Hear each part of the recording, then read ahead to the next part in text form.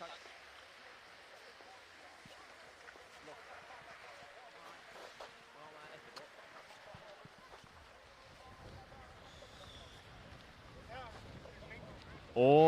da kan vi også ønske alle som logger inn på streamen hjertelig velkommen.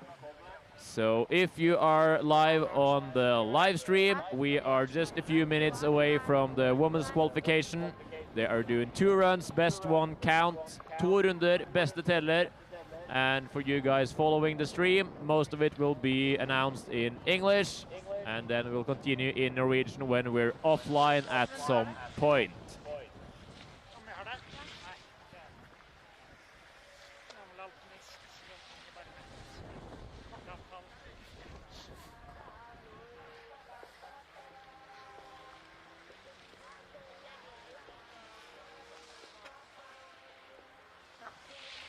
And we should be around 7 minutes away from the first rider to drop.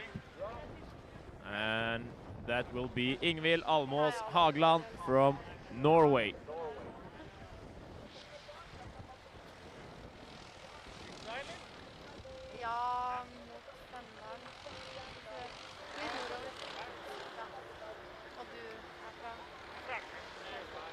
Der ser vi også startlista. Ingvild Almås Hagland, Ingrid Gullagen, Lina Hagstrøm, Alexandra Jensen, Camilla Berre, Kristi Stølen, Nora Vold Lunder, Mathea Leonardsen, Tova Stål, Lilian Busko og Amanda Eskelin fra Finland. Og jeg vil jo tro at hele startfeltet her forstår norsk, siden vi kun har deltagere fra Norge, Sverige og Finland. Og da vil jeg også tro at de som måtte følge med hjemme også forstår norsk til en viss grad.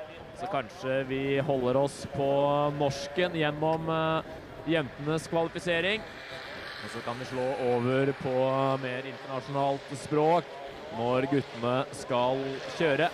Der er det jo utøvere fra hele 16 nasjoner til start. Det kommer til å bli en skikkelig fight om finaleplassene i både gutte- og jenteklassen. Da får jeg beskjed om at vi er 5 minutter unna oppsatt starttid. Og det virker som alle er klare, så det kan hende det er veldig nære. Kan vi også takke alle, skal vi etter hvert takke alle sponsorer som bidrar her lokalt. Så kan vi også i første omgang rette en stor takk til Europa Freeskis nye hovedsponsor Fjordland, som er med. Og vi ser at utøverne i dag bærer startnummer med Fjordland-logo for første gang. Det er nye startnummer i bruk.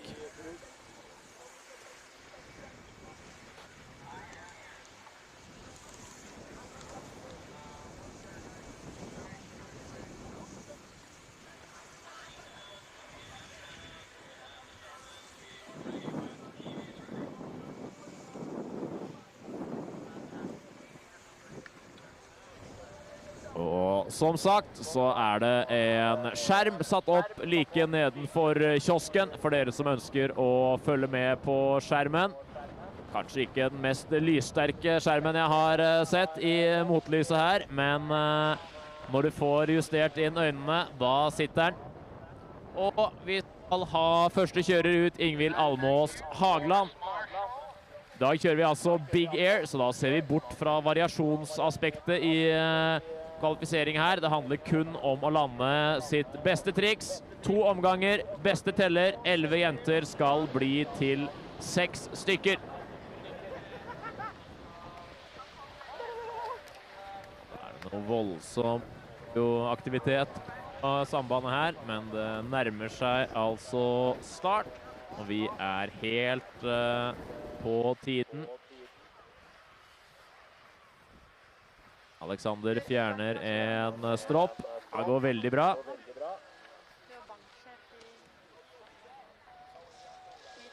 Vi er, som dere har fått, Skistar Snowpark Trysil. Jentenes kvalifisering, den foregår på det første av de 3 store hoppene.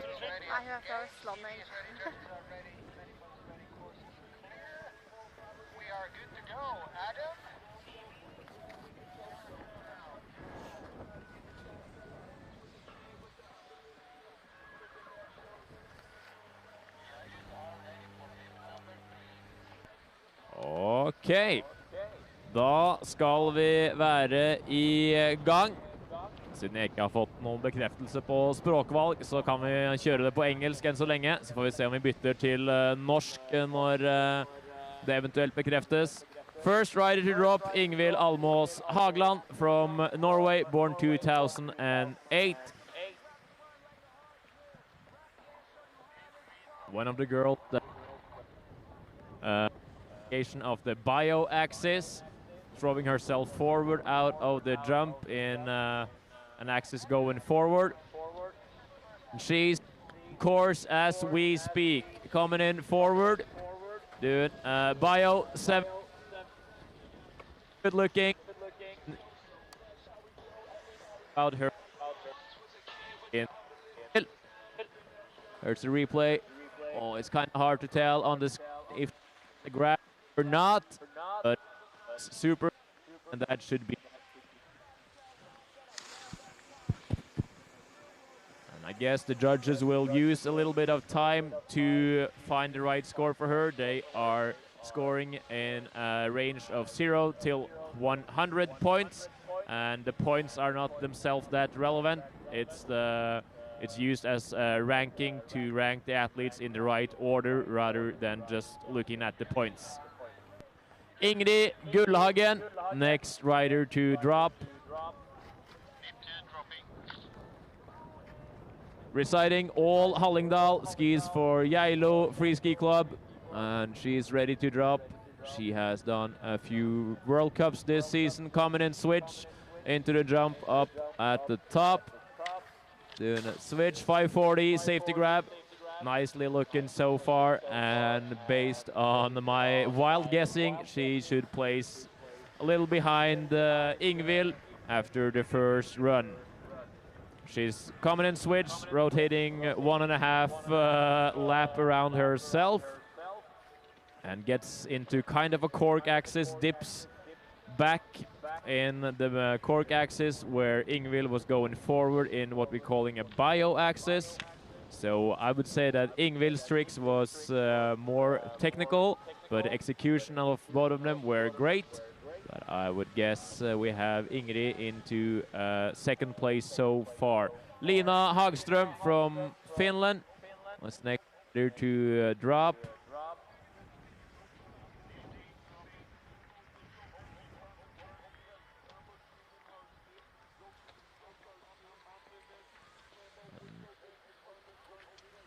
Where is she? Oh, she's coming through the gate up there. Coming in, switch to the jump. Nice looking switch, 720, kind of corked. Looks super good. And that should be something that could get her high up. This could be to qualify for tomorrow's final. I think we will need grade 7s or at least really good 5s to get into the final, but of course that depends of the rest of the field and what they are doing. But I would guess tricks like this could be ones that are needed to qualify. I think the 360s and the more sloppy 5s could be the ones that doesn't make it. Alexandra Jensen will be the next one to drop. Residing Lillehammer, Norway, goes to the sports school NTG up there, coming out of the town of Oslo. She has also learned Bio 720 this year. Same trick as Ingvild did as the first starting girl in the field. Jensen on course as we speak, coming in forward, doing a Bio 7. Same trick as Ingvild, looking really good. And we have 4 out of 4 tricks landed so far. And I would guess that this is a trick that could bump her high up in the rankings.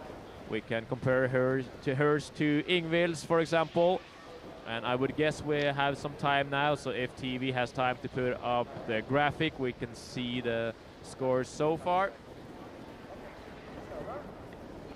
I can also put up the ranking myself on my phone. There we see it, Ingvild. No scores so far, so we'll have to wait. There are no scores on the sheet so far.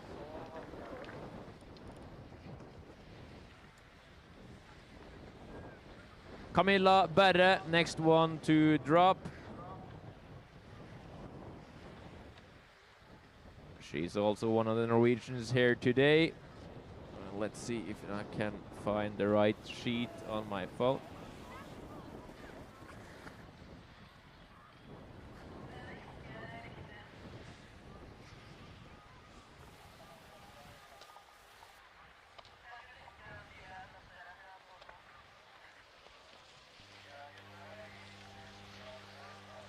And on the sheet I have on my phone now, I can see that Ingvild Almås Hagland is in the lead ahead of Lina Hagström, a little bit behind. So a solid lead for Ingvild, and the score for Jensen. I would guess she didn't get the grab because the score was quite low. And here is Berre on course, coming in forward to the jump up here. Doing a nice 540. Looks like she's aiming for the safety grab down there. Not the highest difficulty compared to the girls in the lead, but the execution was nice. Put on a few meters next time and you will be up there for sure.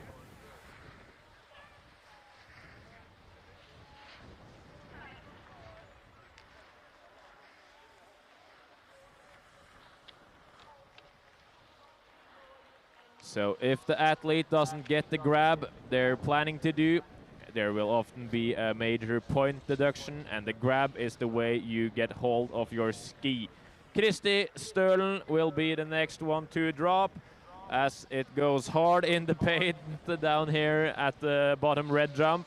I think Wemby should close the pipe feature there as well. Kristi Stølen on course from All in Hallingdal. She has a quite good looking 7. Let's see if she brings that one out. Nice looking 7 with the safety grab. And all tricks are landed so far from the girl, so that's really nice to see. That's a nice 7. Legs glued together in the landing, and that should be some points for Stølen. I'll try to refresh my scoreboard here. And Ingvild Almås Hagland is still in the lead, 10 points ahead approximately of Lina Hagström from Finland. And Gullhagen is now into the 3rd position ahead of Jensen and Berre. Still waiting for Kristi Stølen's score to come in, but maybe we could have her somewhere around the 2nd or 3rd place maybe, depending on what's happening up in the air. The judges are more lucky than me. They have no direct sunlight on their screen, so they probably have quite better vision than I have down here. So the judges, they are judging from screens inside the booth at the bottom of the park.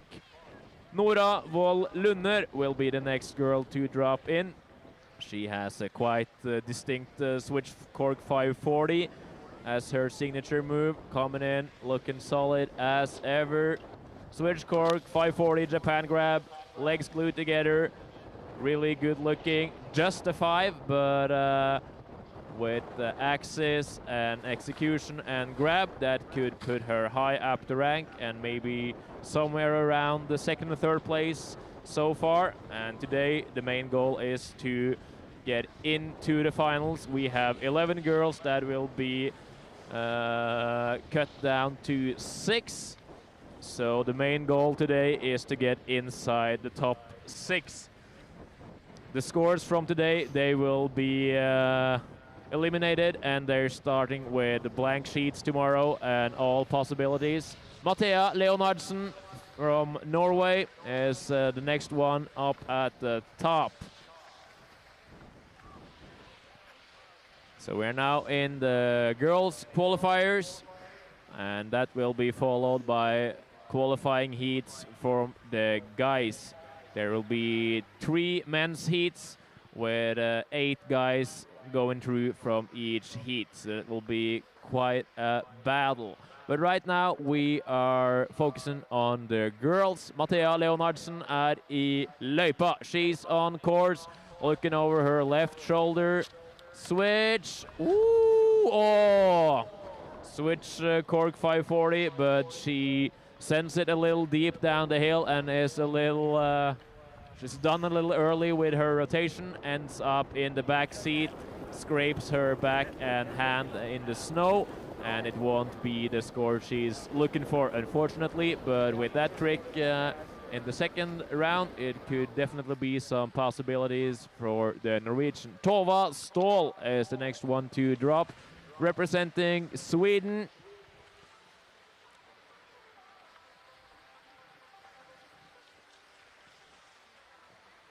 And based on what the field is doing, she probably knows what she needs to get through to the top 6 when we add everything up after run number 2. 2 runs, best one count. That's the format of today's elimination round. Oh. So we are not waiting for Tova, we are waiting for Lillian Busko from Norway. Did a great job in the Junior World Championships earlier this winter.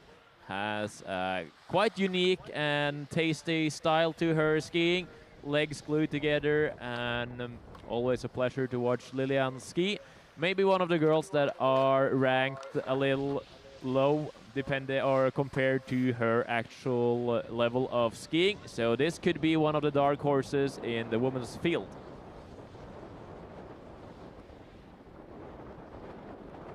Gets the fist bump up on top.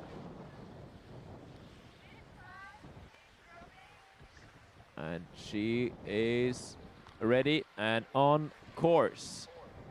Sits down, aiming for speed off the jump. Doing a nice 720 with a safety grab. Glued legs, good looking. Could probably even have corked that one a little more, but the style is always on point from Busko. Does a little tail drag over the last knuckle. And we are waiting for the last contender in the women's field, Amanda Eskelin from Finland. And I would guess we have time for a scoreboard here, because this is a type of trick and execution that the judges probably will use some time to evaluate. That's my wild guess.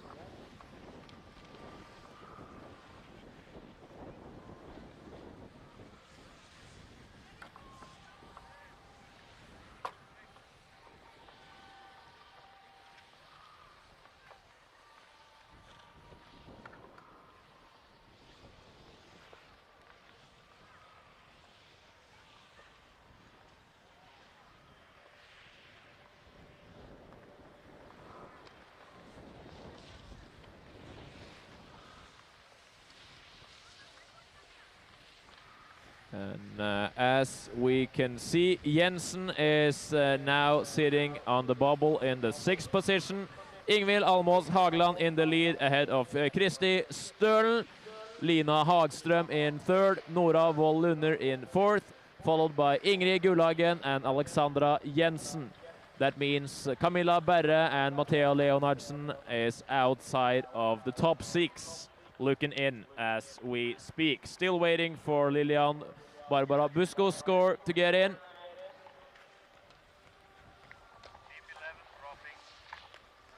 And we are waiting for Amanda Eskelin from Finland.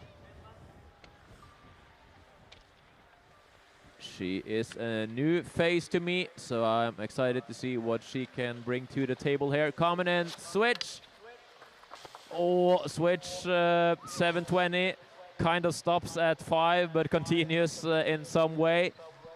Let's see that one again. Yeah, gets it around and lands smoothly. But I was probably not exactly what she was looking for. And let's see if we can find Busko somewhere. Yeah, Busko is now moved into 4th position. That means that Gullhagen now is sitting in 6th after run number 1. Ingvild Almås Hageland, she will be the next one to drop. She's in the lead after run number 1, so she's sitting kind of safely in the hot seat so far, and she shouldn't feel too threatened this should be smooth sailing for the Norwegian athlete. And at the next bib, we have Ingrid Gullhagen, who's currently sitting on the bubble, feeling threatened from all kind of directions. So that's the next exciting thing to happen. Of course, we're gonna look what Ingvild's gonna give us, but the excitement of the competition is more linked to Gullhagen's second run. Ingvild on course did a real nice bio 7 safety grab. Whips it to 9 this time. And if that grab was solid, she should just concrete her spot on top of the list. Not that much airtime on this one, but really solid. And one of the best 9s I've seen in the girls' field in a long, long time.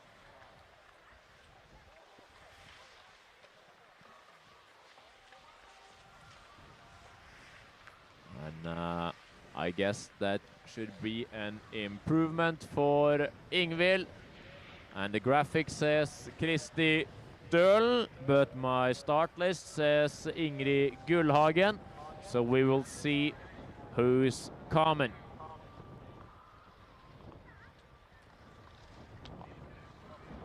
And the radio says bib 2, that should be Ingrid Gullhagen. Sitting in the 6th position, dodging bullets left and right as we are waiting for her second run. She needs an improvement right now. Does a cork 7, gets out of it. It's hard to tell down here if she gets the grab or not. She's aiming for a tail grab. So hard to see on my screen if she gets it or not. But I would guess the judge have quite some better vision. And that, I guess, would be the same for you guys at home, not sitting in the direct sunlight on the screen outside. But she improves her her difficulty from the first run, and then it all comes down to if she grab or not.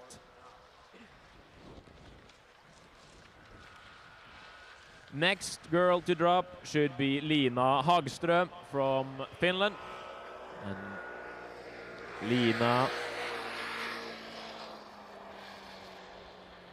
Lina is currently sitting in 3rd position.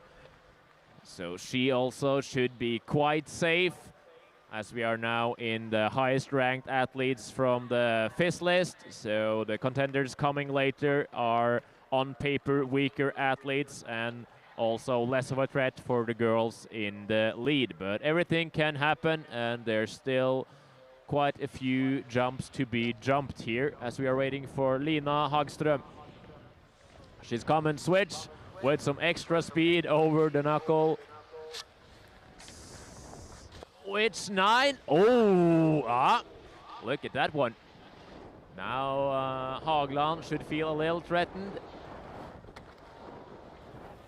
Oh, and if someone had a fisheye on the knuckle, it almost could have been a wobbled one. But that's often see from the girls, and I guess the judges really like that one, and it will be exciting to see what the judges think of it and where they will put her on the scoreboard. Not that often you see girls doing switch 9s with a little bit of 10 to a dip to it, and maybe that could be her trick for this week here in Trysil. I guess why it's taking some time now is because of the judges. They are not used to these tricks from these athletes, and they are figuring out how to evaluate it versus all the other tricks the girls are doing. We are waiting for Alexandra Jensen. She is currently sitting outside of the top 6 as we see Martin Egg Bental passing through. Alexandra Jensen didn't get the grab on her first attempt, I would guess, because the execution was all right and the trick was also quite difficult, but the score was not the highest. So she will need to clean that one up. to be able to hit herself inside the top 6 when we add up after the girls' second run. Looks like Alexandra is starting with some extra speed through the gate up here.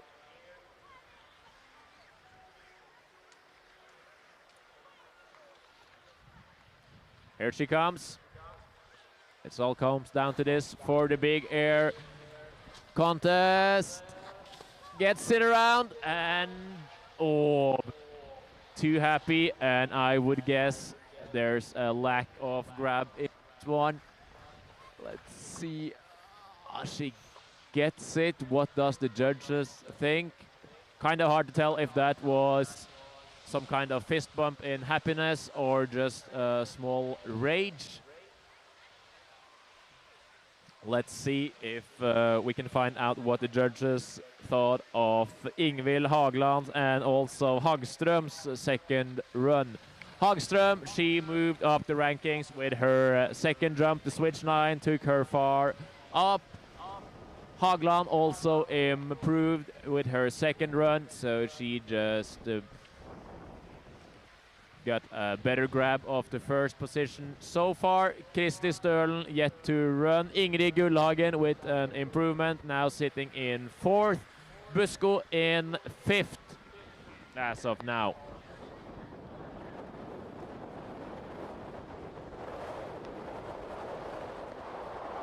Camilla Berre will be the next rider to drop as we get some visitors from the local school here, I would guess.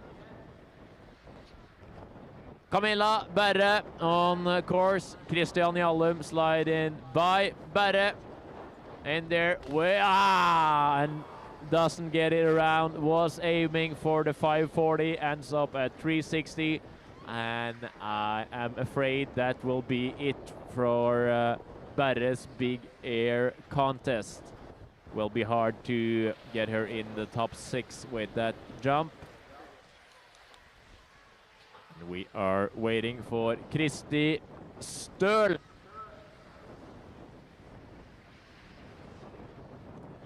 Kristi Stølen is currently inside the top 6. But on the lower part of the top 6 ranking. So she should improve her run a little bit. Coming in here. Ups it from a safety grab to a mute grab, it looks like. But maybe a little less amplitude on this one, but the landing is clean. So maybe there will be a minor bettering to this one. Minor improvement from Stølen. Nice legs glued together on the landing. Looking like Mikkel BK out there. The judges probably gonna use some time on this one. So she did the same trick in her first run, but with a grab that's defined as an easier grab to do. First run she did a safety grab. Now she did a mute grab. Spinning to the left, a mute grab will be grabbing with your right hand on your left ski in front of the binding while crossing and tweaking it up to the side.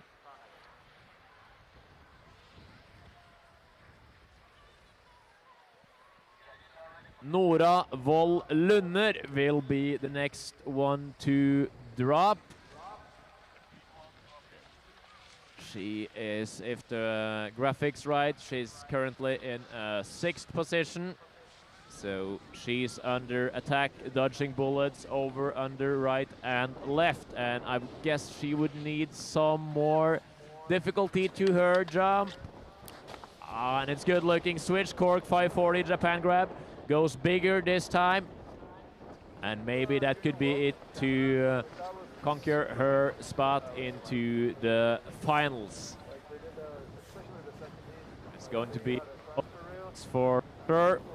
And if we look at the rankings, see if I can get here.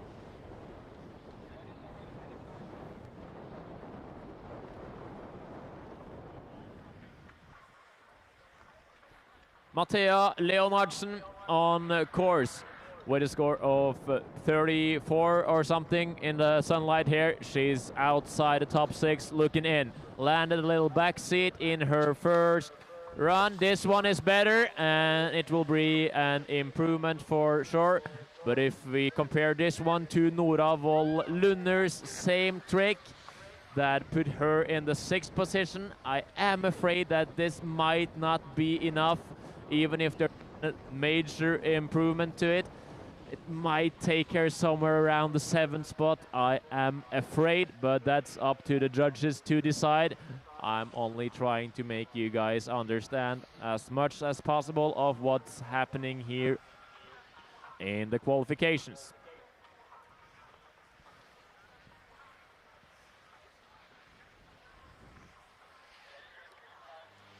And the score to beat is now 73.3 points.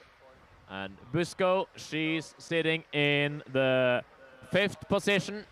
So if everything still is the same, she should be safe because there's only one more girl to drop after her. So the worst case scenario for Busko will be 6th place, if I am right. She's coming in forward to the jump.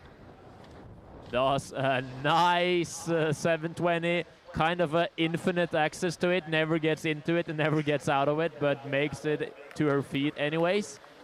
Gets a little tangled up with her right arm there, but nice looking trick for sure. And I am pretty sure she's into the finals if my math is correct. We are now waiting for Amanda Eskelin from Finland, and she is in a 7th position right now. She will need quite an improvement to get into the top 6. She did a switch 7 in the first run. This time, oh no, can't make it to her feet, and she will be standing with her first run score as her counting 1. And with Amanda's run done, we can take a look at the overall ranking and see who's inside the top 6. Currently super unofficial, but as we can see, Leonardsen couldn't make it in. So unofficial results of the women's qualifications here will be Ingvild Almås Hagland in the lead ahead of Lina Hagström, Kristi Stølen, Ingrid Gullhagen, Lillian Busko, Nora Vold Lunder. She's taken the last spot inside the top 6. That's a bummer for the Finn, ending up in 7th, followed by Jensen ending up in 8th position. So super high quality skiing from the girls here today. We did see some super nice 900s, both from Ingvild and the switch kind of fisheye dipped one from Lina. That was maybe the highlight from my side, was the switch 9 from the Finn. Oh, and there's an update. Ingrid Gullhagen. Oh, it's hard to tell. It's hard to tell. Something happening up at the rankings. We should check back in a few minutes. And as mentioned earlier, all results brought to you by me are so far super unofficial. Official results will be announced shortly.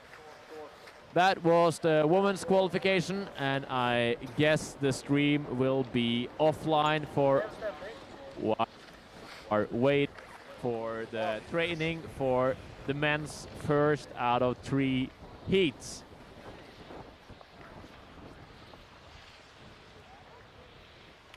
So next thing to happen will be practice for the men's qualification, and the men's qualification will happen down at the bottom jump here in Trysil. So it will be way closer for you guys following on site. Og med det så jentenes kvalifisering over. Streamen den tar en liten pause, og vi fortsetter på norsk her i anlegget.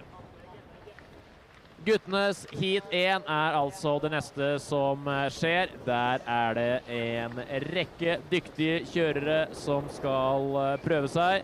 I det jeg sitter ved siden av en liten kar som spiser snø i april. Det ikke det råeste jeg har sett.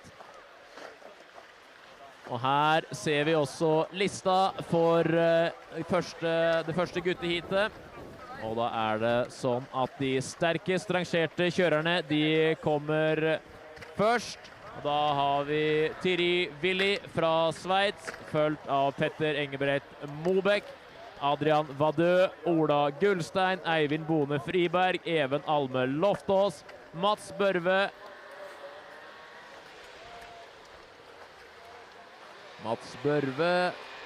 Luan, Oskar Gillebo, Leo Landrø stiller i det heatet her. Og vi har, skal vi se, Leo Landrø der, Sebastian Børve, Hugo Aspehult, Oliver Blomberg, Tobias Gjelseth, Aksel Appelbom Indrevik, Noah Eidtun, Andreas Bjørnvold Dam, Mathias Eid. Og så følger det på med utøvere nedover.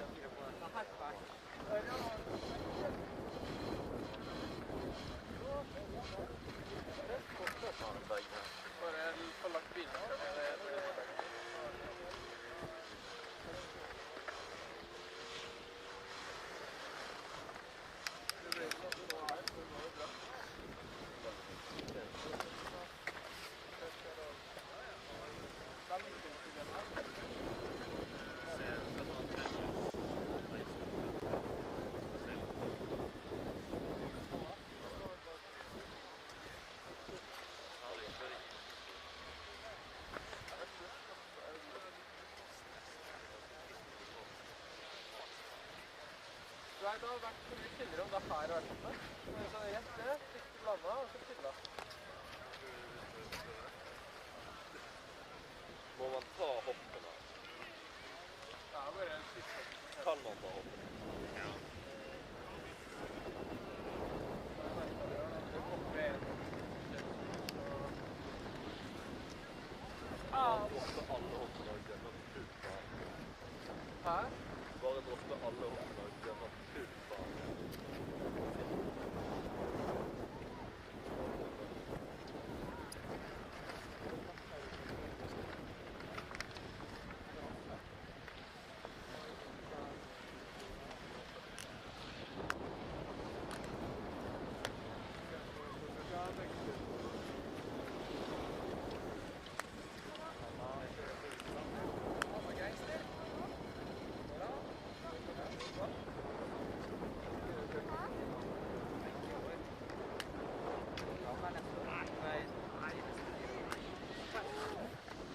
Ok, da har jeg fått informasjon om hvordan startlistene fungerer. Det har blitt en endring, så vi kjører World Cup-stilen her. Det betyr at vi har 3 heat som vekta. Det betyr at vi skal ha like mange store kanoner i hvert heat.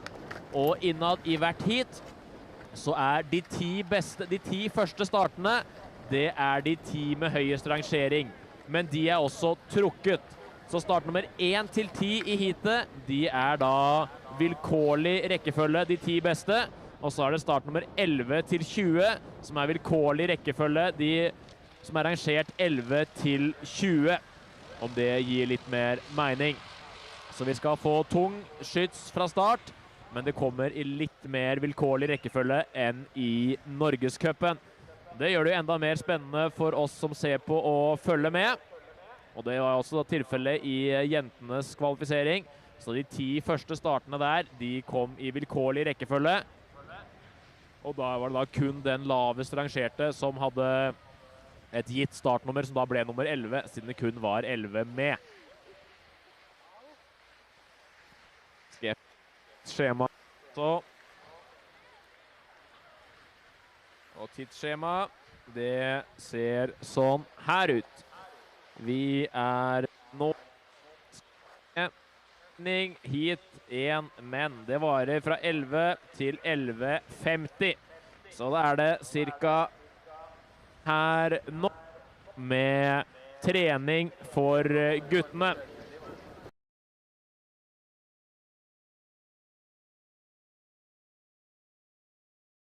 På skjerm flytter vi TV-riggen ned på kul nummer 3, og så følger vi med derfra.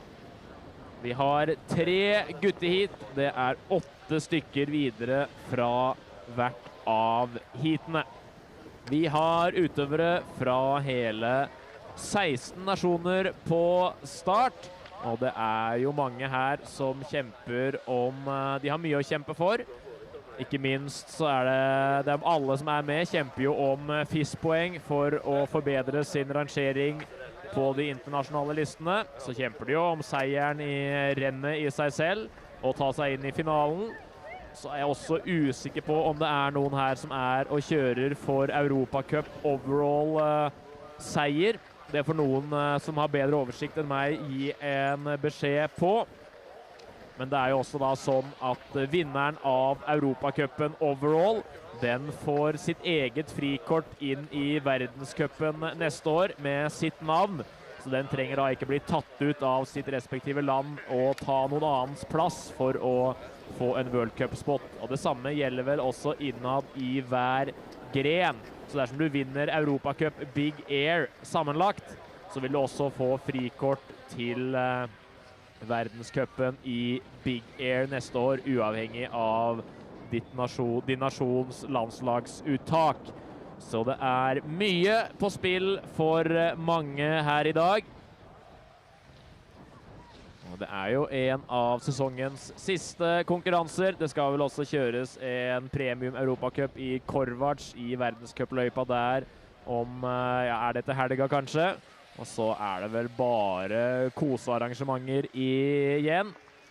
Det vi ser en ekte jeger komme oppover her. Jaktsesongen slutter aldri i Trysil. Og livsfarlig. Dårlig kammo på toppen, ellers bra kammo overalt. Der, ja. Da er det ikke trygt å være hverken ulv eller bjørn i Trysil. Det er altså Big Air i dag. Det betyr at vi kjører ett hopp, og vi skal imponere dommerne mest mulig på det ene hoppet. Så er det Big Air finale i morgen, og så er det slopestyle kvalifisering og slopestyle finale som skjer de neste dagene. Og her i dag så har vi alt fra unge, lovende, lokale Trysil-kjørere som har fått seg så høy FIS-rangering at de får være med og prøve seg. Vi har flere Trysil-utøvere på start, og det i konkurranse mot utøvere som jevnlig kjører verdenscup. Vi har vel også Ryner på start her i dag, som kjørte OL for Sveits. Så selv om han må konkurrere litt på Europacup-nivå, så har han et toppnivå som gjør at sveitserne valgte å sende han til OL framfor en hel rekke andre sterke kjørere. Så det er noen av verdens beste vi har her i dag, og da særlig verdens beste unge kjørere som kriger på Europacup-sirkuset.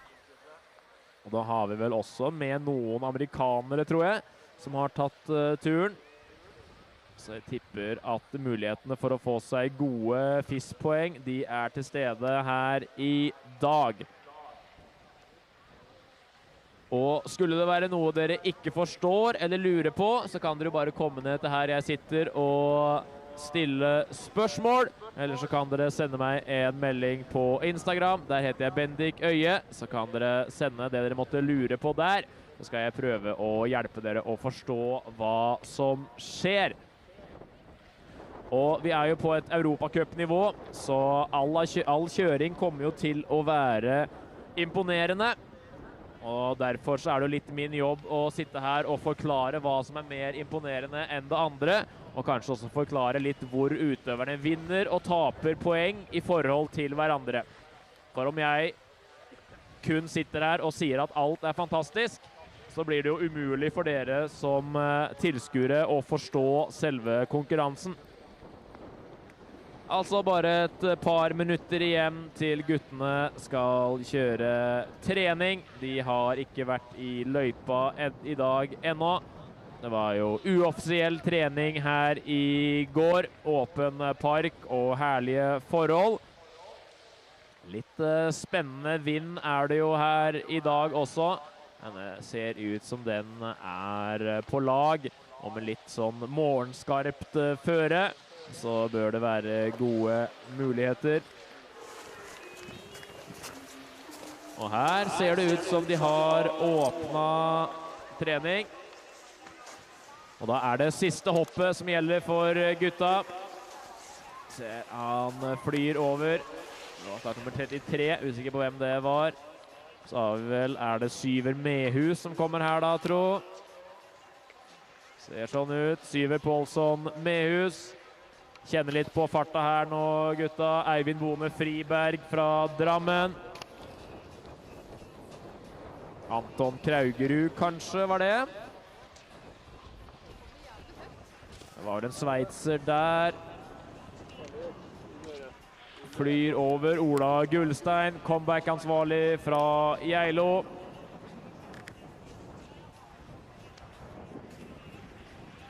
Se at det jo en medvind på hoppet i dag, så det kan, den skulle nok egentlig være 360, men ble 540. Alle tall jeg sier jo da grader rotert, så dere som her som skolebarn og ungdom i dag, dere kan jo øve litt på 9-gangen, for 9-gangen det gibbetabellen, så da det, i stedet for 9-gangen så det 90-gangen, om det gir mening, så den vi veldig gode på. Så da blir det 180, 360, 540, 720, 900, 1080, 1260, 1440, 1620, 1800, 1980, 2160, 2340, og så går det videre oppover. Oi, switch sprell på en kar der. Petter Mobek i litt vind, og Bjørn Staddam der ute og flagrer. Nå det plutselig motvind. I det jeg meldte at det var medvind, så har det slått over til mot, så det blir jo litt spennende blir det. Men når de gutta får kjørt seg inn, så blir det nok bra.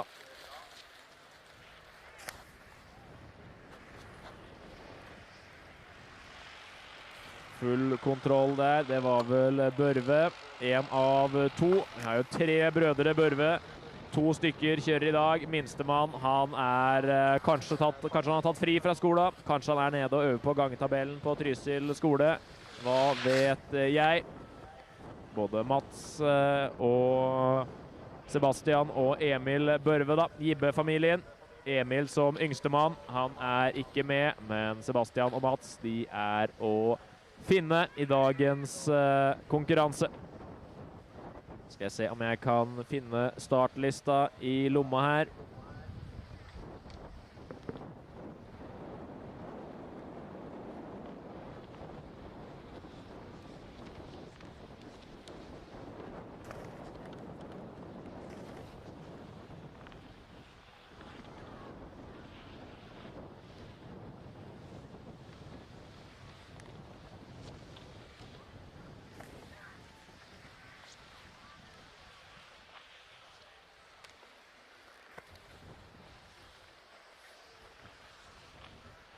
Der har vi startliste både på skjerm og på mitt ark. Så her har vi da Thierry Willi fra Sveits, Petter Engebred Hammer Mobek fra Norge, går på NTG Lillehammer, representerer Heming, Adrien Vadø fra Sveits, Ola Gullstein, rørleggeren fra Geilo, som har gjort comeback i vinter, og har plutselig fått så høy rangering på FIS-listene at han kan være med på nesten hva han vil av konkurranser etter noen voldsomme resultater midtvinters i år. Så har vi drammenseren Eivind Bone Friberg, tidligere turner med enorm luftkontroll. Og så har vi hjemmehoppet Even Alme Loftås. Ja, da hører jeg noe ja her nede. Lærer Even Alme Loftås, han har fans. Han er nok en av de som har mest fans her i dag. Så har vi Mats Børve fra Trysil og Danmark. Så har vi Lu Anne fra Sveits, Oskar Gillebo fra Norge, og rett fra en andreplass i verdenscupen i Tign, så har vi Leo Landrød. Like bak han så får vi Sebastian Børve, Trysil og Danmark, Hugo Aspehult fra Sverige, Oliver Blomberg fra Sverige, Tobias Gjelseth, han er norsk og fra Hakadal, Aksel Appelbom Indrevik fra Norge og Tromsø, Noah Eitun, Norge og Dombås. Andreas Bjørnvolden Dam, Norge og Lillehammer. Mathias Eid, Norge, Kongsberg. Anton Gabriel Kraugerud, Norge og Bærums skiklubb. Styver Pålsson, Mehus, Norge og Geilo IL. Jonar Sebastian Gillian Grimson. Han bor i Norge, men representerer IS. Flyr forbi akkurat nå også. Så har vi Martin Bental, Norge og Dombås. Vi har Noel Lundstrøm fra Sverige. Hubert Dudek from Poland. Rasmus Jakonen fra Finland. Tobia Capelletti fra Finland. Evan Wishmeyer from the USA, followed by another American, Alexander Swinburg, and then Mattis Alexander Sund. Og sistemann inn i heat 1, han er ung og representerer Trysil, Olof Åkesson. Det er altså de 31. som skal ut i heat 1. Så det blir da, den er fet, 3 ulike konkurranser om det gir mening her i dag.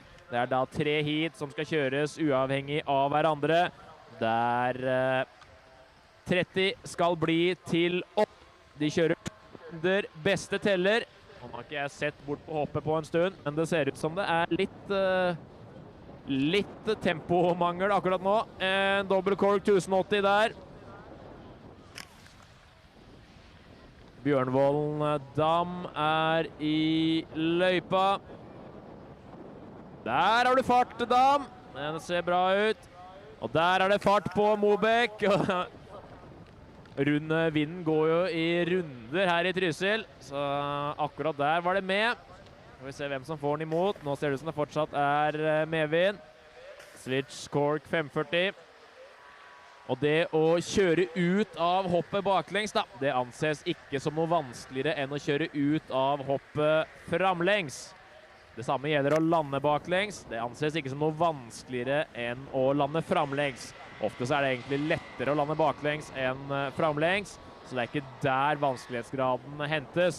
Vanskelighetsgraden, den kommer jo an på hvor mye du roterer, hvordan du roterer, altså hvilken akse du ligger i, hvilken type grab du tar, og også hvordan du hopper høyde- og lengdemessig har litt å si, altså amplitude, da, hvordan du flyr i forhold til hoppets kurve.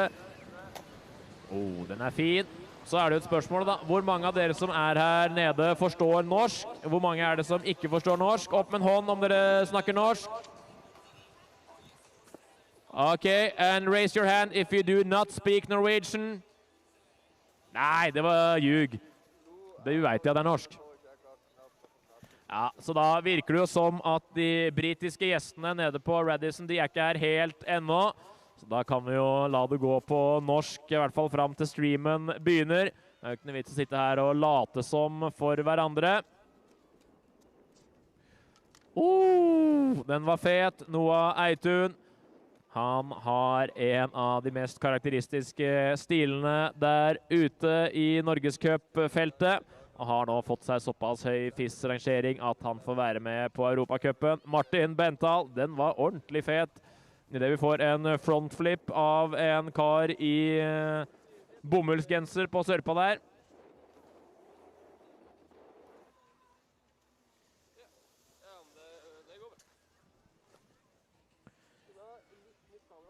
Og når gjengen her kjører trening, så kan de jo velge å bruke den treningen akkurat som de vil. Det er ingen krav til å gjøre det ene eller det andre. De kan hoppe rett fram i en time hvis de vil det. Eller de kan gjøre alle sine konkurransetriks. Det står de helt fritt til å løse etter eget ønske. Det spørs om det er større skaderisiko nede på den barneskolegjengen som står på skoskli enn det er oppe på hoppet akkurat nå.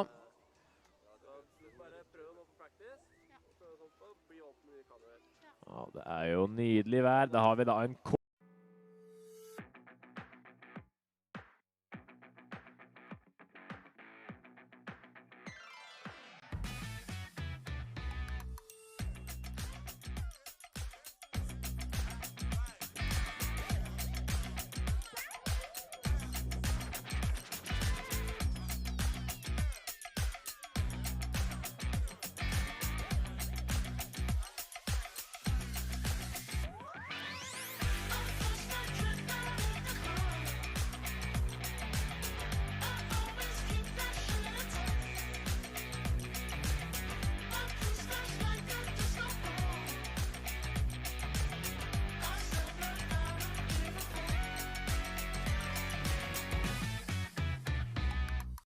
altså bakover i den cork-aksen. Bakover i akse, da kaller vi det cork. Framover, da kaller vi det bio. Går du veldig hardt framover, så kaller vi det for misty. Så måten vi uttaler triks på er jo da, hvis vi får en kjører ut her, kommer framlengs inn, gjør en framlengs, dobbel cork, 1260, safety grab. Kommer en ny kjører, framlengs inn. Den så jeg ikke starten på.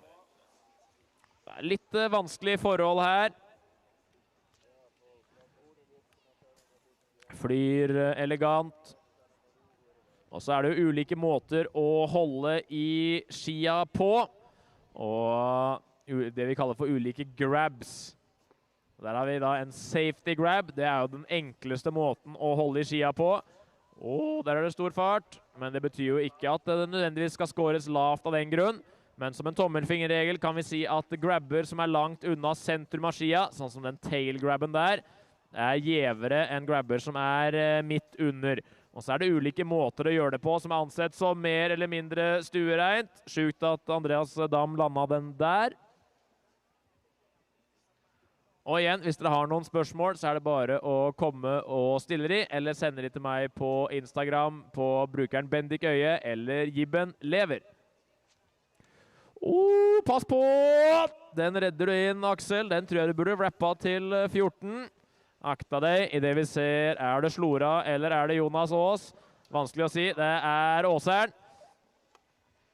Har samkjørt drakt der, Vang-trenerne. Ser clean like ut. Og var det Mattis Alexander Sund da. Så vi er altså halvveis cirka inne i treningsomgangen til gutter. Hit 1, den aksen der, den var ikke den du trakter etter.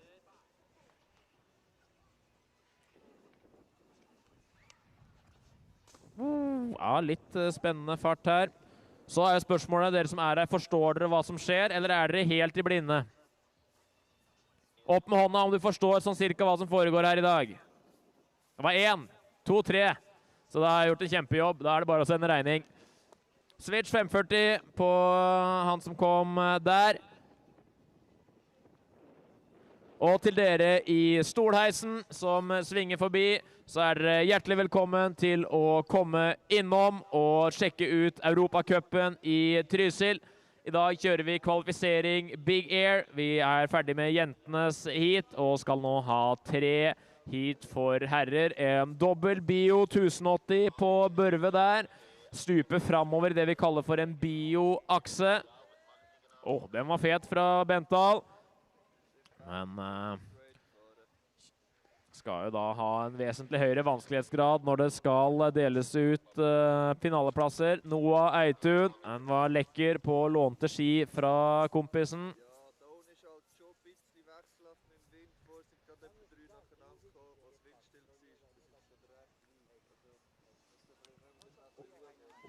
Der da, den sitter den. Og de neste dagene skal vi også ha slopestyle. Da konkurrerer vi i en løype fra topp til bånd. Men i dag er det Big Air. Formatet i kvalifiseringa, det er 2 runder, beste teller. 30 gutter i hvert heat skal bli til 8. Så her er det jo da å finne den perfekte balansegangen. Den var bra. Mellom risiko og hva du kan legge deg på av trygghet for å kunne komme deg inn topp 8. Poengene, de strykes inn i finalen. Se her, nå har gjengen våkna. Dobbel bio på Gillebo. Poengene strykes inn i finalen, så det handler kun om å komme seg inn topp 8 for å få være med. Og i finalen er det et noe annet format, men det trenger vi pass på ikke å forholde oss til akkurat nå. Nå er det 2 omganger, beste teller. Og det kommer en kar i et fryktelig tempo her. Friberg er ikke det da. Double cork 1440, safety grab 1440. Da er du altså på 4 runder snurr. Double cork, da er du på 2 ganger dupp. Dupp, altså inn og ut av aksen.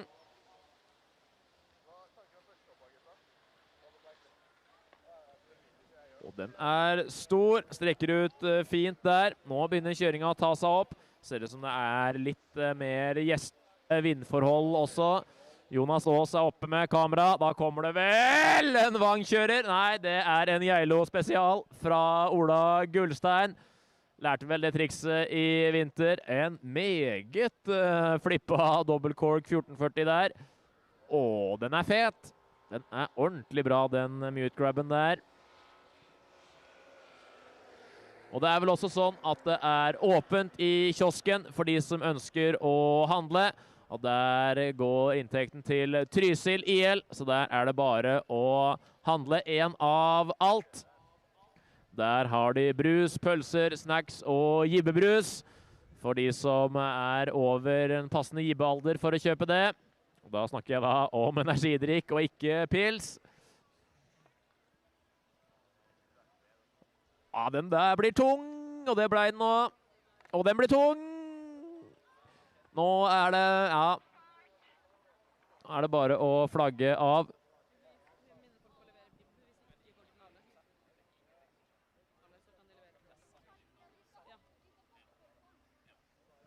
Og så er det også en beskjed fra Norges Skiforbund ved Michelle i spissen, at alle som har røket ut av konkurransen skal levere startnummeret sitt. Til finale i morgen så beholder du nummeret. Det betyr at det er enda en sjanse til å glemme det på hotell eller hytte i morgen. Hvis du ikke har med startnummer i morgen, så blir du diska og sendt hjem til det landet du kommer fra. Det har Michelle sagt.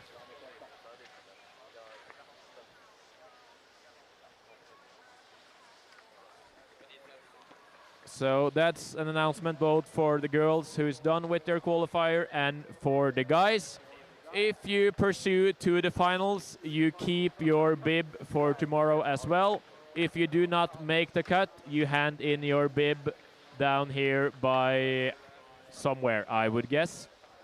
Where you got it from, you hand it back. Og da får jeg beskjed om at hoppet igjen er åpent. Ser jo at når det er litt vanskelige forhold, selv om forholdene er veldig gode, vi vil jo gjerne ha mjuk og god snø, det er jo det beste vi gibbere vet. Men mjuk og god snø betyr ofte litt vind og også litt seige take-offs.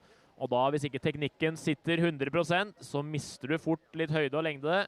Og da går du fort i kuren. Kommer det en ny kjører. Der var det i hvert fall nok fart.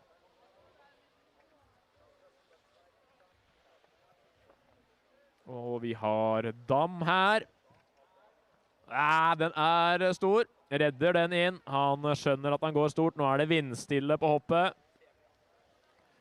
Sjuk akse. Redder inn den. Kommer neste mann framlengs. En double cork 1260 med en indie truck grab. Da grabber da med begge hendene. Det jo vanskeligere enn å grabbe med 1. Kommer Petter Mobek like bak, så kommer det en kjører switch her. Switch Bio 900. Spørs om han skal ha den i enda litt mer snurr. Og strekker ut den. Hvem det i rød genser da, tro?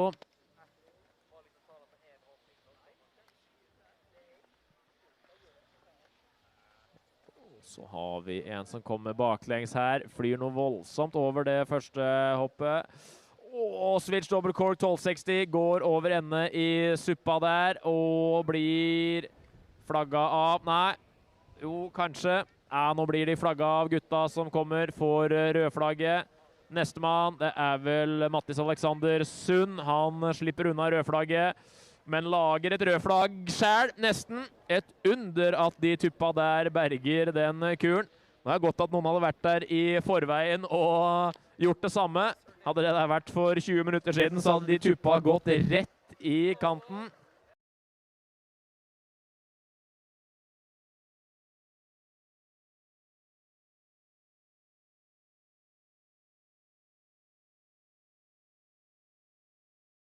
Der kaster han seg fremover i en dobbel bio. Da får du jo litt mer gratis lengde når du kaster deg fremover enn om du går bakover i denne cork-aksen. Ja, den ikke mulig å bli mer sveitsisk enn den 720 der. Martin Bental, dobbel cork 720. Snurrer da kun 2 runder med snurr, men dupper 2 dupper på de 2 rundene. Stilig triks. Noah Eitun, aldri kjørt støkt i sitt liv. Der har du bra fart, strekker ut den. Eirik Slora sklir forbi. Har nå tatt over jobben oppe på kul. Tar seg til huet der, Kraugerud. Ville nok hatt litt mer fart for at det skulle blitt helt 100. Oi, se her da, var det Even? Usikker på om han kom inn framlengs eller baklengs. Det får jeg følge litt mer med på. Har jo ikke tidenes utsikt der jeg sitter.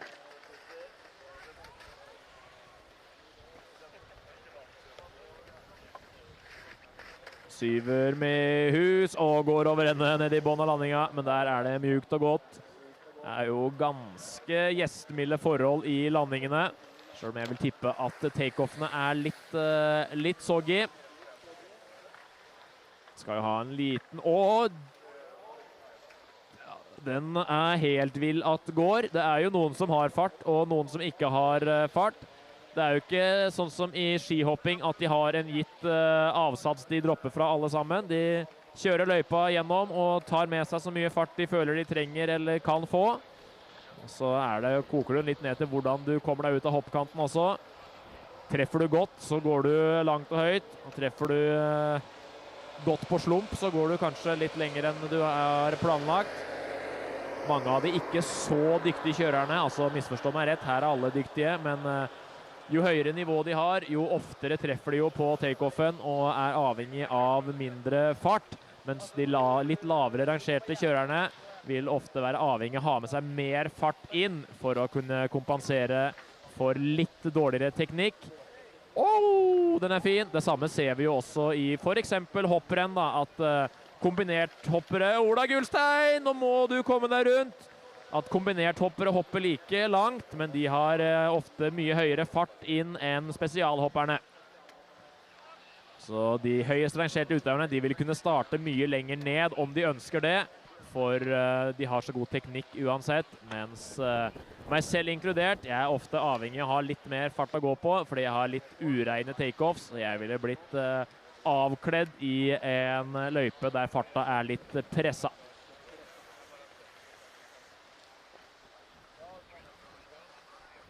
And for those of you who are new here, we are in the Europa Cup here in Trysil. We are now waiting for the first out of 3 men's heat to start. There are 30 athletes in each heat who will be cut down to 8 to pursue to tomorrow's finals. So today's race is about getting inside the top 8 and get the chance to compete for the victory and podium places tomorrow.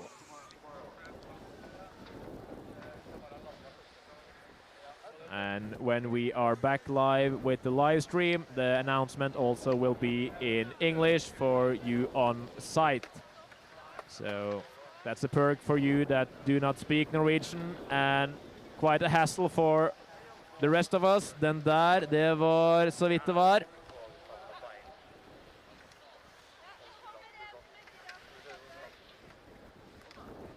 Ja, det ble stopp der. Var det Aksel Appelbom Indrevik som ble flagget av.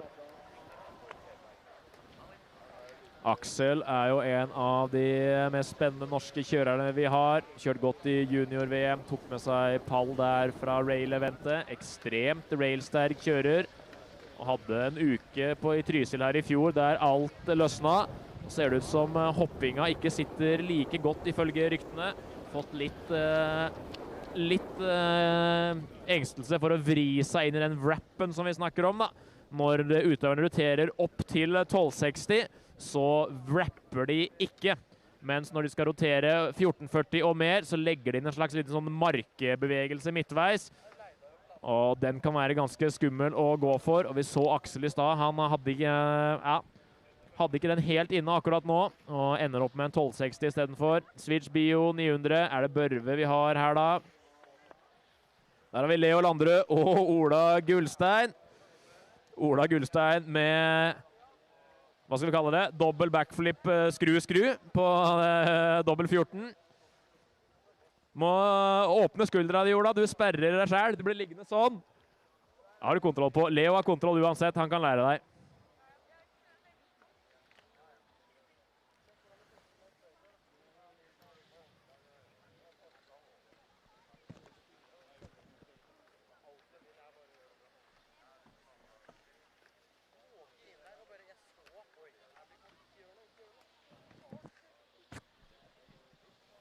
Og dere som sitter i bakken bak her, snakker dere norsk, eller er det engelsk? Opp med hånda om dere snakker norsk. Det var 0 det.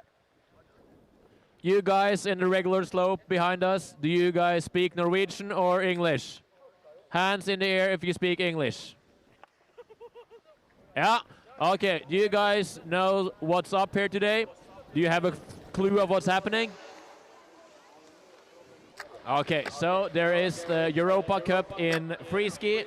Today is qualification day for the big air race.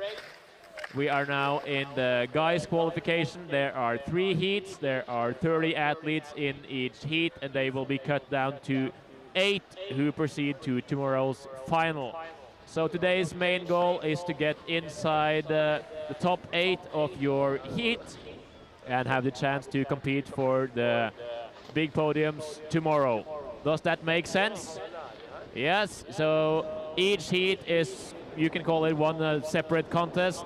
So they do 2 runs, best 1 count. And they will try to impress the judges with their best trick. There's no need of variation, and you only need 1 landed trick. Make sense so far? And when the official competition starts, all the announcement will be done in English because of the live stream. So then I will try to include you guys more than I do just of now. So hang around and follow the first out of 3 heats in the Europa Cup here in Trysil. And the program says that we are not too far away from the start. Find it right here. So they are doing training until 11:50, and then at 12 o'clock sharp it will start heat 1 for the guys. 30 guys doing 2 runs each, best 1 count. 8 goes through to tomorrow's final. So 12 sharp we will be back up here with the official competition. Right now you guys are watching the practice for the guys, and they are free to choose to do the practice in any way they want. They can go straight airs for 1 hour straight, or they can do whatever tricks they like to. There's no limitations here. The only thing that could happen is that you get flagged off by the red flag, and you probably will be mad, because then you have to go up again and will miss one lap.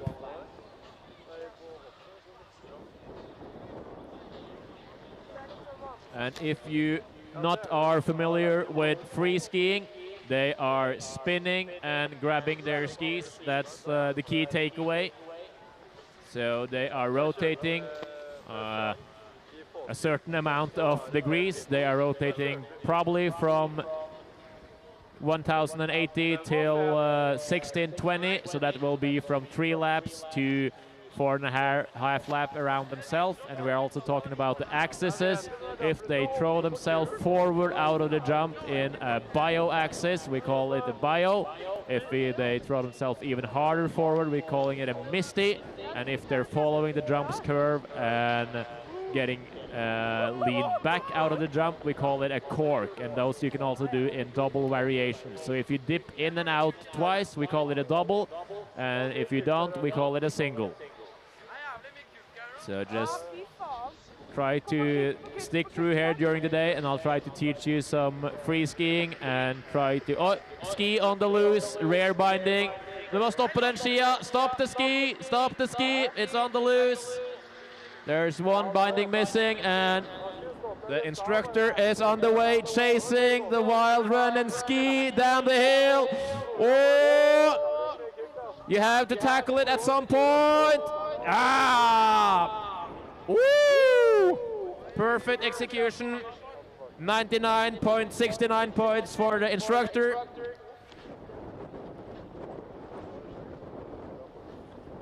Og jeg fikk spørsmål på Instagram hvor mange som går videre fra hvert heat, og det er altså 8. 8 videre fra hvert heat. Det var den som spurte om på norsk, så da svarer jeg på norsk også.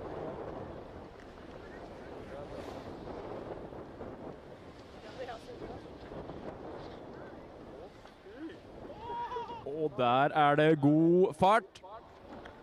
Vi har vel da cirka et kvarter igjen av av treningen. Den er bra. Switch dobbel, bio 1260, mute grab. Kommer baklengs inn, kaster seg framover i en bioakse, dupper inn og ut av den 2 ganger, roterer 3,5 runde. Her hadde vi vel en switch dobbel cork 1080. Hvem styrer musikken? Jeg styrer musikken. Var det dårlig musikk? Ledende spørsmål. Og går over ende. Og så er det vel Sund vi har her oppe. Blei han flagget av? Nei, sånn som han velta. For hoppet er åpent. Wow! Den der er ikke god. Der blir det flagg. Der er det godt det er vårføre. Blir rett og slett fanget der i den 1440, men det gikk fint det.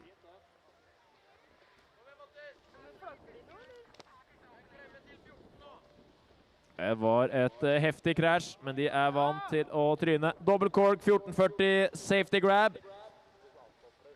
4 runder, 2 dupper i denne cork-aksen og tar tak i skia i en safety grab.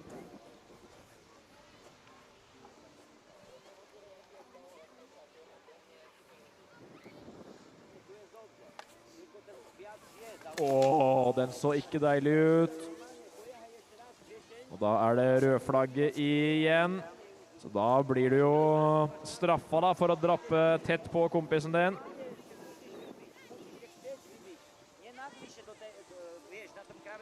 Da er start holdt. Og det ryddes opp. Og klokka 12, da drar vi i gang med guttenes første heat av 3.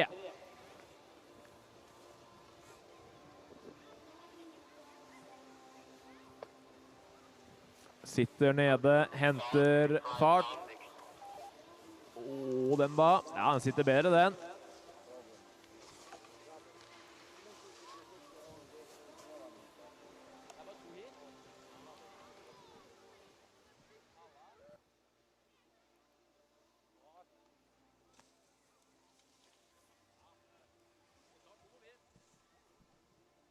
Og her er det noe rulling i bomullsgenser ned bakken. Her kommer det en på knea.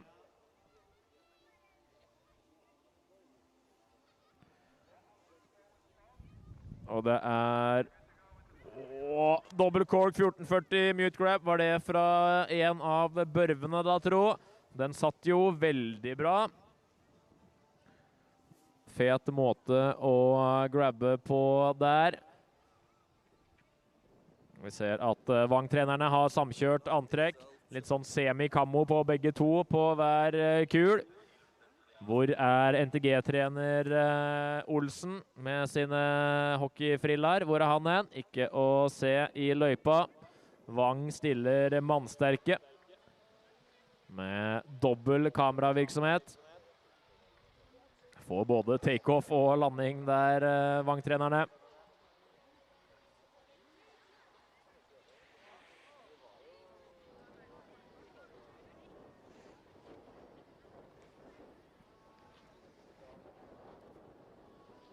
Oi, oi, oi. Nå, ja, det er innrunnet det der, ja. Det begynte å lure om det er jo ikke landinga. Nå saltes overrennet. Så får vi håpe at de ikke skal pælme for mye salt i den landinga. Da får noen si ifra, men salt der de slenger det nå, det tror jeg er å foretrekke. Men vi ser jo at de som treffer hoppet bra, de går ganske så langt, de.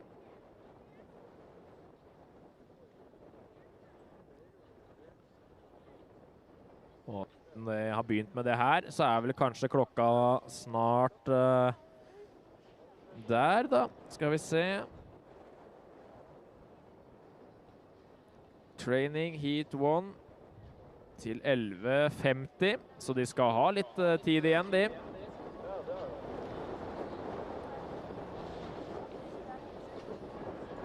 Ja, der så vi parksjefen kjøre med saltbøtta forbi siste landinga. Det tror jeg var et godt valg på vegne av alle. Det har jo sikkert allerede nå blitt kjørt vesentlig flere runder enn det kommer til å bli gjort når alle bare skal kjøre 2 runder til hver. Så landinga kommer jo til å holde seg bedre etter hvert som konkurransen er i gang enn det den har gjort til nå. Og den ser jo fra her jeg sitter helt grei ut. Der er vi i gang igjen. Double cork 1080. Skal vi spå, her kommer Theo Torén nedover med en caps under hjelmen. Den er fin. Even Alme Loftås flyr forbi hjemmehåpet. Martin Egg Bental, ikke all verdens til fart der. Den heller var vel ikke det du var i markedet for, tror jeg. Cirka et kvarter igjen da, av guttenes trening heat 1. Og jeg sa jo tidligere at det var 3 heat. Det er 2 heat. Det er 2 heat, og det er 8 videre fra hvert heat. Cirka 60 kjørere på start, og for en redning av Bjørnvolden dam der. Går ut så han skulle flydd 10 meter kortere. Skjønner midtveis at her må jeg bare gjøre meg så stor jeg kan for å sørge for at jeg får bremsa den rotasjonen mest mulig. Når man får det, så er den helt sjuk. Det virker som den ikke tør. Men han burde jo da ta hoppen på venstre siden av hodet. Ja, altså han var Det er rammet. så jævlig.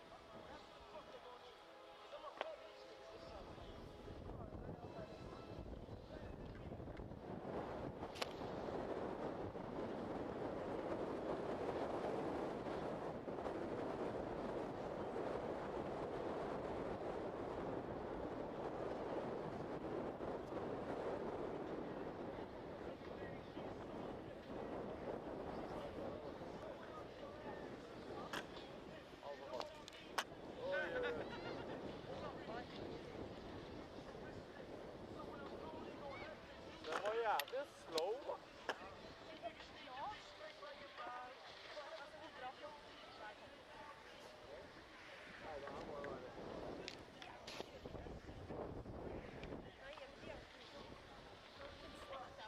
Jeg har lagt lufta.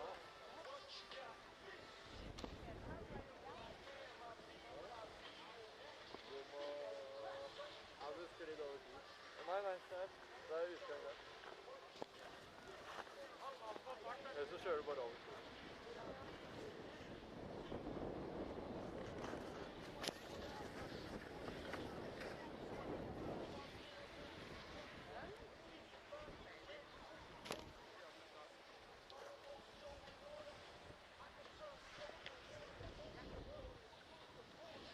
Det er ikke mer enn det må være. Det ser ut som det er blitt litt bedre fart etter at de salta innrunnet på landinga der oppe. Den er stor. Der er det god flyt. Der har vi Gullstein. Han er tilbake. Rørleggersprekken fra Geilo. Og lovlig sent. Det blir spennende å se hvem som velger å spille litt strategisk her, og hvem som går all in.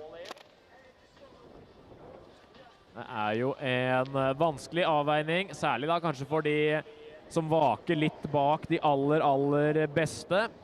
De beste er jo stort sett best uansett, men hvilken taktikk skal de nest beste kjørerne gå for? Skal de legge seg opp mot sitt maksnivå, eller skal de prøve å spille litt trygt?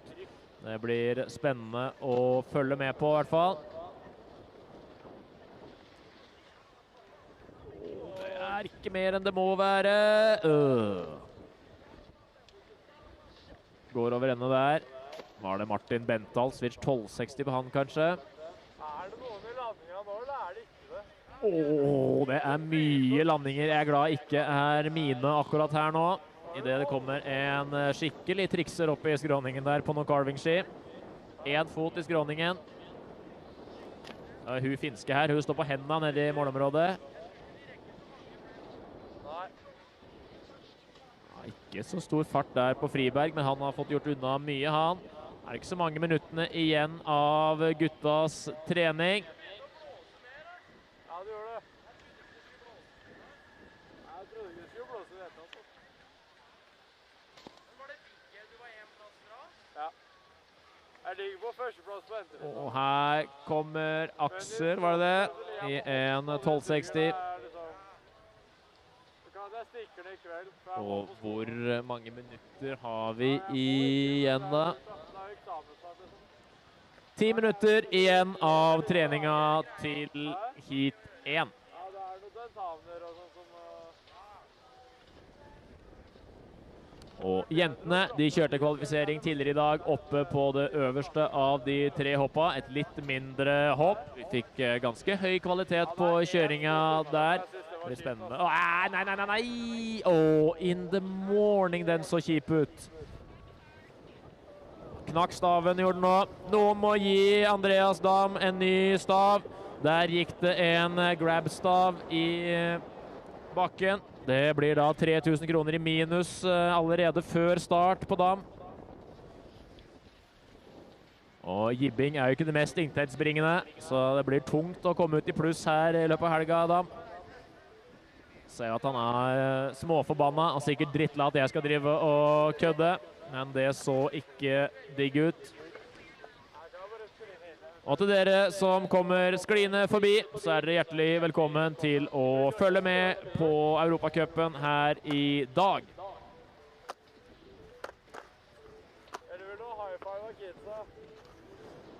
Simen Grønning har dukket opp. Skal kjøre i heat 2, vil jeg da tippe. Har høy nok rangering i Big Air og får være med. Er på ventelista i slopestyle, så vidt jeg har forstått. Så det er Big Air som gjelder for den lange trønderen. Den er syk å redde.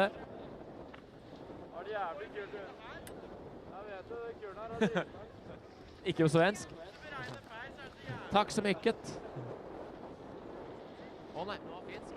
Ja, men snakker ikke de svenska?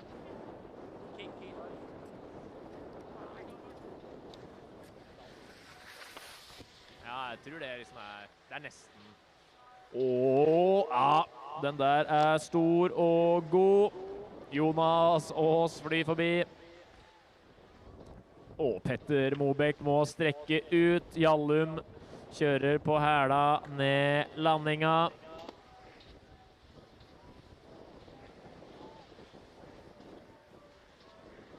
Noah Eitun, Bio 1080 med en litt sånn dødens akse. Det så ikke så digg ut. Altså ca. 10 minutter unna start, guttenes første av 2 heat. Mye livsfarlig kjøring oppi den skråninga på isen her nå. Åh, den går ikke! Den blir seig.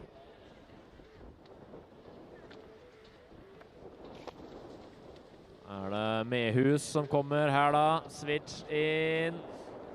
Nei, det var sveitseren. Åh, han går over ende. Det er røffe forhold nede i landinga der nå.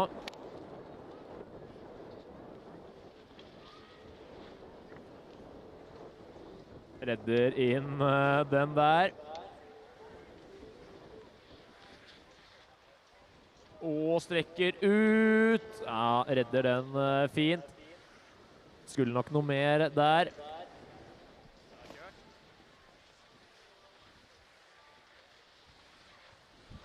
Dobbel bio, og der er det godt at det er mjukt.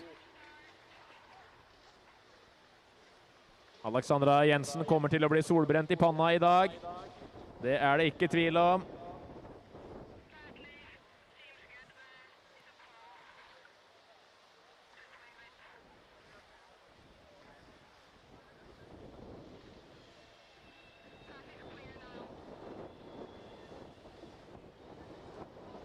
Da er det 5 minutter igjen av treninga. 5 minutter igjen før det blir stopp oppå toppen.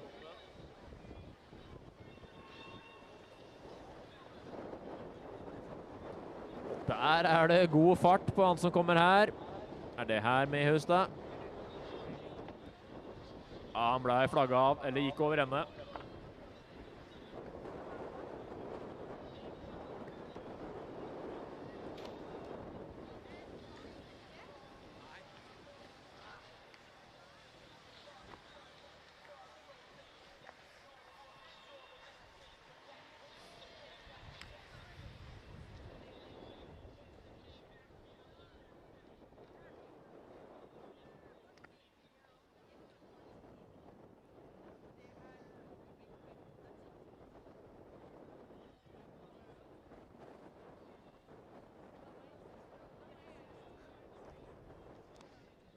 Blåser det godt her. Spennende å se hva Gillebo løser den. Å, fytti katta. Det er noe sterke lår. De kjører, ja, fly bare elegant opp og over.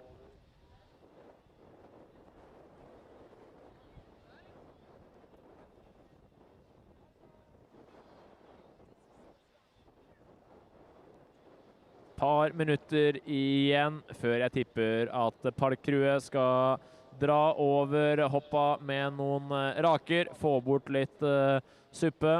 Ny mann i løypa. Åh, den der da, dobbeltkork 1440, tail til safety, og kjører i T-skjorte han bak der da. So we are about 5 minutes from the end of the guys' practice, and then we will shortly start with the qualification for the men's heat number 1 out of 2. 30 guys in the first heat, 8 pursue to tomorrow's final. Henter fart her nå. Åh, det er ikke mer enn det må være. Og vi ser jo nok at dommerne kommer til å være ganske strenge på de som klarer å få en fin svevkurve, og de som kutter gjennom hoppet litt grann. Børve har vi vel der, 1 av 2. Åh, der er det ski i landinga. Og der er det en som blir forbanna. Ender med å kjøre ut kuren der. Det var vel en sveitser som ble flagget av.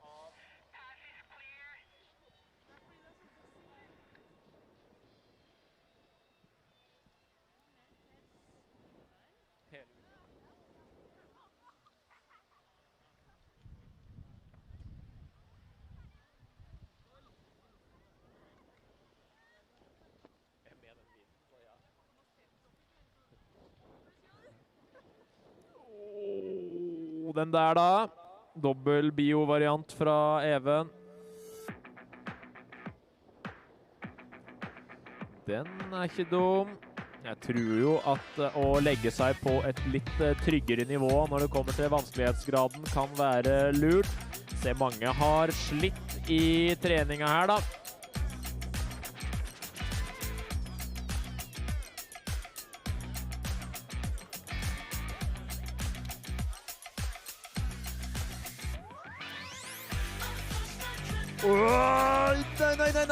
Nei, Ola Gullstein. Oi. Han tar litt juling der, Gullstein, men han har flydd før. Ekstremt imponerende å redde inn den der. Det trodde jeg skulle gå ordentlig dårlig. Ja, Trinsa har mistet også. Trinsa ligger midt i landinga nå. Du må ta med Trinsa til Ola. Ja. Rydder opp. Den var brutal. Og sikkert ikke det du er mest keen på etter å avslutte treninga med den der. 1 time trening, og så får du den der til slutt. Det så ikke så stas ut.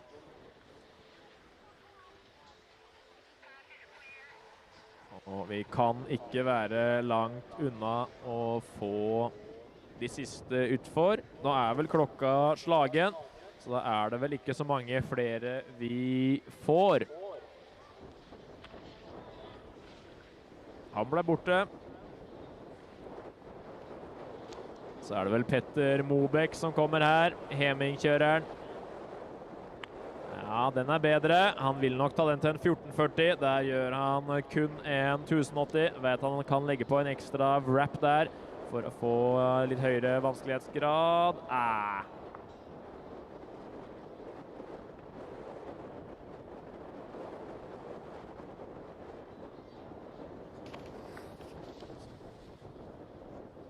Vi er inne i de siste kjørerne som får prøve seg. Den er veldig grei å få ned. Switch dobbel bio 1260 der fra sveitseren. Den var ganske så vill. Og det var kanskje siste mann ut. Grein seg til... Nei, her kommer det en til. Grein seg til en siste runde. Og den er bra. Den var det verdt, sier Mathilde. Det er jeg enig i. Double cork 1620. Martin Bental er i løypa. Han tar det rolig. Og vi kan kjøre live betting på panna til Alexandra Jensen gjennom dagen. Jeg skal ned på fargehandelen hos Gulløyen og hente et fargekart. Så skal vi se hvilken farge av røde nyanser vi får i panna til Jensen innen klokka er 7 i kveld. Kan noen melde fra til Gulløyen at de må ta med et fargekart fra jobben? Inn i han. Hva sa du? Du har nettopp funnet stav til Andreas. Var Andreas sinna, lei seg eller glad? Nei, og han 6000 i minus han nå. Og det er før hotell og reise. Og da er det klart at det blir tungt å tjene inn igjen den i freeski-verden. Ja, det berger.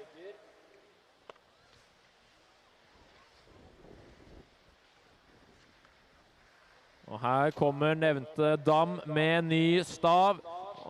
Hadde vært digg om han traff. Ja, tar en rolig løsning. Han har den der bra deila inn. Han, ny mann i løypa. Ja da, den løser seg greit den. Og vi ser at Mamma Børve rekker start. har nå kansellert samtlige møter i tidsrommet 12 til 13.30. Da er det... den er bra fra Gillebo. Da får jobb være jobb, for nå skal gutta ut og jibbe. Og hun har vel begge sønnene i heat nummer 1. Og da får jeg beskjed om at løypa er stengt. Og vi har parkcrewet inne i løypa for å rydde litt opp på selve hoppkanten.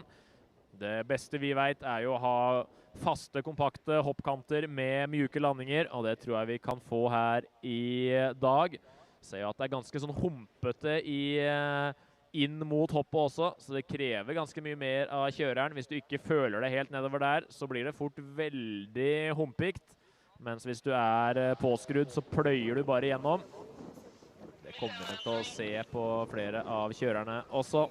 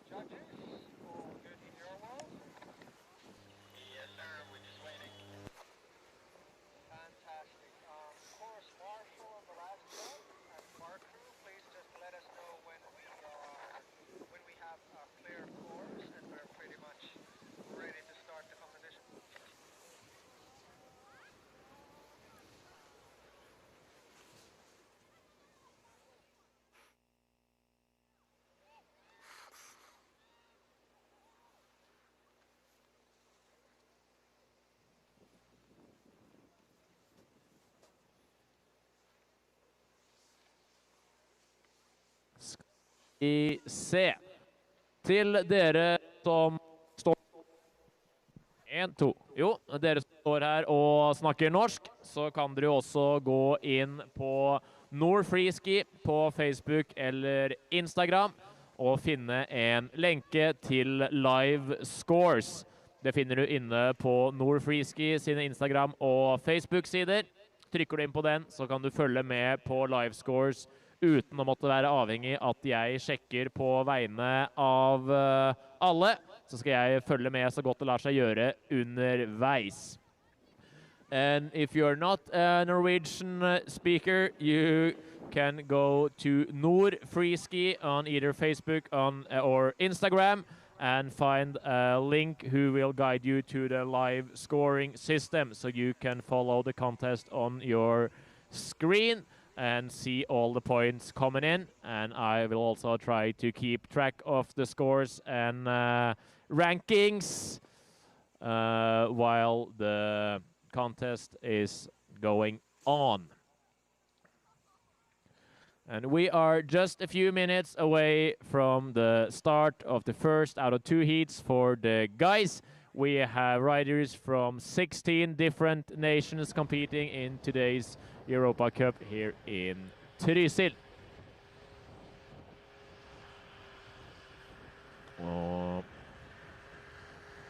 30 guys in each heat. 8 will go through to tomorrow's final, and in the final the scores from today will be eliminated and they will start with blank sheets and all possibilities tomorrow.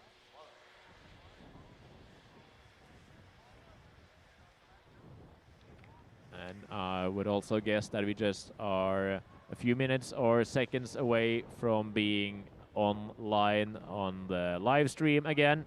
So we'll continue in English from here on.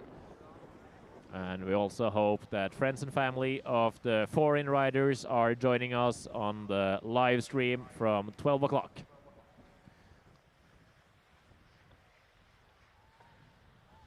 And for you who are new to free skiing, there will be a 2-run best one count format. All riders are judged on a score range from 0 till 100. And the scores themselves are not relevant. It's only a tool to rank the riders in the right order to each other. So, for example, if a rider gets a score of 85 points, that doesn't necessarily mean anything. But if the rider behind him gets a score of 75, that only means that there's a lot of room for riders in between those two, and that there is a major difference in the value of the trick itself from the judges. So don't look yourself blind on the scores themselves. Use them as a tool to rank the riders in the right order to each other. And a score of 86 today could be worth whatever tomorrow, so that doesn't matter actually. So it's not the same thing every day. The score is more or less based on the first landed trick. So if the first trick is a super nice landed trick and the judges have seen much quality skiing in the practice, the score range will probably be put a little low, but that doesn't matter because it's the range for today that is the one who mattered to all the riders in the same heat. So if you win the heat with a score of 74 or a score of 94, that doesn't really matter, if that makes sense. And they are doing 2 runs and only the best one count, so everything is still possible until the last rider has done its last run out of 2. 8 guys goes through, and there are no lucky losers in the heats, so there is a dead cut after the 8th guy in each heat. And the first rider to drop will be Thierry Willy from Switzerland. High quality skier, and he is on course as we speak. Coming into the jump somewhere, he's up there. They have moved the start quite further up now. Oro has some speed and coming in switch to the jump here. Switch double bio 1260 and can't make it to his feet, and he will get a crash score. So the score for that one won't be the one he is looking for, and he has to put all his faith into his second out of 2 runs. Lands a little back seat, can't hold it, and has to revert and tumble down the landing. Petter Engebret Hammer Mobek from Norway is next one on course. He resides Lillehammer, skis at the sports school NTG up there, represents the club of Heming in Oslo. Has taken quite a few steps the last 2 seasons. He had his breakthrough last year with a lots of great results in the Norwegian Cup. I guess he maybe is going for the double cork 1440, kind of his signature move. But let's see, he is coming in forward into the last jump, and the jump that counts. Wraps it to his feet, double cork 1440, safety grab. So 4 full laps and 2 dips into the cork axis with a safety grab. And that will be the first counting score in the guys' first heat. And since this is a world-class event, it's also necessary to point out what could be done better at some point. So the judges will, of course, give him a nice score, but with some more amplitude and air to it, the same trick probably could have scored even better. Adrien Vadeux from Switzerland is the next one to drop, and I'll try to keep you updated on the scores as they are coming in. But a really nice first run to his feet from Petter Hammer Mobeck. And that's a little weight off the shoulders, and he can improve in his second run with less pressure to his skiing. Adrien Vadeux on course from Switzerland. He is cruising over the first jump, and now into the setup jump here. Coming forward down to the counting jump. Double cork, 16-20, one half a lap more of rotation than Petter, and also quite some more amplitude. Let's look at the replay. He's flying high up there, and it's hard to tell from the angle I have to the screen if he gets the grab or not, but it looks super good, and that should, in my book, if the grab is there, be a solid first place so far. And we are waiting for the plumber himself, Ola Gullstein. Skied the national circuit for quite some time a few years ago. Stepped back from the scene and worked as a plumber and also a little bit of a coach in his hometown club. Got the spark back to his skiing this year, and he has been skiing super nice this winter. Got some good results in the Norwegian Cup and ranked in a few ranking points, and is now ranked high up on the Norwegian list. Has a signature kind of carved takeoff, double cork 1440 and 1620 as well. But he had some struggle during the practice here today, so let's see if he plays it safe or if the plumber goes all in. Loads up with a nice corked 360 up there into the jump. Doing the smart choice, doing a double cork 1260 Japan grab. Really good looking. And if we're only looking at the difficulty, he plays himself between the two jumps so far, or like the last of the three jumps so far if you look just at the difficulty. But if you include the execution and amplitude as well, my guess would be that he would take the second place away from Petter Mobeck, even though Petter's trick was more technical. Eivind Bone Friberg, the gymnast from Drammen, is now on course.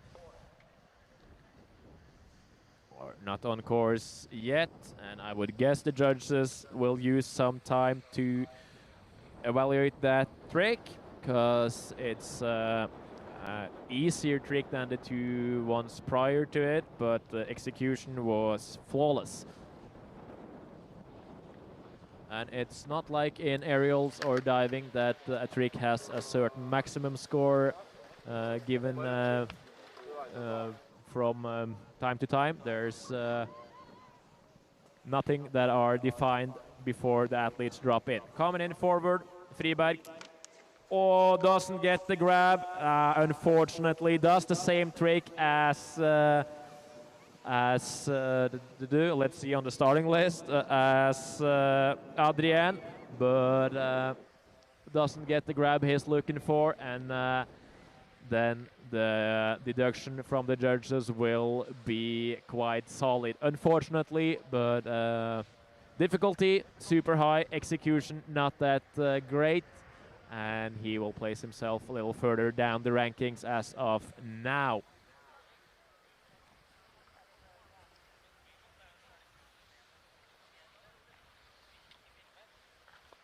Notert, tack. And to you guys following this online, this is a big air contest, so it's only the bottom jump that counts, and that's also why it's only the bottom jump that is showcased on the stream. When we are back with the slopestyle, you will see the full course, but it's only the last jump that counts in today's big air. And now we have the hometown hero, Even Alme Loftaas, lives in Trysil. He comes out of the town Bergen on the western part of Norway, but he has resided in Trysil for the last few years. And Even making his way down to the bottom jump, floats over the knuckle, coming in forward, dives into a double bio 1260 with the safety grab, and a solid amplitude and attitude as well, and that should place him high up the rankings. And I guess the judges will use a little time for this one because this was the first bio access tricks. So we can have a look at the scoreboard while we're waiting, and we can see Adrien Vadeux in the lead ahead of Petter. Oh, and there Even scores got in, and he placed himself in a current second position. And Petter was lucky with his 1440 and got great reward for that one. Ola wasn't rewarded that well for his 1260, and he's currently placed in fourth. As we are waiting for Mats Børve from Trysil and Denmark, the youngest of the two brothers in this heat. He has had a great season in the Norwegian Cup, also a Norwegian national champion a few weeks ago, and he's coming in forward to the bottom jump. Does a textbook double cork 1440 with the mute grab, but a little sloppy on the landing, unfortunately. And there will be a minor deduction for the landing, even though the execution through the air was perfect. But that will be interesting to see what the judges think of that one. It's there's no hand in the landing and no ass to the landing either, but a little bumpy ride down there for Børve. But execution air-wise, that was perfect. Does double cork 1440, so 4 rotations, 2 dips into the cork axis with the mute grab. Harder grab than, for example, Petter Mobeck did with his safety grab, and also a harder grab than Vadeux did with his 1620 with a safety grab, but the landing would be the problem or the possible problem for Børve. We are waiting for Lou Anna from Switzerland, born 2009. Coming in to the first jump of the slopestyle course.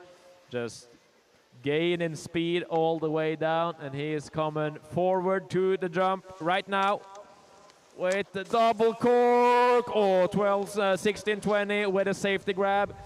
Gets a little of a cross in the air on the safety grab. Not the judge's favorite when you cross the ski while you do safety grabs. Some grabs can or should be crossed. A safety grab should not be crossed, and he also get a little stanky leg on his landing. So let's see what the judges think of that compared to, for example, Børve from the last run. Børve's flaw was probably less than this one, but technical difficulty was high from the Swiss athlete, but a little rough both in the air and in the landing. As we are waiting for bib number 9, Oskar Gillebo from Norway. He's at the Norwegian national recruitment team, resides Lillehammer, works as a coach every now and then, is coming in forward to the jump. Double bio 1260 with a safety grab, same trick as Even did, and the judges rewarded Even with a great score, and that should be the fact for Oskar as well. Let's see, I think maybe the judges will use some time, so after the replay here comes, dives into the bio axis, really solid from Gillebo. And we can see that Vadeux is still in the lead ahead of Loftaas and Mobeck, Gullstein. Oh, and Gillebo placed himself just a little behind Even Alme Loftaas on the current third position. Børve, he was, the judges, they were strict to both Børve and the other guys who had some flaws to their trick. So it looks like it is about making it both clean and difficult, and if you have some sloppiness to your trick, the judges will cut off your score immediately. As we are waiting for Leo Landrø from Norway, coming straight from a World Cup podium in Tingen a few weeks ago, and he's coming in with some major speed to the last jump. And a triple cork 1440 with the mute grab. Looks like he's haven't done anything else in his entire life. And I can't think anything that this should be a current first position. Flawless execution from Landrø. Dips into the cork 3 times. Spins 440 degrees. And easy claim on the way out. And I think this will be a little bit ahead of the rest of the field so far. And we are now waiting for the oldest of the Børve brothers, both oldest and tallest. So here we have the tall Børve edition, representing Denmark, but skis for the local club and resides here in Trysil, Norway. Probably one of the guys who has the most runs through this park during a season, and now it all comes down to these 2 runs for the Big Air Europa Cup here on home turf for the young Dane.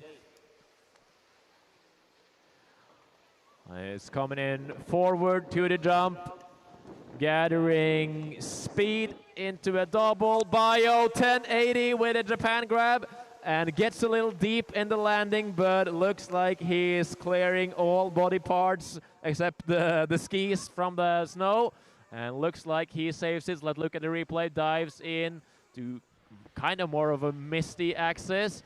Oh, it's hard to tell what the judges will think of that one. Was the butt a little too low, or do they let it slide? I'm glad that's not my to take, as we are waiting for Hugo Aspehult from Sweden. And I guess we have time for a scoreboard, because there probably will be some discussion inside the booth for that one. And we can see that Leo Landrø is in a solid lead so far, and as I tried to describe earlier, there is a huge gap of points between him and Adrien, which means that the judges thought that Leo's run was better by far. But who wins is not interesting. Today it's all about getting inside the top 8. Hugo Aspehult now on course as Frank Wahlström slides through here at the bottom. He skis in the second heat. Hugo coming into the jump here now. Does a double cork 1260 with a safety grab. Comes up a little bit short, and let's if we see him up against the guys who also has done 1260s. Ola Gullstein got a decent score for his 1260, but this one was maybe a little shorter and a little less attitude to it. So let's see around the current 8th place. Oliver Bromberg from Sweden is the next one we're waiting for. And we have athletes from Sweden, Norway, Iceland, Poland, Finland, and America to drop in this first heat. And then there will be even more nations in the second one. We have we have athletes from 16 nations at start here today at the Europa Cup in Trysil. So huge thanks to Skistar here in Trysil for building this perfect both slopestyle course and the whole park as well. Here we do have a full blue line, a full red line, a full rail line, and a full slopestyle course, all at the same spot, served by one super fast new T-bar. So there are the best possibilities to take your skiing to the next step from the blue line all the way over to the slopestyle course if you do put your or take your holiday to Trysil. And we are waiting for Blomberg to drop in. He is midway through the slopestyle course, flying over with some great speed on the second jump. Oh! gets it to his feet. Triple cork for the young Swede. Second triple cork so far. Let's see it once again. One, dips it, two, dips it three times. A little rough in the landing, but the technical difficulty is super high. But if we put it up to Landre's triple cork 1440 with the mute grab, this should be a little bit behind that one. It's going to be interesting to see what the judges think of the execution versus the difficulty of that trick. I guess they will use some time. I would be surprised if they put it close to Landre's 1440 there. And it's also interesting to see how they think about this trick compared to the double bio 1260s done by both Gillebo and Loftos. For the Swedes part, I am a little afraid that the two double bio 1260s will be rewarded higher than this one. But this one, of course, has some great potential to it. And judges are ready, so let's take a look at the scoreboard after Tobias Jelset has done his job in the first run out of 2 here in Trysil. 2 runs, best one count, so it ain't over till the last athlete has landed or failed his last run out of 2. Jelset coming in forward with double cork 1440 with the safety grab, same trick as Hammer Mobeck started off the contest with. And here we have the replay. It looks really good. Little wheelie in the landing. And let's see what the judges think if we use Mobeck's score as a benchmark. Here we do see Blomberg. He is going in ahead of both Vadö and Loftos, so they're rewarding him for the technical difficulty of the triple cork. But still almost 10 points behind Landre, so there's still lots of room between first and second place. Sebastian Børve now currently sitting in the 8th position. And that will be the bubble spot for today. Axel Appelbom Indrevik will be the next one to drop. So we are waiting for the judges to hand in their scores of Tobias Jelset, who did double cork 1440 safety grab. Here we can see Tobias once again. Gets the grab. Lands with some attitude, and I think the judges like that one. Could always place the safety grab a little further forward if you like. The new generation tend to put the safety grab a little bit behind the binding. We veterans, we would like it in front of the binding as we are waiting for Axel Appelbom Indrevik. One of the best rail riders in the field. Also has some serious big air potential. Double cork 1260 with the double grab. The Indy truck double grab there lands rock solid. And if we compare this to the other double cork 1260s, I think that this one was quite solid, and they will also get some extra points for grabbing with both hands. Let's see where we have. Jelset is now in the 8th position. He has now bumped Børve out of the top 8. So the level of skiing is quite impressive right now. And right now it looks like you need either more or less perfect 1260 or perfect 1440s or more to get yourself inside of the top 8. Noah Eitun from Norway and Dombås will be the next one to drop. With his distinctive and slimy style to his skiing, he's always a pleasure to watch. And he has his signature bio moves, who has helped him a lot on the contest scene this year. He's able to do single bios from 7 and up till 1440s. And with a unique approach to his skiing and trick selection that could be his hope for today. I'm not sure if he's able to compete with the top of the field when it comes only to difficulty, so he could need his unique approach to bump him up the rankings as he is on course right now. And from borrowed skis from his good friend, dives in, no, doesn't get the grab. That's a bummer. And even though if the landing is clean, that won't be it for Aitun. It's all about getting the grab you're aiming for, and in the replay here you can see that he tries to get some kind of tail grab, slips it, and just has to get it around somehow. But always stylish as always, the young Norwegian, but that won't take him too far in today's contest.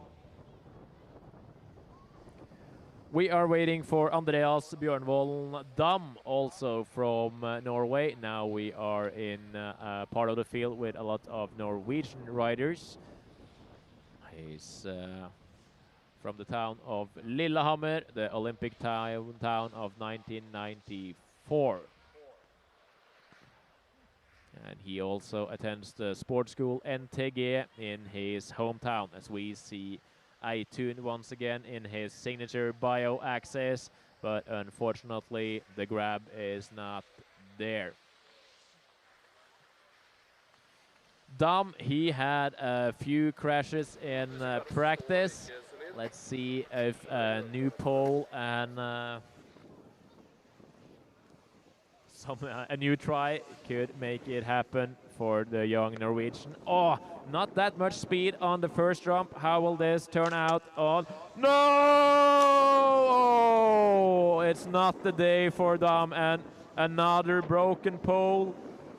Oh, that's a rough day at work for the Norwegian. Yeah. Oh, gets tangled up at the takeoff, the ski pops off, and he just has to abort his mission and try to make it to his feet somehow. Here we can see it again. Kind of a Matei in lock scenario where the ski pops. So crazy air awareness from Andreas, but unfortunately it ended up with a crash. And he has to put all his faith in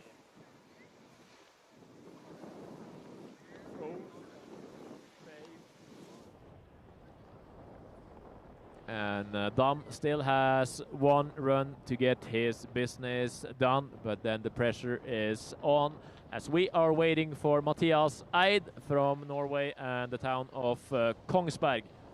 Goes to Vang Toppidrett Romerike, the sports school there, and he is one guy who's not afraid of sending it.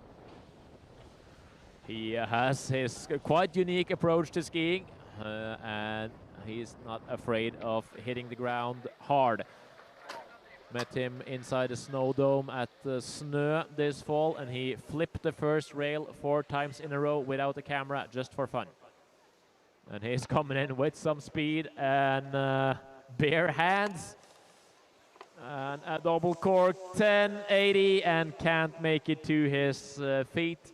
And that will be a crash score and some scratches on the forearms for the Norwegian. Has some great speed there and is a little early done with his rotation. Has to open up. Could probably have whipped it to 12 if he felt it and maybe landed, but he had a 10 planned and tried to stick to it and just couldn't make it all the way through. Next one to go is Anton Gabriel Kraugerud from Norway, one of the youngest guys in the field, born in 2012. Also one of the smaller athletes when it comes to height and weight, but I watched him during the practice yesterday and he hadn't. I saw people with more problems than him when it came to the speed, and it looks like he has the speed on his side on the first jump there. Charges up, double cork, 16-20, and he claims it out. And he puts himself all the way up there with the top dogs. And Adrien Vadeux, who did the same trick early in the competition. Maybe that's the benchmark to use for Kraugerud as well. So let's see if we can have Kraugerud in around 4th or 5th, maybe. Someplace between 3rd and 6th. And I guess the judges will use some time, so we have time to see at the current scoreboard. And Leo is still in the lead, and Adrien, he got the score of 74.5 for his trick. And and he placed himself just behind Adrien Vadeux Kraugerud into a current 4th position, and currently sitting kind of comfortable while thinking of a potential final, as we are waiting for Syver Paulsson Mehus. And his first run out of 2. He skis with a broken wrist and a cast on one of his arms after a heavy crash at the Junior World Championships in Calgary a few weeks ago, and he's coming in forward. Takes it kind of easy for him to be with a double cork 1080 safety grab. I guess he has more to offer, but with a few crashes in practice and a broken wrist, that could be a smart pull from the young Norwegian out of town of Geilo, the place with all the bended tubes for you guys following online from different countries. Jonar Sebastian Gillian Grimson from Iceland. He is the next one to drop. He is born and raised, or has raised in the town of Kongsberg in Norway, represents the club there, and goes to the sports school in Lillehammer. He's a first grade student there. He is on his way. He also has a unique and playful approach to his skiing. Always fun to watch this young shredder coming into the bottom jump forward with a double. Kind of want to tweaks it into something else, but ends up in between all axes and goes down.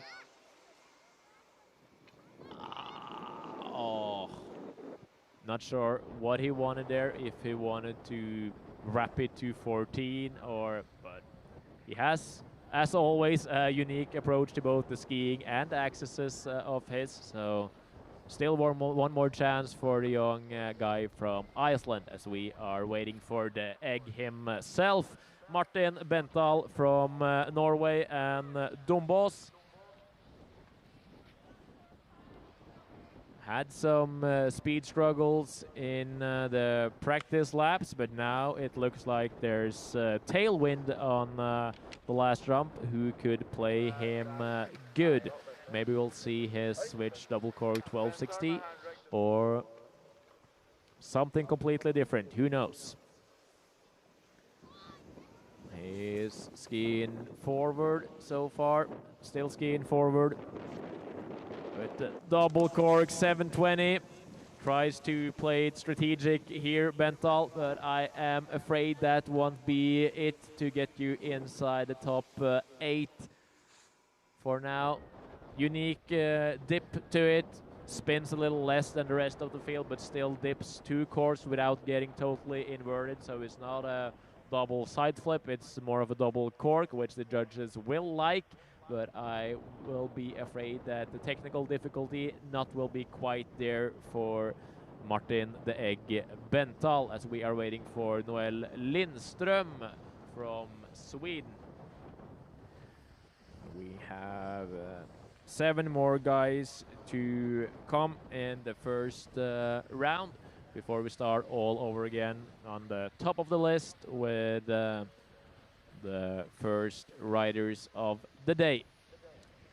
And then we will have a second heat practice and then qualification for heat number 2 later, as we see the replay of Martin dips into 1 cork, gets up and dips into another one. Looks like a fun trick to do.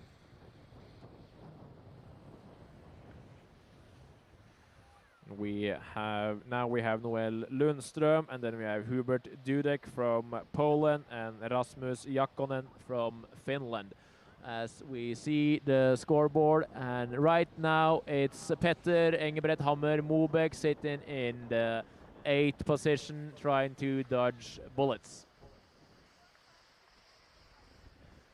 Noel Lundström, he is on course,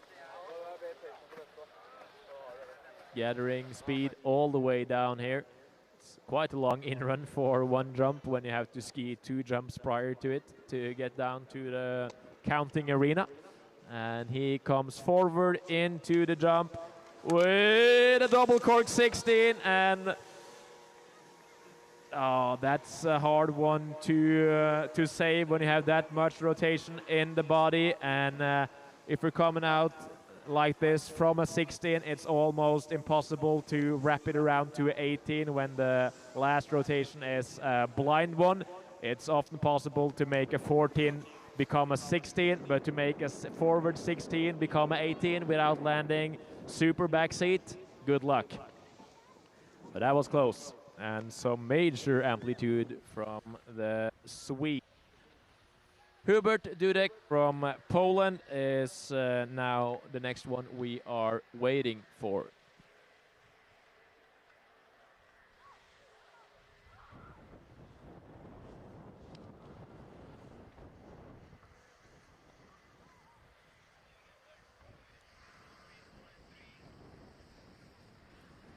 And as mentioned quite a few times, the format is 2 jumps, the best one counts. So even though the Swede went down this first run, he's still shown that he has potential to break himself inside the top 8 on his second try. The difficulty and execution was definitely there. While we are waiting for the Polish skier Hubert Dudek to do his jump. Oh, kinda makes it around with a double cork 1260 and gets some kind of a tail grab, but not the tail grab he was looking for. Gets the tail a little inside of the ski and also lacks a little bit of amplitude compared to the guys doing the same trick and almost making it inside the top 8. So a bit more amplitude and speed from the Polish skier. Here we can see it. Barely makes it, and in this stacked field this won't be enough to get him inside of the top 8, unfortunately. And we are now waiting for the Finnish skier Rasmus Jakkonen, born 2008. And the Finnish team down here, they are waiting for their teammate.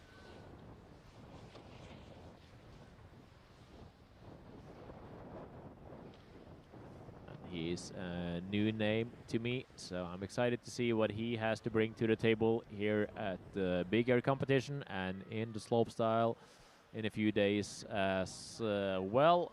Finland known for steezy skiers, both in the contest scene and outside of it. So let's see what he can bring us here. Rasmus Jakkonen from Finland on his way down. Yeah, he's the guy in the red jacket. I've seen a few practice laps from him. Let's see if he makes it to his feet this time. Yes, he lands it.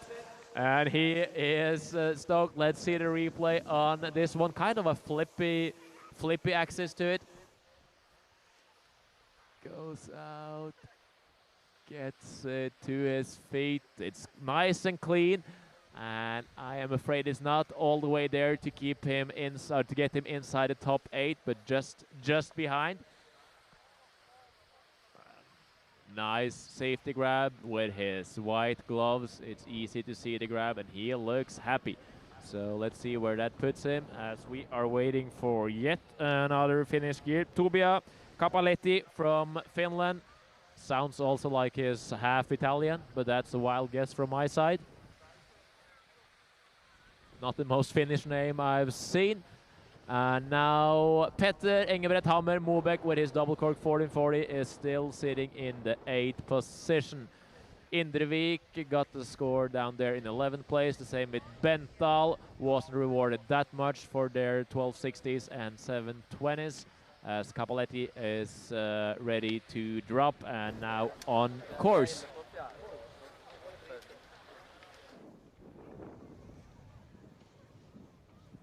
He's coming in somewhere up here, and he's coming with heavy tailwind. This could be a long flight for Finn Air as he's coming in forward with a double cork 1260 with a Japan grab. Gets it to his feet, a little bump on the landing, but we can compare him to Ola Gullstein's same trick with the same grab.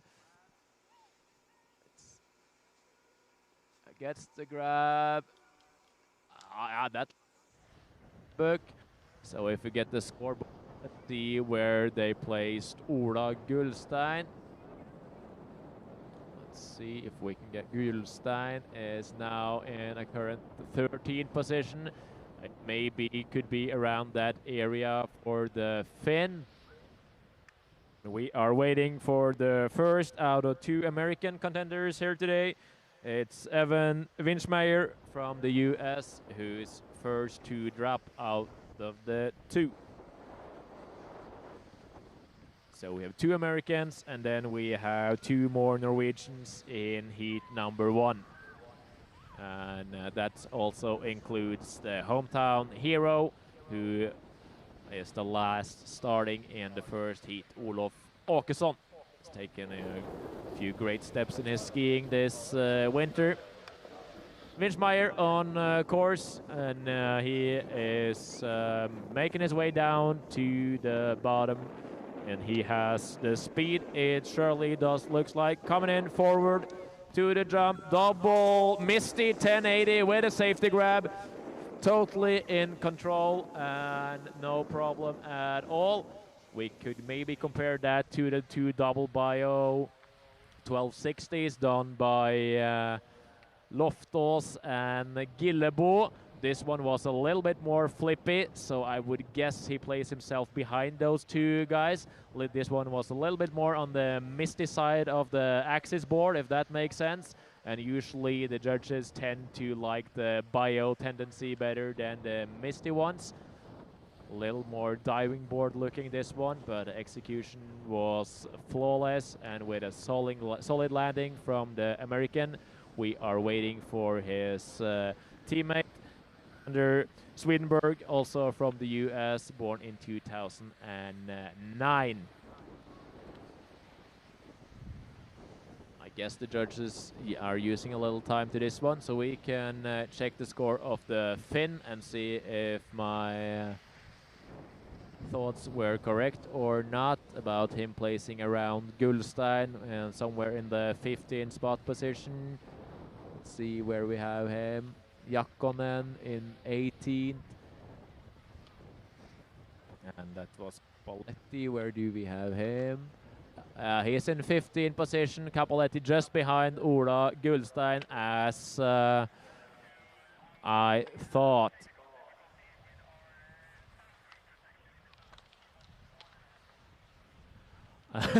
And from the judges onto the public or the race radio here, they're having a little bit of a sunscreen scenario inside the judges booth, so it will be a break of 1.5 minutes while we are waiting for the sunscreen to be put on and the hands to be washed and ready to do the judges work inside the booth.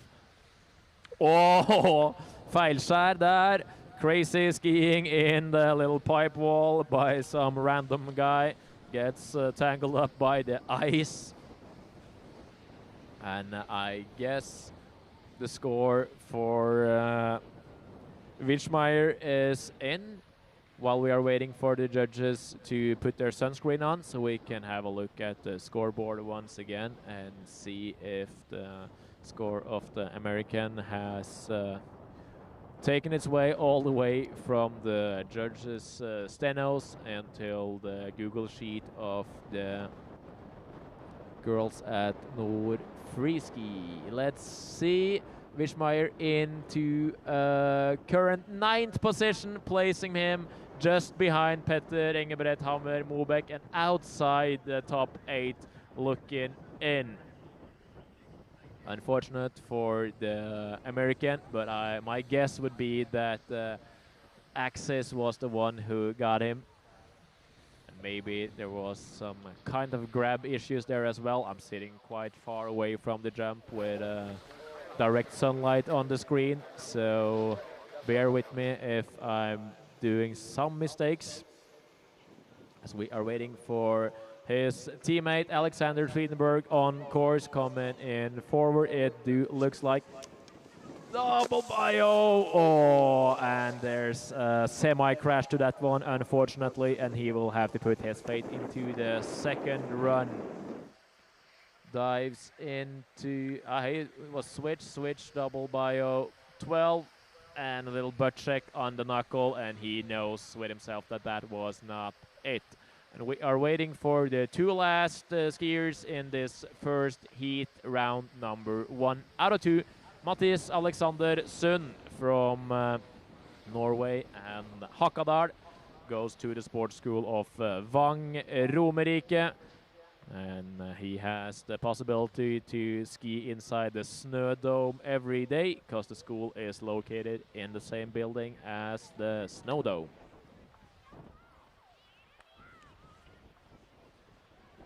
Sund I løypa. Sund on course, making his way down. We are waiting. Jump 1 is done and over, and he's chasing speed, and it looks like there's a lot of speed to get there. Double cork 1440 with a safety grab, and that's probably something that could get you somewhere around the top 8 currently. We remember Petter Engebret Mobeck with the same trick early in the first round, getting a score that now keeps him in 8th position. And then we have to look at how those 2 tricks are compared to each other.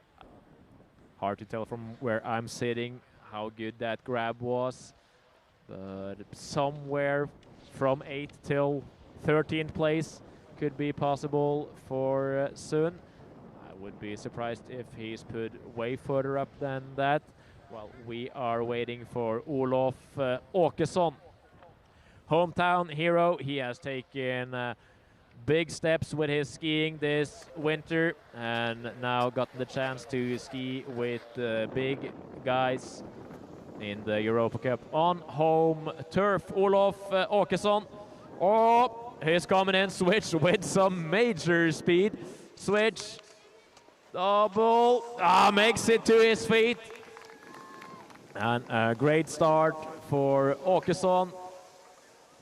Let's see this one.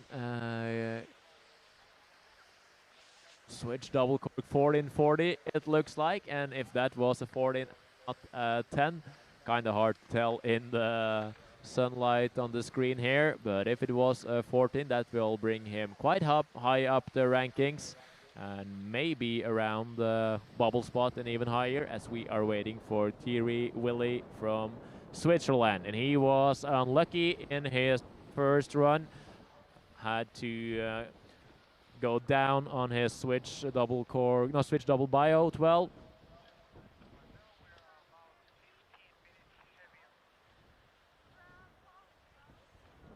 And Petter Engebret Hammer Mobeck still setting in 8th, and Sund placing himself just behind the guy with the same trick and same nationality. So Sund is now in a current 9th position, which makes him outside the top 8 guys who advance to tomorrow's final. Oh, some loose skiing by the red jacket up in the little pipe while we are waiting for the second run of the guys' first heat. Format is still the same, 2 runs, best 1 count. And it's currently Petter Engebret Hammer Mobek sitting in the 8th position. Thierry Willy, he was unlucky in his first run with his double bio 1260. Ended up with a little butt check and a tumble. So he will put all his faith to this run, come all the way to Norway for this Europa Cup, both in slopestyle and big air. Now it is some speed on the last ramp as he's coming in. Switch double cork 12, double bio 1260 with the mute grab. And this time it's clean landing for the Swiss skier. Dives into what we call a bio axis, dips in twice, gets the grab. And I am afraid that Petter, who's now on top, currently is outside the top 8 as he's been in there for quite some time. I'm afraid the Swiss skier bumped him out there, and Mobek will need an improvement to get himself back inside the good company of the 8 guys going through to tomorrow's final. And when the judges are using some time, that's because of, that they actually are doing some proper work. And we are waiting for Petter to drop in. And maybe he could wrap this one to 16 or just get some more amplitude as he goes far down the landing on the setup jump. And he ended up in a place he didn't want to be. Went way too far on the setup jump and couldn't get himself into the position he wanted to set him up for the trick on the last jump. And that's a bummer for Petter, who I am now afraid is outside when we are looking at the scoreboard next time. But let's do that after we have seen Adrien Vadeu's last run out of 2 here.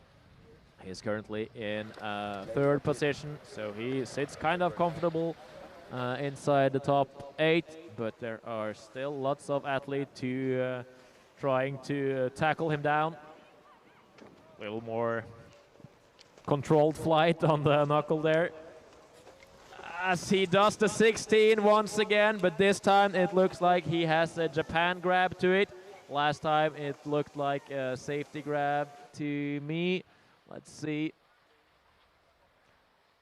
Gets the Japan grab. That's really good looking from the Swiss skier. I'm not sure if he has stopped down there or not, but if this was another and more difficult grab than the first one, it should be an improvement. And we can have a look at the scoreboard. And Petter is now in 10th position. Oskar Gillebo is now sitting in the 8th position. Thierry Willy, he got himself into current 3rd position.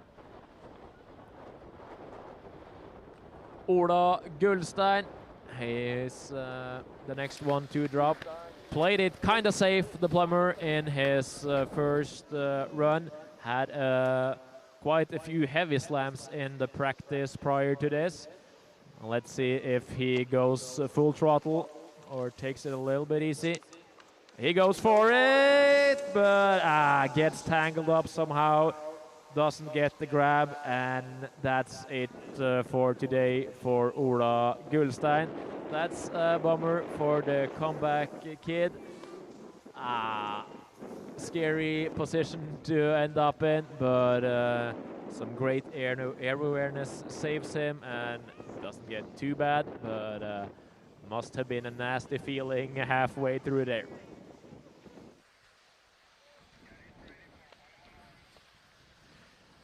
Eivind Bone Friberg. He's currently a little bit down the rankings, but he has the potential to bump himself inside the top 8. Has the double cork 1620 on lock. And if you do that properly, that could definitely be a trick that could get you inside the magic 8 as he's coming in forward to the jump. Yep, he makes it, but I am excited to see that grab once again, because if the grab is there, that is a perfect 16 with the tail grab, isn't it? Yeah, it's there. And with the score of Adrien Vadeux on his 1620s, this could really be it for the young Norwegian, and I guess the judges will take some time to evaluate this one, so we have time to look at the leaderboard once again if the TV production is ready. Looks like they are, and we could see that Gillebo still is in the 8th position, and if this was it from Friberg, there it is, Friberg into a current 3rd position, and now we have Even Alme Loftaas, the hometown hero, sitting on the bubble. This is a rough heat to be in.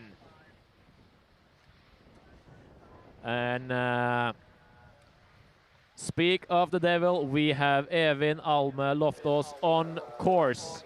He did a double bio 1260 in his first run. And he's coming in with some serious speed to this one. Makes it to 14. And if the grab is there, that should bump him up again. So he's playing himself good here. Let's see, dives into this one. Oh, that's one of the better ones so far.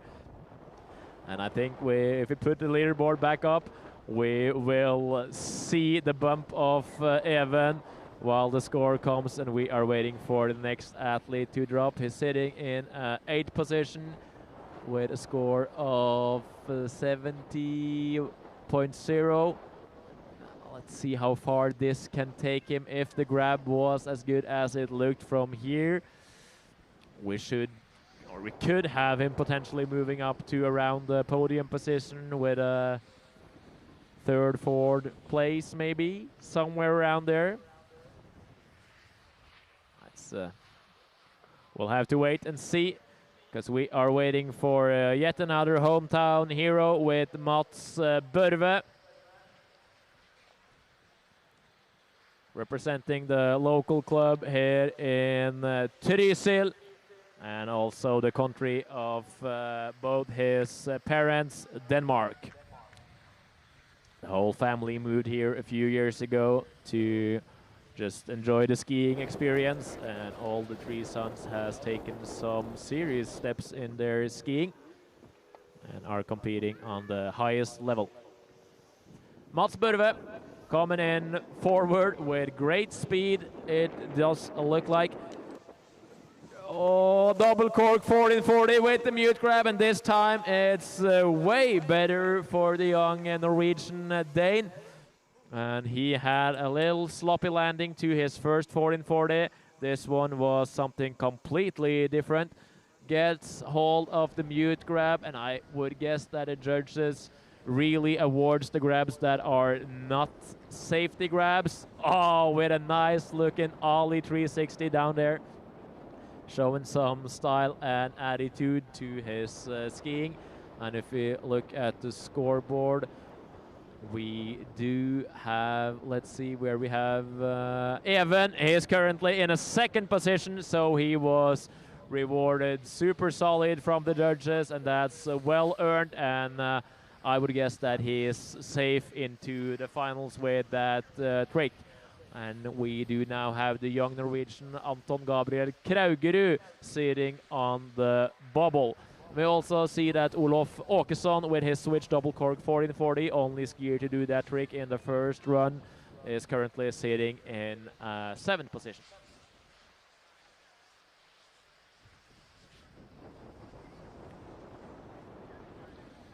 And after the next skier, we will also have a look at where the judges put Børve's run compared to the other guys. Now it's time for Lou Anna from Switzerland. And with a score of 16 points, that should be possible to improve. He's coming in forward to the jump here in Trysil. Double cork 16-20 and gets it around. but ends up with kind of a Cindy grab, kind of a mix of a tail grab and a safety grab. That's not the judge's favorite. So compared to the other 1620s, I guess that he will be rewarded a little over, and that's not to blame his skiing, because his skiing is super solid. That's just to kind of make you guys who are following this both on site and online to understand where the guys are both winning and losing points compared to the rest of the field and the guys that are doing the same kind of trick as themselves, if that makes sense. If we look at the scoreboard now, we should see that Børve has improved his score, but with how much?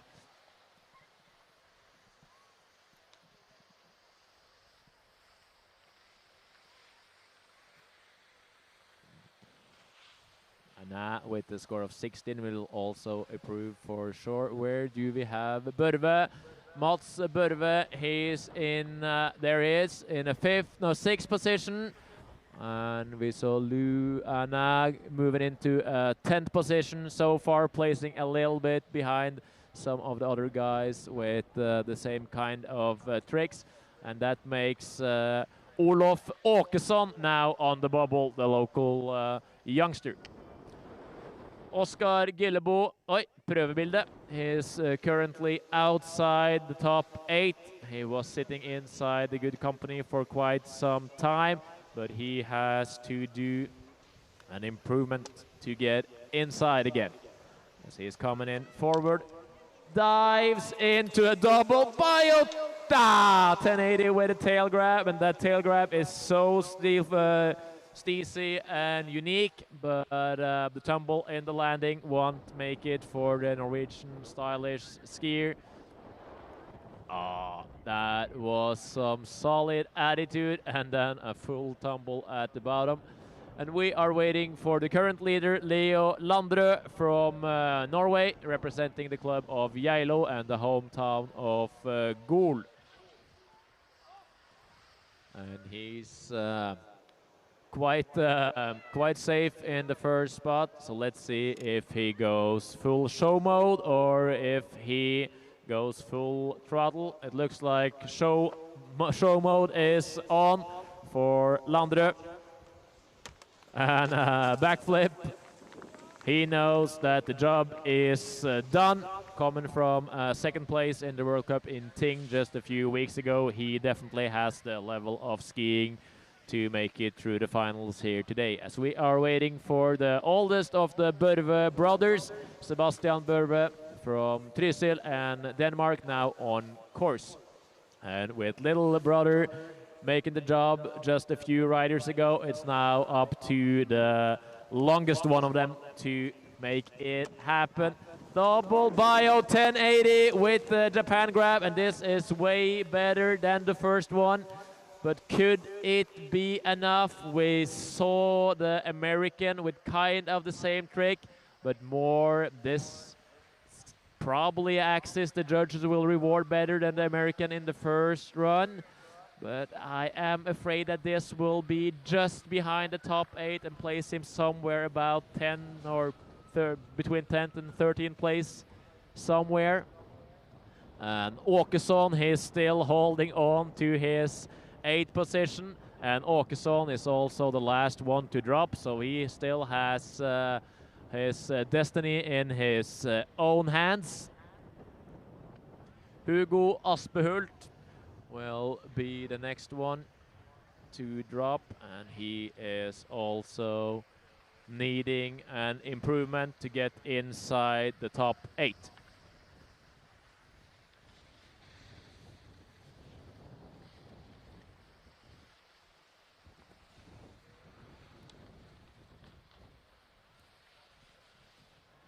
Hugo Aspehult, next one to drop.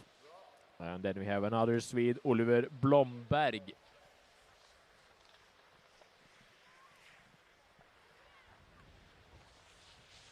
And the judges, they are taking the time. They are evaluating Sebastian Børve's double bio 1080 with the Japan grab.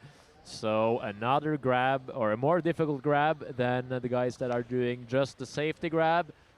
gets nice out of it, legs glued together, and it's really good looking. But is it the technical difficulty that's needed to break inside the top 8? We saw the double bio 1260s from both Loftaas and Gillebo in the first run, and those two scores would now have been outside the top 8.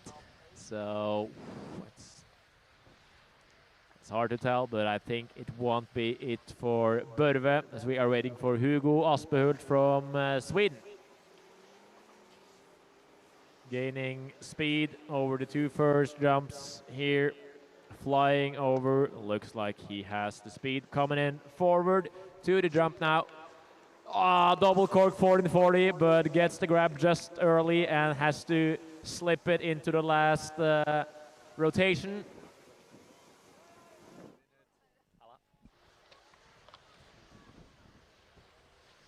As I said, he got the grab in the first part of his rotation, and then he has to let it go, and the judges will be quick to do some deductions there, as we are waiting for Oliver Blomberg from Sweden.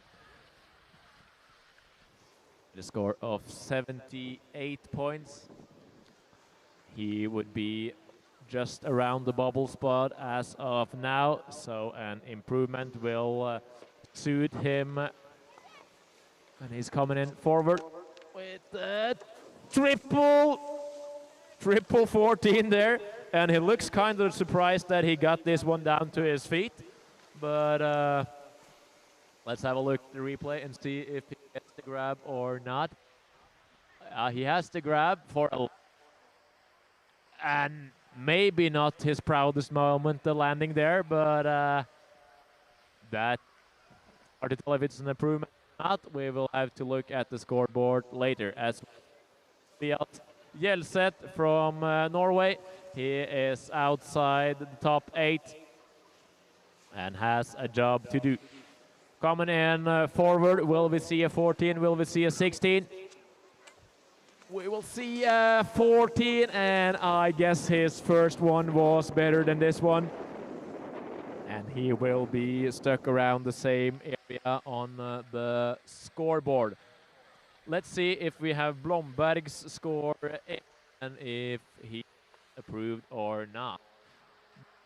He's sitting in a 7th position, and there was no improvement on that one. The landing was a little rowdy for the young Swede, and he will have to put his faith into his first run. And young local hero Olof Åkesson still hangs on to the 8th position, and also he is the last one to drop. So I would say the young hometown hero has some good cards in his hand to make his day even better, as we are waiting for Aksel Akperbom Indrevik from Tromsø and Norway. Did a double cork 60 in the truck grab variation on the first run. Wasn't rewarded that good from the judges, so let's see if he tags along for the wrap into the 14 or if he goes for 1260 once again. He goes for the wrap, and a crazy save from the Norwegian there. Goes for the 16, gets a little big, and ends up almost wrapping it to 18 in kind of a tail wheelie there. Crazy save, going blind into the last half rotation.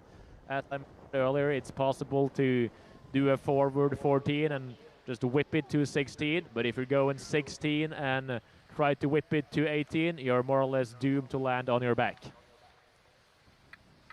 So today won't be the day for Aksel, but he has one more shot in slopestyle. We are now waiting for Noah Eitun from Dombås, and he did a bio 1080 tail grab, but didn't get a tail grab. So let's see. Oh, that's a single bio between 12 and 14, ends up in what will be 1340 or something. And crazy save, but it goes down and does not get the grab. Oh, that's a nasty position to be in, and day is done for Eitun. but there's still plenty of skiing to do up in the rail park and the red jumps, so I guess we will see him up there shortly. As we are ready for Andreas Bjørnvold Dam from Norway and Lillehammer. He went down kind of hard on his first run. Also had a few nasty crashes during practice here today. I think he has broken 3 pairs of grab poles. That will be a total of 900 euros just in pole equipment for today. So it has been a rough day for the young Norwegian. Has his signature double cork 1440 with the mute grab. Will we see this time? He gets it to his feet, but the grab slips, it does looks like, for Andreas, but he makes it to his feet with all poles together this time. Let's see if we have a replay of this one. Gets the grab there. It won't be it for Andreas today.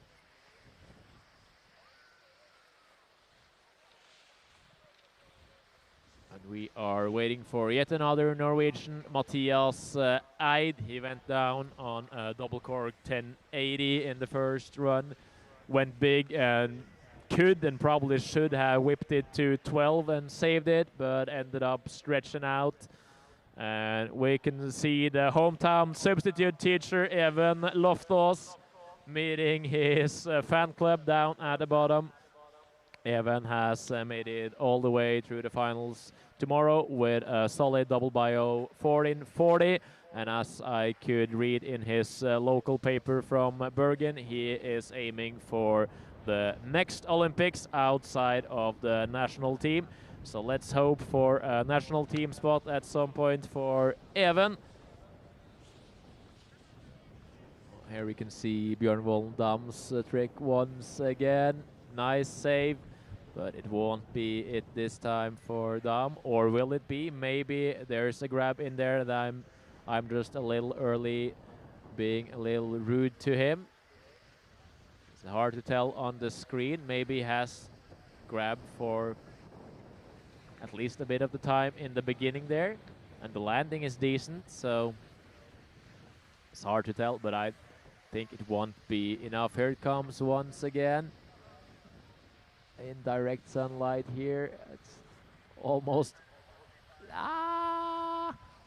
impossible to see from my position, but the score is in, and we will see if it brought him up the scoreboard or not.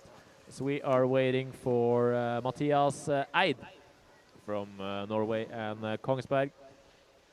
And a first run score of 10.8, and he goes the furthest I've seen on the first jump. Does a double cork 1080, little rough, but gets it to his feet. And he will have some nice points for sure, but it won't be possible to break inside of the top 8. But an improvement of the score of 10.8 points should definitely be possible. Double cork 1080 with the safety grab. And a nice little wheelie in the landing.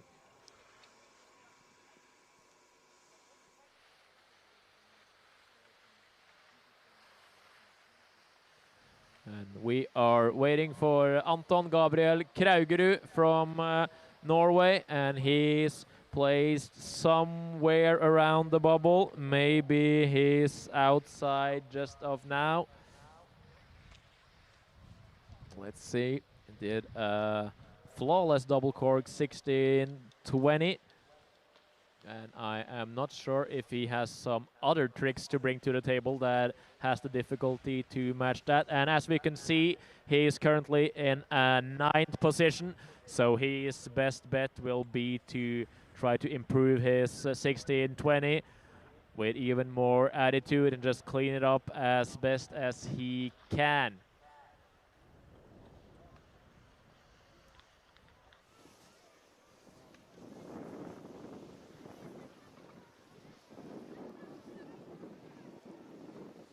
And where is he? There he is, coming in to the bottom jump here in all white suit.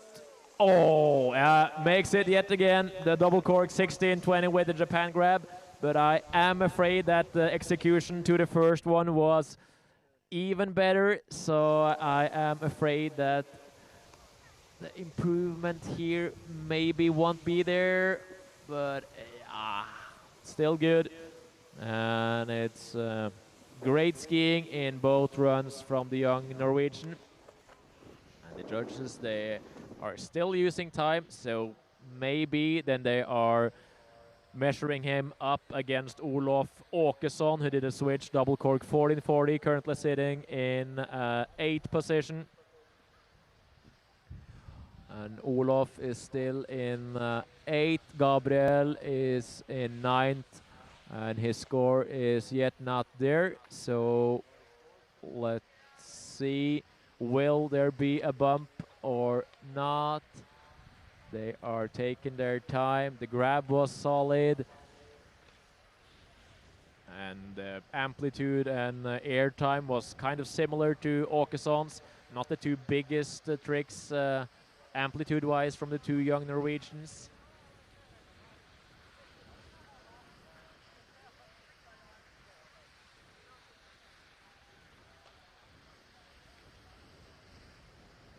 Judges taking their time now. And we are waiting for Syver Paulsson Mehus to drop. The guy who skis with a cast on his wrist. Did a double cork 1080 in his first run, but he has definitely more to bring. So let's see if he plays it safe with his wrist cast or if he goes all in this second run. Coming forward this time as well. And takes it easy, does a cork 720 with the tail grab.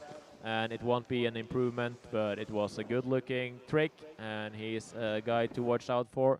Super technical, and with his textbook style, he definitely has something for the future. We are waiting for Jonar Sebastian Gillian Grimson from Iceland. He was unlucky with his axis on the first jump, ended up in some kind of no man's land axis on his 10. And now with the shade, this is going to be a long jump, I would guess. That was also a trick, cork 3 upright 7. Let's see what the judges think on that one. So he dips into a cork in the first one. Doesn't get the grab and then pencils out a 10. But a unique take to it. And more of an Instagram-friendly trick maybe. Could have gone viral on this one. And we are waiting for Martin Bental from Norway as the next rider to drop. Did a double cork 720 in his first run, and he's currently somewhere between 15th and 20th place, I would guess. And he has to do something completely different because that trick won't do it for him. He has also done the triple cork 1080 at some point. We can see, where do we have him? We have him in a 19th position as of now. So what will he bring? He has switch 14 he can bring, switch 12, and also the triple 10. So let's see what he will serve us today. He's also lucky with the tailwind. One of the guys who does not have the best takeoff, so he would be happy to have some tailwind for his trick. Coming in forward. Dips it twice, and this one is better than the first one, and it will be an improvement for sure for Bental, but it won't take him too far up the rankings. Super nice double cork 720. Looks like he gets some kind of double grab to it as well, but it will be a little climbing on the scoreboard, but I'm not sure how many guys you will pass, but you will get some more points, definitely. So right now he's sitting in a 19th position, And the climb up to the, let's see, Yale set, and then the American.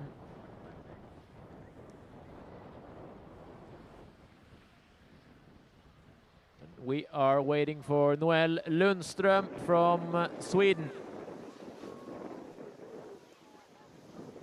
Lundström with a score of 19.3.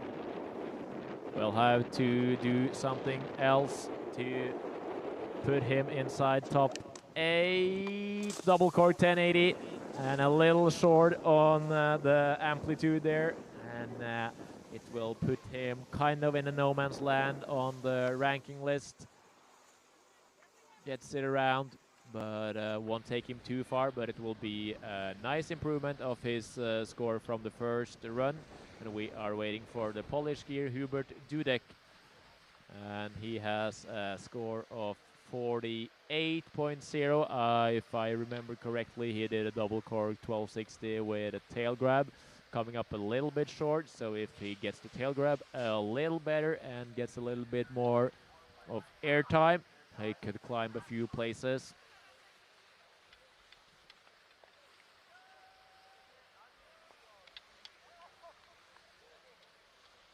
He is on course.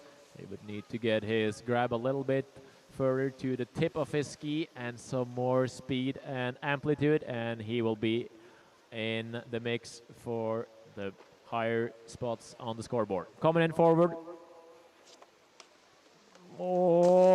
Ends up more or less in the same place with the same kind of scenario, and I would guess the first one was even a little bit better.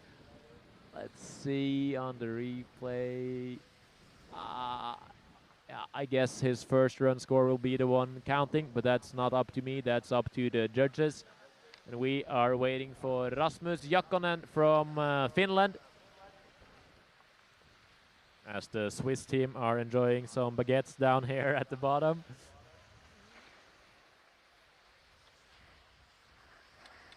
Jakkonen on course with a score of 44.3. He also would need to improve his trick. He did a double cork 1080 with a safety grab. And now his common switch, so he has some other plans this time. Switch, bio 1080 with a tail grab, and with the skirty landing there, it won't be it, unfortunately, but in the air it looked real good, and it was a proper tail grab to it, but I guess his first run will be the one counting with that landing. Dives into bio axis and kind of an infinite axis as well. Not sure if he would have landed that one if he went a few meters further.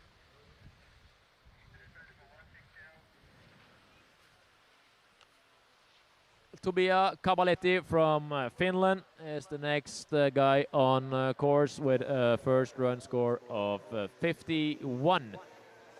He also is ranked more or less in the no man's land. With a floaty tail grab up at the setup jump and in forward. To a double cork 1080 with a tail grab.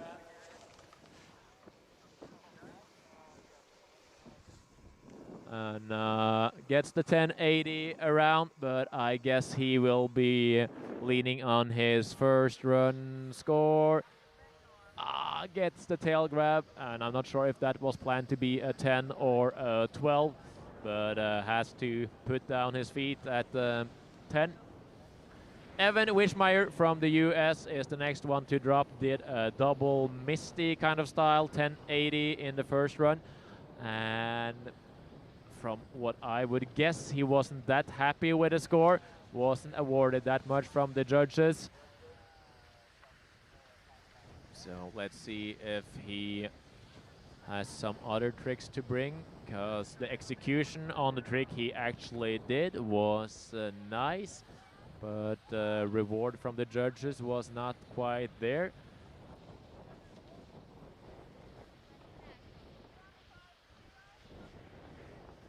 And the American is now on course.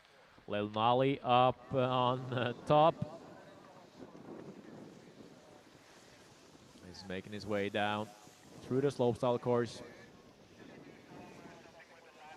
And he's coming forward this time as well.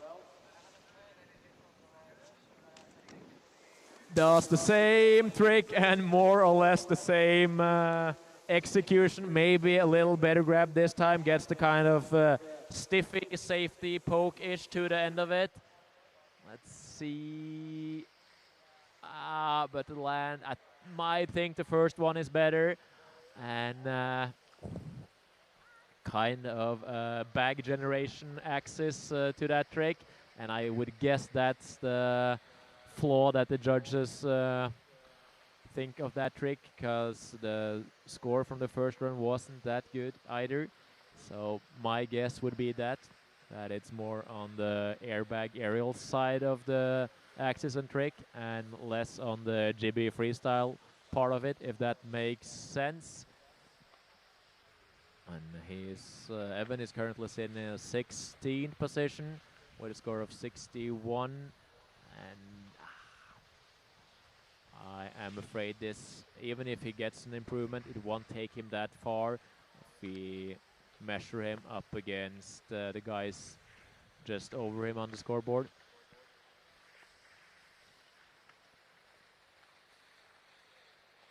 We are waiting for Alexander Swedenberg, also from the US, and he had a crash in his first run, so it's now or never, at least in the big air competition for the American.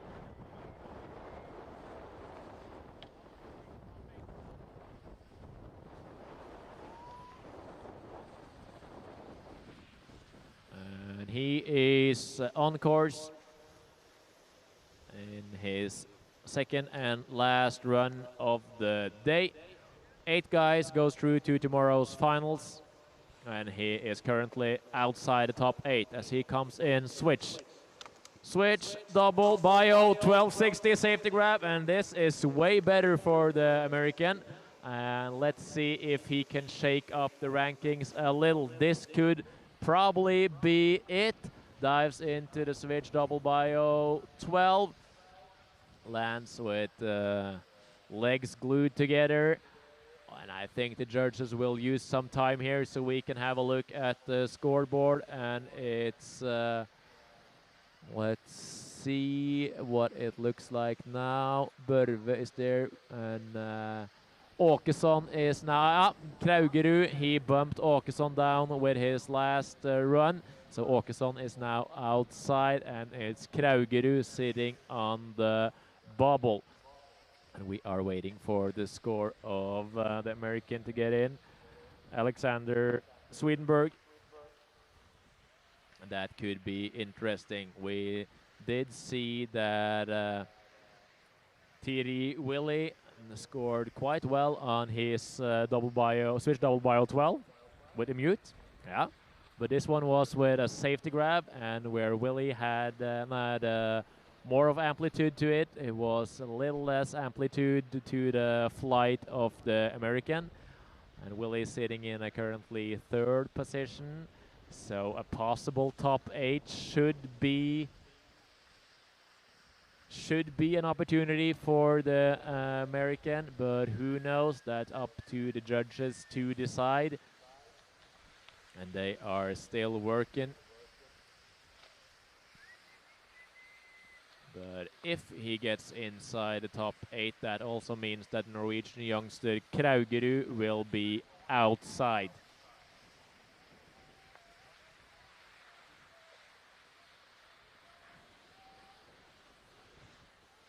And next guy to drop is Mattis Alexander Sund.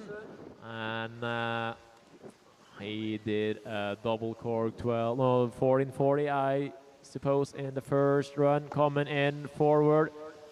It's outside the top 8. Oh, double cork 1440 once again, but I am afraid that won't be it. And if we do look at the scoreboard now, let's see, a little rowdy, but if we look at the scoreboard,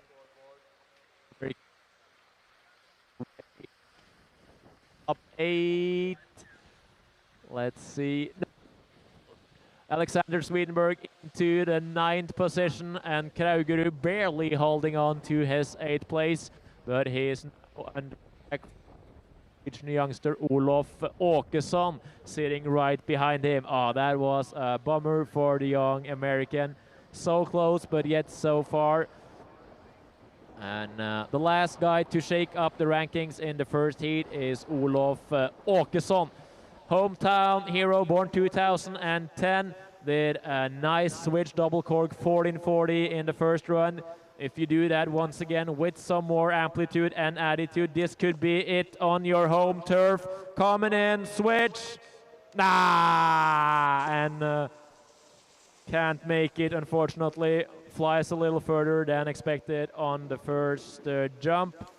And with Åkesson done with his job, we could have a look at the unofficial rankings for heat number 1, as the shape crew already are on site shaping the last jump. So Leo Landrø takes the win in heat number 1. This is also super unofficial. Even Alme Loftaas in 2nd, Adrien Vadø in 3rd, Eivind Bone Friberg in 4th, Thierry Willy in 5th, Mats Børve from Denmark and Trysil in 6th, Oliver Blomberg in 7th, and the Norwegian youngster Anton Gabriel Kraugerud hanging on to the 8th position unofficially. That means that Swedenberg and Åkesson unfortunately didn't make the cut, and the same will be for Anna and Sebastian Børve. A really close race from the 8th place all the way down to the, let's say, 11th place, no, 18th place. So 17th place maybe. So a super close race for the guy in the middle of the field. So it's a rough day to be one of those guys for sure. We will be back with the live stream for heat number 2 in some while. So now there will be a short break of shaping and then 15 minutes of practice for the guys in heat number 2.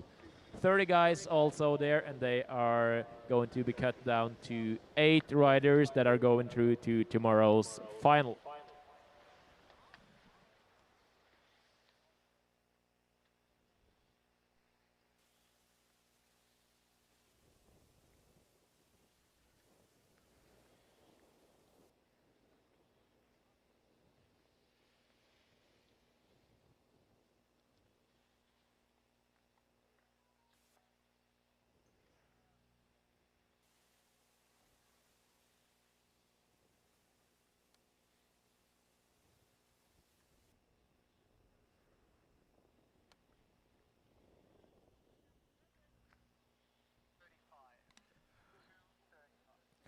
Okay, so new estimated start time for men heat 2 will be 2:35. We will be back with the live stream and the action here from Trysil. So 2:35 is the new estimated starting time for men's heat number 2.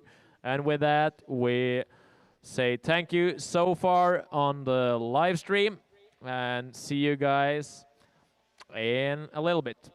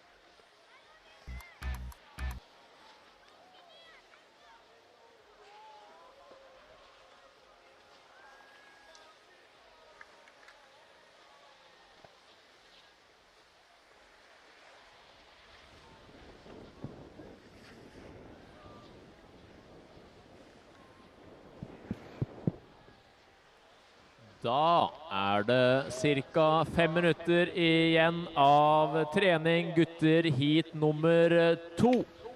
Det altså 2 herreheat her i dag. Det 30 stykker i hver av heatene, og det går 8 videre til finale fra hvert heat.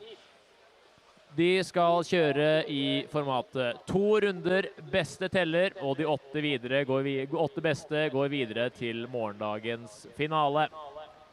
Der strykes poengene, så det eneste det handler om for gjengen her nå å slå seg inn topp 8. Her kommer Bendik Horgen Rasmussen, dobbel 16, dobbelttail. Den hadde nok vinnet om det var tellende runde akkurat der. Den jo helt vill. Even Schultz sier at nå det bare å pakke sammen.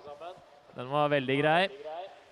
Rekruttlandslagskjører Horgen Rasmussen. Simen Grønning der, dobbeltkork 1440, tail grab. Den var fet. En Switch Bio-aktig 1080 på Hovden-kjøreren der. Kommer det enda en kar, kommer Switch. Dobbel, den helt fin den. Lader opp til noe mer. Ser at det litt medvind her nå. Det hjelper litt på.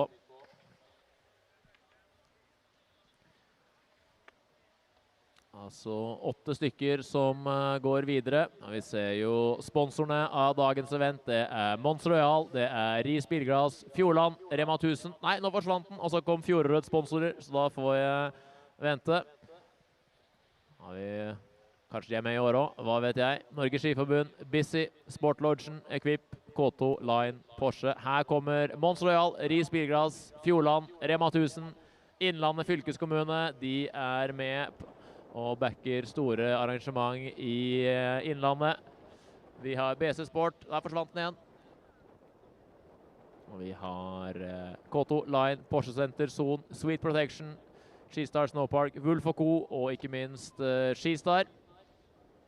Og vi har, som nevnt, BC Sport, Oakley, Coca-Cola, Elan og Radisson her i Trysil. Da får vi gi en ekstra liten honnør til Ris Bilglass for å stille med gode sofaer her. Og en bønn om ny frontrute til speaker. Kasper Arnesen rekker et siste hopp. Og skiinstruktør henger fast der oppe.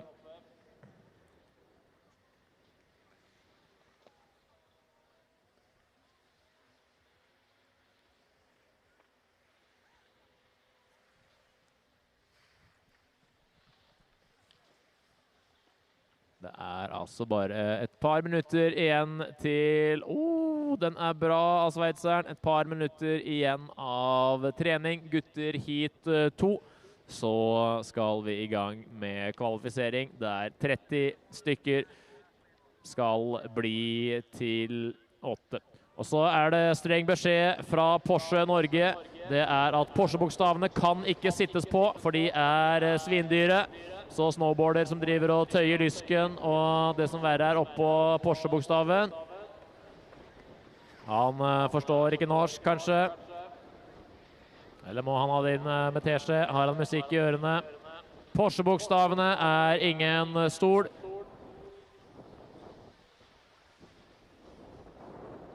Nei. Tar han grep da. Han har musikk i øra. Bruker Porsche-bokstavene som lenestol her nå.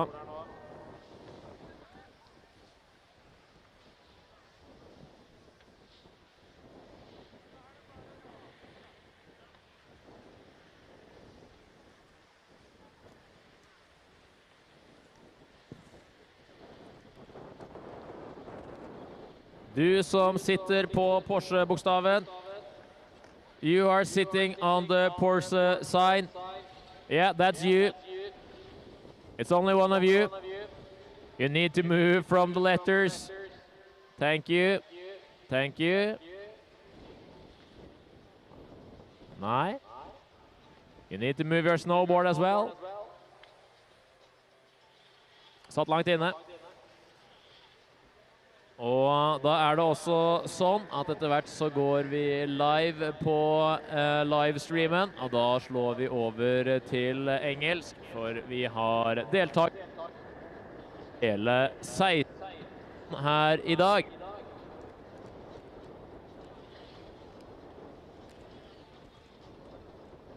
Og det er også sånn at de 10 første startene, der finner vi de 10 høyest rangerte. Så de 10 største kanonene i heat 2, de trekkes innad blant de 10 første startnumrene. Og så er det da rangering 11 til 20 som trekkes fra 11 til 20 på startnummer. Så de 10 sterkeste, de kommer først, altså de 10 sterkeste på papiret, men de trekkes vilkårlig seg imellom. Ser vi shaperne jobber med å klargjøre oppe.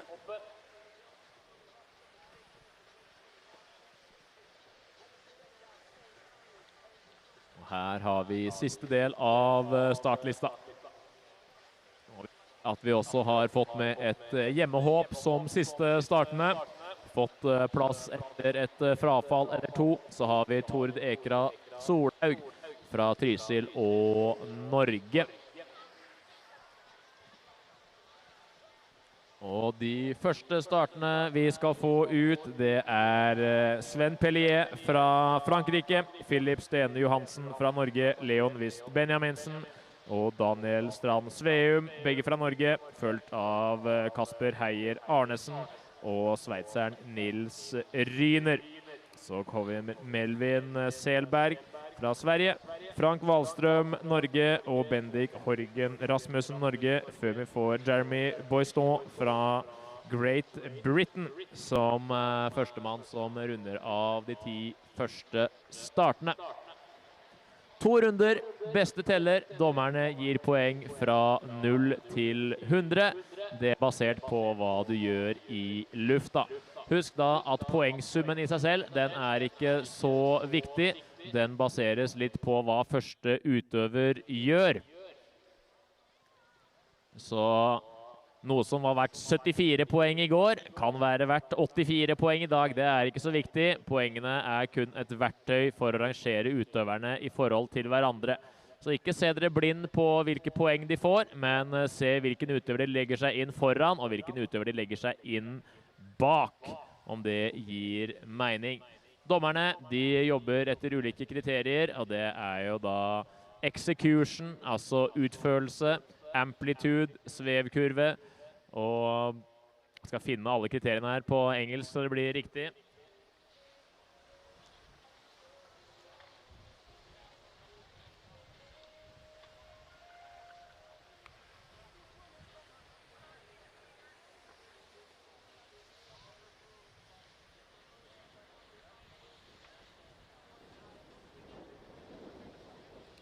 Og de kjører da etter akronymet DEAL, som blir da Difficulty, Execution, Amplitude og Landing. Så difficulty, altså vanskelighetsgrad, hvor vanskelig trikset er. Altså, det er jo ofte vanskeligere å snurre mye enn snurre lite. Vanskelig å holde en grab som er langt unna skia, enn å ta en grab som er enkel å få tak i. Og så har vi execution. Stil, det er jo subjektivt, men det er en viss enighet over hva som er pent gjennomført. Så det er hvordan det ser ut. Er det ryddig, er det pent, er det bra? Og så har vi amplitude. Det kan vi fornorske. Høyde, lengde, vev. Altså at du skal ha en kurve ute. Du skal ikke hoppe kort og lavt. Du skal heller ikke hoppe lavt og dritlangt, men du skal hoppe passelig høyt og passelig langt. Bruke dommerne. Og så er det da elementet landing. Hvorvidt du lander godt eller dårlig. Og basert på det her, så får utøverne poeng fra 0 til 100. 2 runder, beste teller. Og det er heller ikke sånn at et triks har en gitt maksverdi, eller en forhåndsgitt verdi. Så det her det er ulikt fra gang til gang og baserer seg på hva feltet gjør. Så hver konkurranse lever sitt eget liv, så at noe var verdt 74 poeng, det har ingenting å si i dag. Det må man huske på.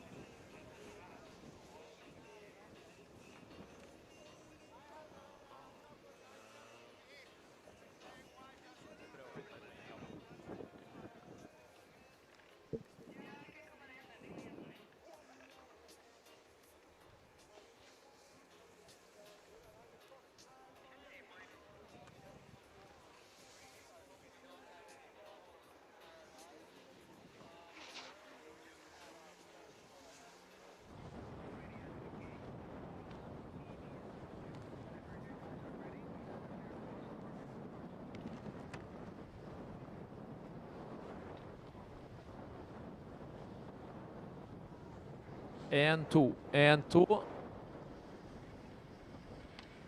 Ikke all verdens lyd her.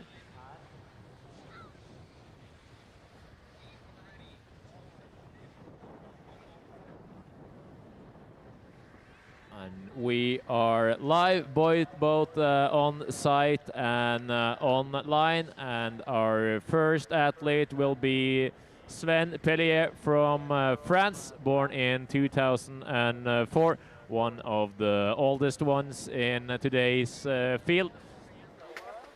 And he's coming down here. The two first jumps, they are not counting. We are only judging the last out of the three.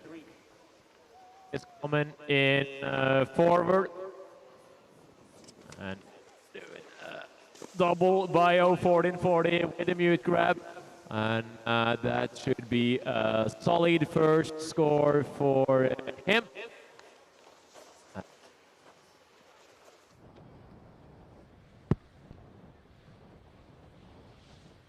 That will be the benchmark for the other guys and the score to beat. So I guess the judges will use a little time to find the right amount of points for this one compared to what they've seen during the practice.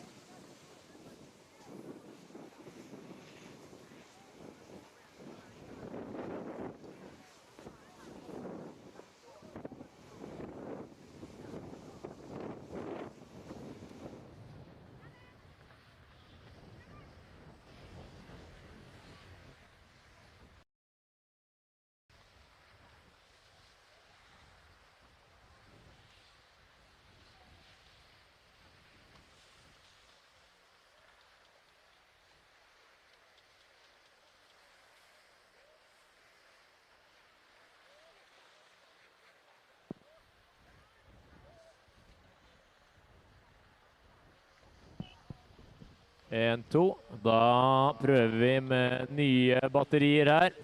New batteries in the microphone as we are waiting for Leon Wist Benjaminsen from Norway.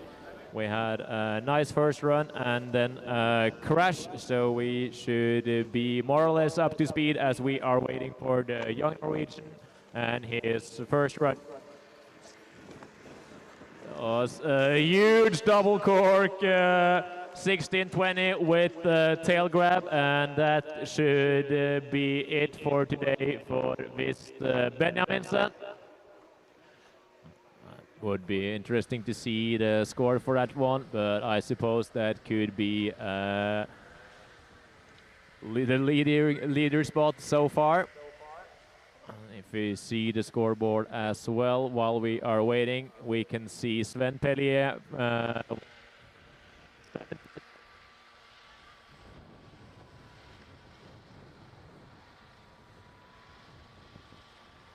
do see.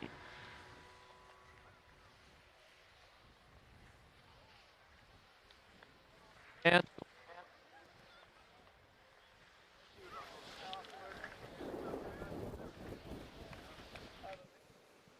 lead, maybe sound, maybe not. Maybe I have to stand up to get a better reach.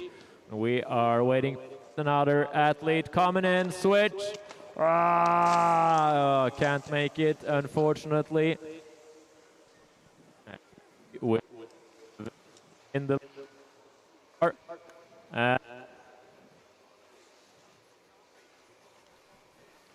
help me with the microphone and sound, because I have no reach down here. And I have tried to replace the batteries. Kasper Heier Arnesen neste mann ut. Kasper Heier Arnesen, next one to drop. Norwegian skier, born 2005, known for his switch double bios. And it looks like it's coming once again, coming in switch. Double bio 12, and he hits the ground with his butt, and it will be a major deduction. Unfortunately for the Norwegian, goes switch out of the jump, rotates 3.5 laps around himself while dipping into a bio axis twice. When you throw yourself forward, we call it a bio axis, and if you follow the jumps curve, we call it a cork. And you can also spin upright. While we are waiting for Nils Ryner from Switzerland. As well, I remember he skied Olympics for the Swiss team, so he definitely has the level to compete here today, and he is coming in with some speed, and he is coming forward. Triple 14. Woo. I need to see that one again with the mute grab. On Bio, double bio 14. Yeah, double bio 14. Kind of looks like a triple from the side, but double bio 14 with the mute grab. And it will be interesting to see how that plays him versus Leon. I would maybe guess this could be a temporary first place while we are waiting for Melvin Selberg from Sweden.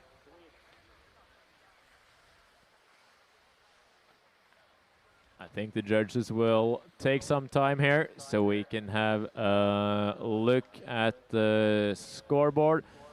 And Leon is still in the lead ahead of Sven Pellier and Kasper Heier Arnesen, who was unlucky with his landing. Philip Stene Johansen, who rode when the microphone was out of order, he crashed and ended up with a score of 19.8. And let's see, Ryner, he placed himself into third position so far.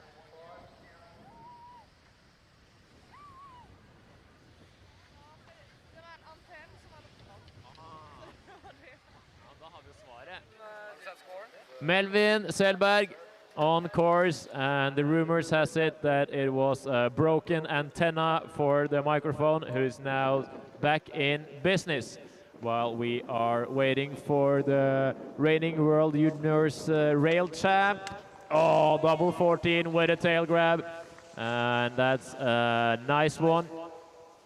So while Leon Wist Benjaminsen did the same trick with half a more of a rotation, Melvin does it with a 1440, but the same kind of grab and same kind of look to it. So it will be cool to see how the judges put those two up against each other. Maybe the tail grab was even better here, but let's see. Frank Wallström skis World Cup on a regular basis, born in 2010, and one of the youngest guys in the World Cup field when he's competing there.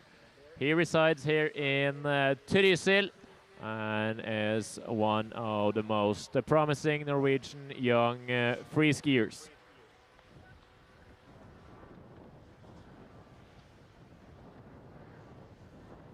He did a dub 18 with a tail grab a few days ago here in Trysil.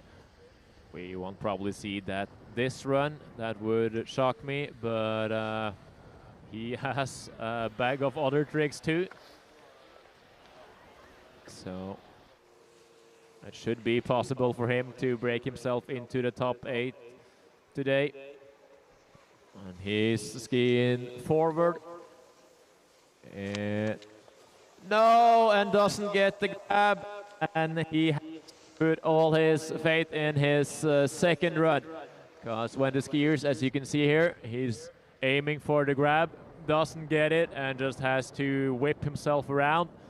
Then the execution point of this free skiing aspect more or less eliminates itself, and even though the landing is good and it's a technical difficult trick, the execution won't be there, and he is out for this run. But the format is 2 runs, best one count, so it's still absolutely possible for the hometown hero. Here we can see it once again.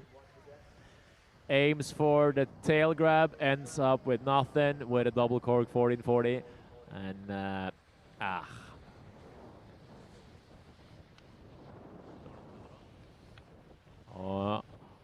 it was probably also a nose putter. It's hard to tell from our angle, but the judges also have their own monitor showing the takeoff of the jump, so they can tell if the athlete pre-spins with a butter or not. That will be technical, more technical difficult than doing it the regular way. While we are waiting for Bendik Horgen Rasmussen, next guy out, did a double cork 16 with a double tail grab in practice just half an hour ago, and he's coming in with some speed. He skips the last jump up there. Ah, so close. That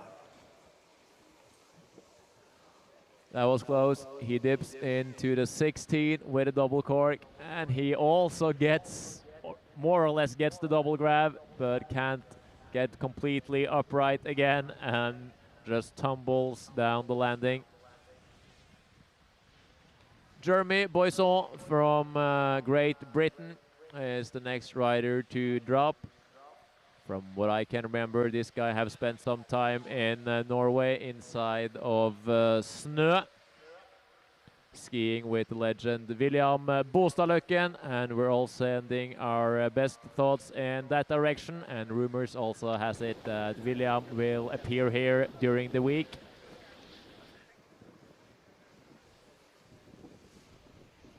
Jeremy is coming down here, gathering speed over that knuckle into the jump in forward.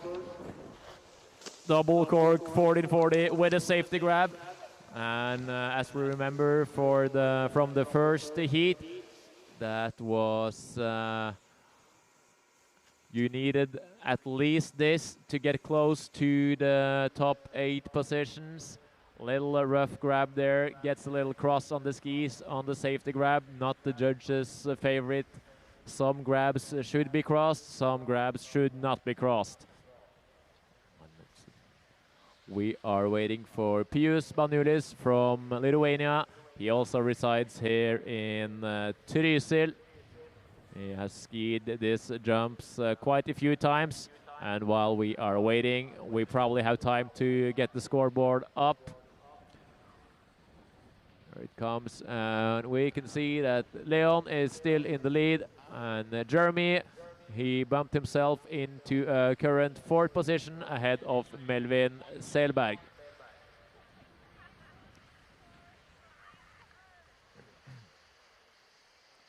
Pius Banulis from Lithuania is more or less ready. Loads up his cork up there. Looks like he's planning to head forward out of the jump. It's a long way down there.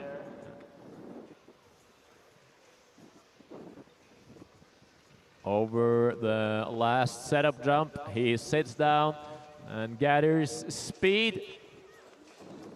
Oh, that's a good one from the Lithuanian rider. Double cork 1440 with the tail grab. And from what I can remember, he has struggled a little with the tail grabs prior to this. But it's hard to be too strict on this one. I think this one was one of the better ones I've seen from this guy. So maybe he could put himself somewhere around the 3rd, 4th position currently.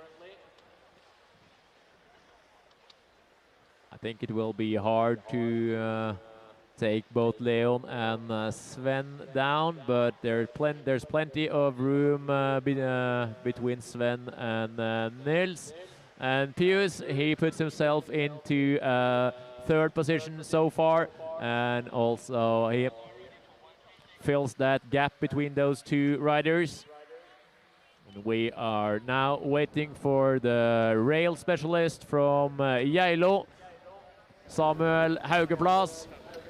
He has his strengths both in rail and slow style. He hasn't had the best big air results yet, but he has his signature switch bio axis. Let's see what he brings. Nah, no speed for the Norwegian. That ended up being a throwaway run for him. Unfortunately, he wanted to do that in a 1260, but ended up with no speed, no grab, and just a 900 and cased landing. Not your dream scenario. While we are waiting for Frans Nederberg from Sweden.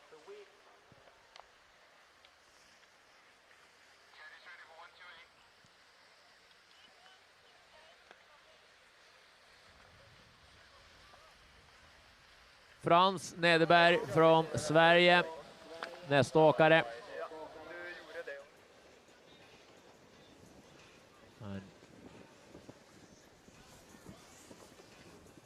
Looks like he is planning to go forward out of the jump, and he has some speed. Oh, double cork 1440 with a tail grab. And to be a little strict, he gets the grab for a little too short time there to beat the guys up on top of the list so far, I am afraid.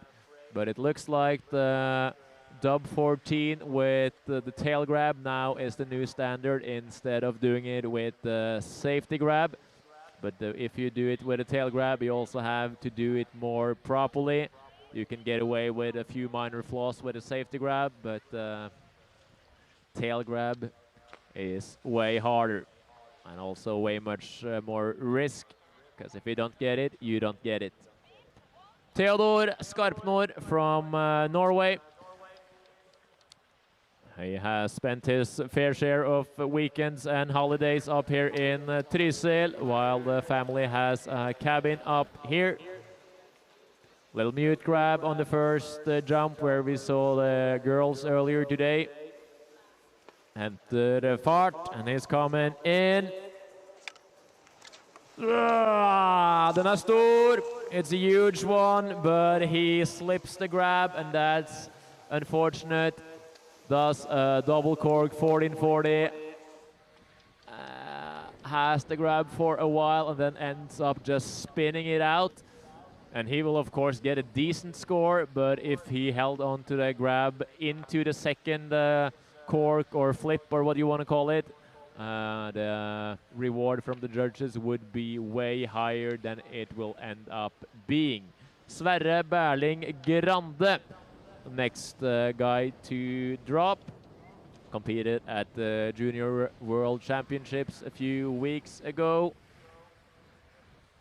He also has the double cork 1440, and I guess he has 1620 in his bag as well.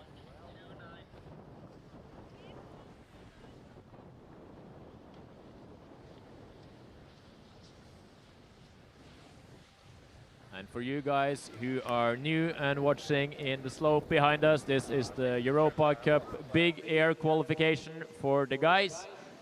30 guys in this heat. We are cutting them down to 8 who will advance into tomorrow's final. Sverre Berling Grande coming in forward. Oh, tumbles in the landing. That was unfortunate for the Norwegian, and it's a long walk up to the top again as well. It's hard to tell what was the plan, but he shoots up, and it's soft and nice at the bottom of the landing, which also makes it way harder to land. And on a regular basis, we would say that to land the switch backwards isn't any harder than landing forwards, as well as taking off or from the jump backwards. Isn't any harder than landing forwards, but in today's landings conditions, you probably could argue that landing switch is a little bit harder than landing forward while it's so bumpy.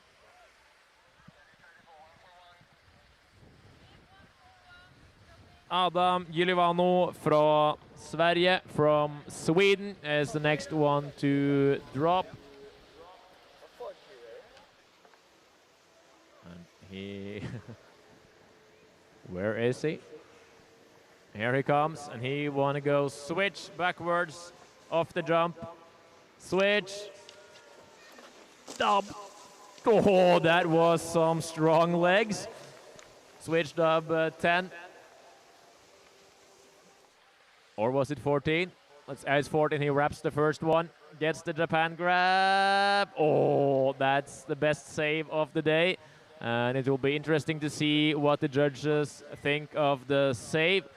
So technical difficulty on the trick was high, and we also saw that Olof Åkesson was rewarded good for that in the first heat.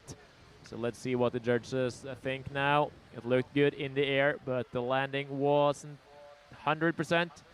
While we are waiting for Maxim Legnavsky from Slovakia.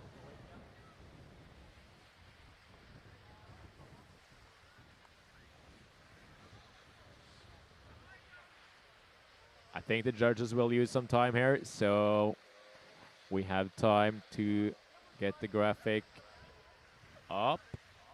Yep. And West Benjaminsen is still in the lead ahead of Pellier, Banjulis, Ryner, and Boisson, Selberg. And then Skarpnor in the 7th position. Frank Wallström is now sitting in the 8th position, but he didn't get the grab, so it's a huge gap from Skarpnor, who was fairly awarded for his 1440 with a little early grab ending there.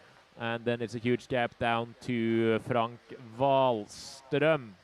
And then we will see what the judges think of the jump we just saw, the switch double cork 1440 with Japan grab and a little shaky landing, but some really strong legs.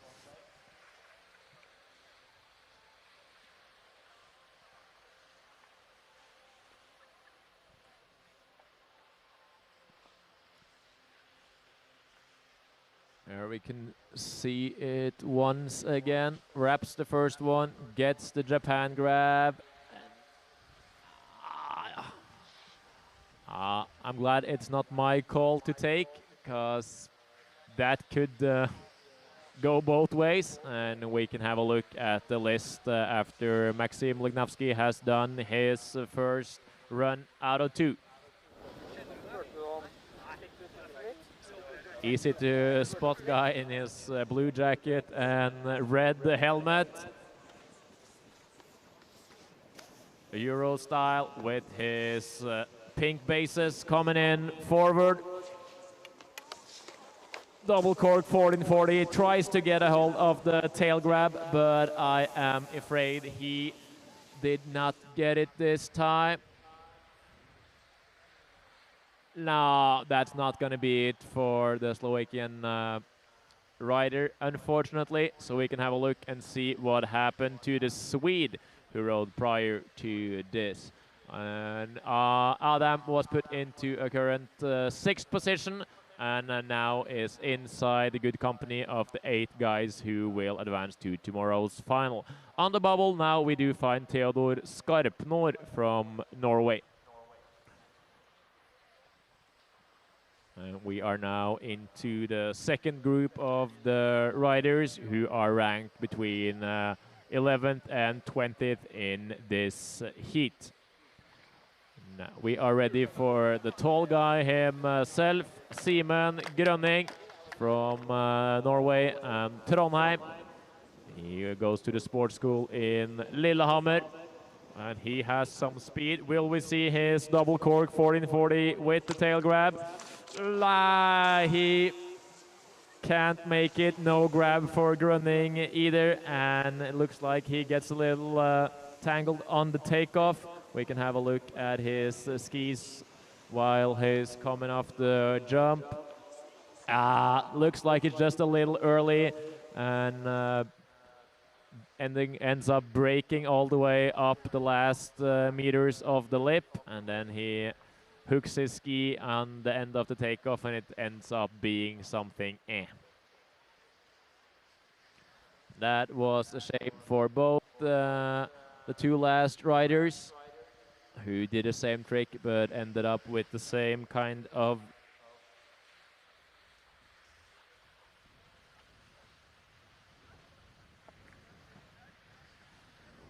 and we are now waiting for the Swiss skier Lasso Philippos Sarakopoulos from Switzerland, as I said, born 2008.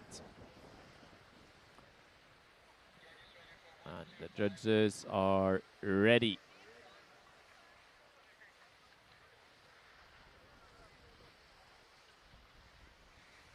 And he is on course right now.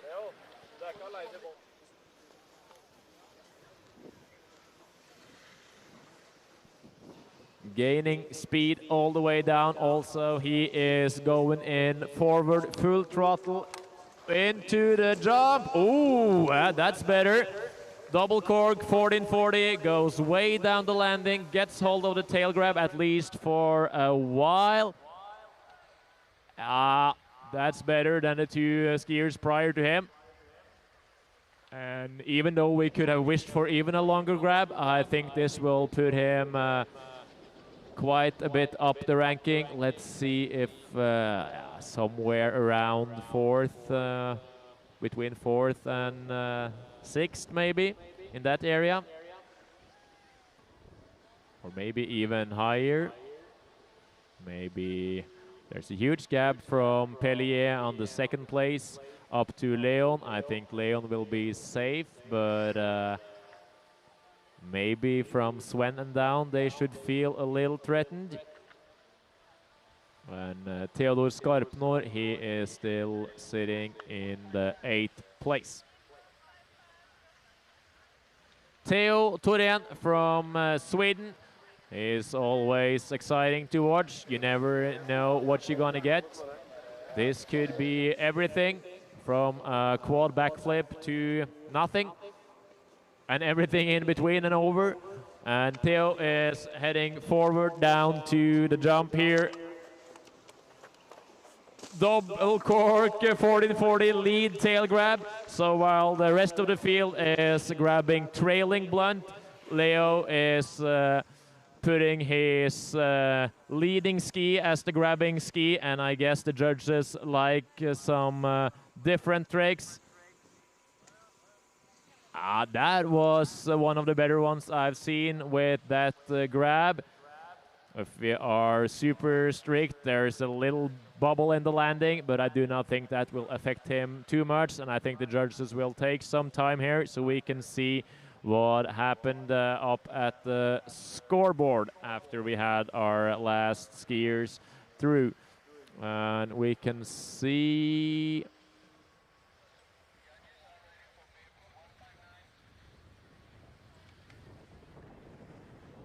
Emil Aalto from Finland is the next guy to drop.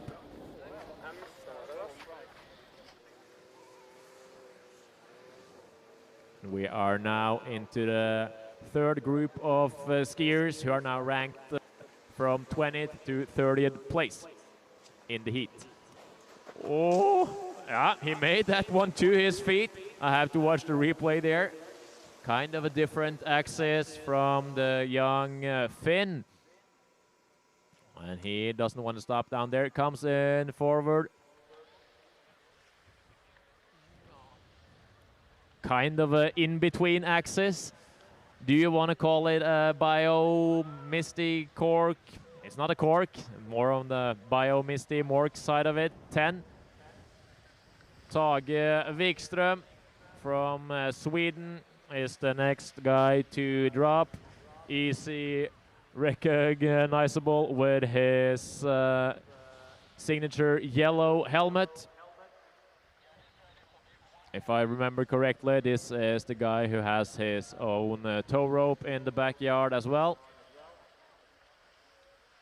He did some double bios in the practice, so I guess we will see some of that once again. Just cruising up there, doing a 360 on the first one, flying far out the knuckle, coming in forward.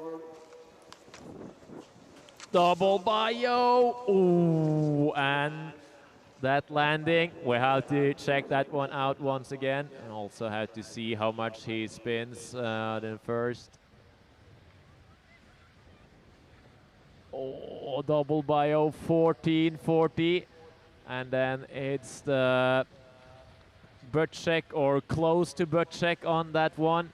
That will be interesting to see, but I do think the judges will deduct some points both here and there in that trick. We probably have time to check the scoreboard once again while we are waiting for Sigge Spelander from Sweden.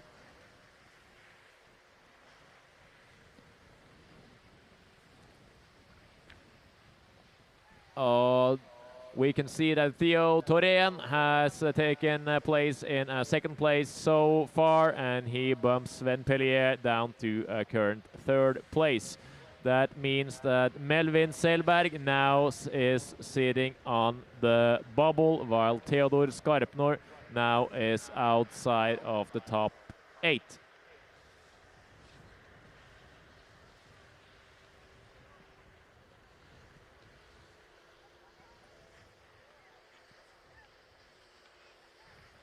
Sigge Sjölander from Sweden will be the next guy to drop, but the judges, they are using some time now, and Tage did a trick. I do not think anyone has done this trick earlier today, but then it was the execution part of it who wasn't 100%. But the technical difficulty was definitely there with his double bio 1440. And we are waiting for Spelander. He has some speed coming in forward. Double core 1260 with the mute grab. Classic old school style. That was a nice one. And the execution is also really good, but the technical difficulty is maybe not up there with the top 3-4 guys, but for sure a good looking trick. And the next guy on top is Max Salinen from Finland, and a wild guess from my side would be that this is the brother of the Olympic pipe skier Jon Salinen. And someone will have to correct me if I'm wrong, but I will be shocked if they're not related at all. And it's also nice to see the older Salinen back in the bib. He got the World Cup win just a few weeks ago after a long injury break with a neck or a back injury.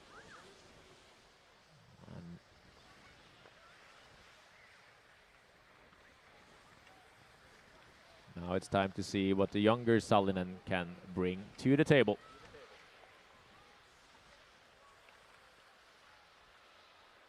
Here we do have the Swede again with textbook old school double core 1260 with the mute grab. Looking like it's Sweet Rumble 2010 down at Knighton.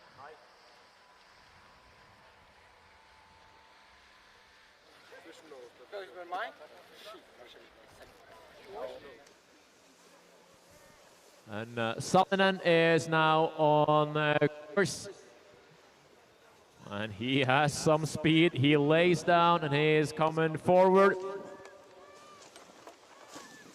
In 40 with the safety grab. And that probably will put him somewhere in the middle of the bunch. And he had 1 second to stop down there before he left. Let's see. He gets the grab and he gets around and it looks good. It could take him somewhere around the top 8 just off. It also looks like the conditions and level of skiing is maybe a notch lower than in the first heat. There were more landed tricks in the first run from the first heat earlier today than it is now. So maybe it's time in the second run to play your cards a little strategic, because as of now, there should be great possibilities for the guys ranked in the middle of the field to get a spot in the final. Silas van Bogenholt Mogens represents Denmark and lives in Norway. Goes to the sports school in Lillehammer. He is a big air strong rider. Stronger results in big air than in slopestyle. Coming in forward. Oh, double bio 1080. That's a new one.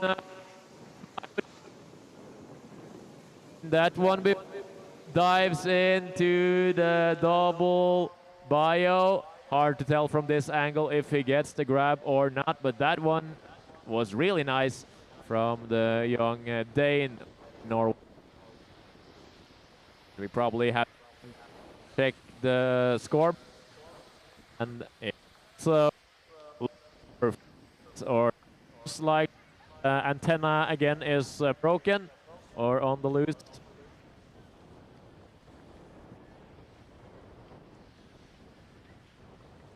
Here we have Silas. Dives into the double bio.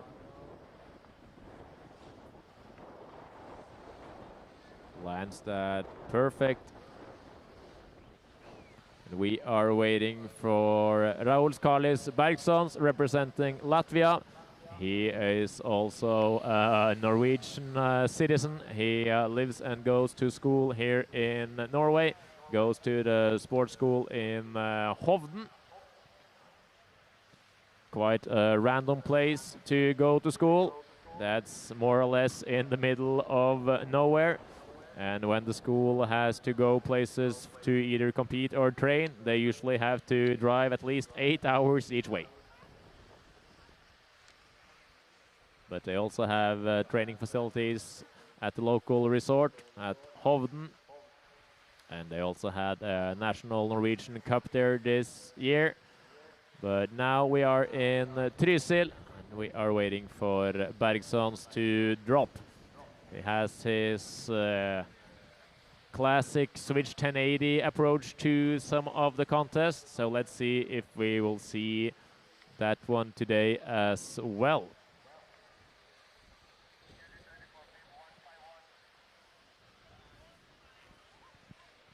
Raul Skarlis Bergsons on course. And he's on his way down. That's one jump, and then it's one more, but these two do not count. Now it's coming, switch, looking over his right shoulder. Switch, bio, 1080, safety grab. Nice execution. Looks good, but technical difficulty compared to the guys inside the top 8 maybe won't be it, but if he just grabs that one for a little longer and kind of gets the semi-dip into the last part of it, maybe, while we are waiting for yet another Swede.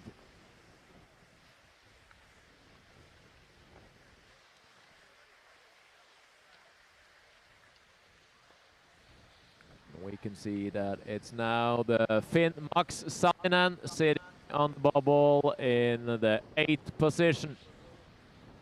And we have Leon Wist Benjaminsen in the lead ahead of Theo Thorén from Sweden. Sven Pellier from France follows in 3rd place. See that it's quite high. Let's maybe say that Melvin Seilberg is he is in the 10th position, and he is quite close to the guys over, and then it's a little gap from there and the rest of the bunch. Ludvig Söderman from Sverige. Next rider to drop, and he is on course born 2005. That almost makes him a veteran in this field. Cruises down, and he is planning on going forward off the jump. And a nice cork 720 with the tail grab. And some nice turns, Sammy Carlson style, down at the bottom. But it won't be it to beat the guys inside the top 8. But execution was flawless. And the turns down there was the best of the day. So that could be another contest in the contest. Who has the best outrun of the day? So far you're in the lead ahead of Mats Børve, who did a nice ollie 360 down on one of the bumps there. And we still have 2 more riders to go in this heat. We are waiting for Linus Ekström from Sweden.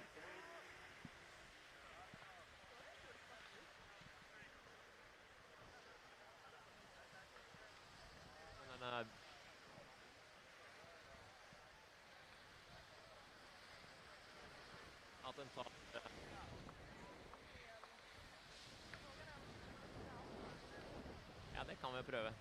Ta etter han her, da.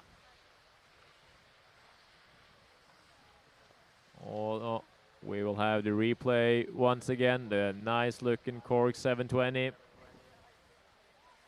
And nice turns. Not sure what the judges are. Maybe they had the sunscreen scenario once again. And Linus Ekström is now on course. Second to last rider to drop his first run. He is coming forward. Yep, that's still the plan, it looks like. And, ooh, really nice dub 12 with the tail grab. And that could maybe be one of the more strategic moves we have seen so far. We've seen a lot of the riders struggling with the more technical tricks. And then he's doing the classic double cork, doing it with the tail grab. So that's a harder grab and a more classic trick. That could maybe be the move who puts you into the final tomorrow. And we are waiting for the last rider to drop in this first run out of 2 in Heat 2. And we do now have Tord Ekra Solhaug from Norway and Trysil. He is riding home turf, as so many of his buddies today who skis here all the time, all week, night skiing and during the weekend. Had some nice results in the Norwegian Cup the last year. And the judges, they are now working on the double cork 1260 from the rider who just got down here. That was Linus Ekström. And here we do see Ekström once again. Gets the pop, great amplitude, tweaks the tail grab all the way around. And lands in a little hole there, but rides away smoothly. And it will be interesting to see where that have put him when we take a look at the scoreboard after Tord Ekra Solhaug's run. And he has some speed coming forward.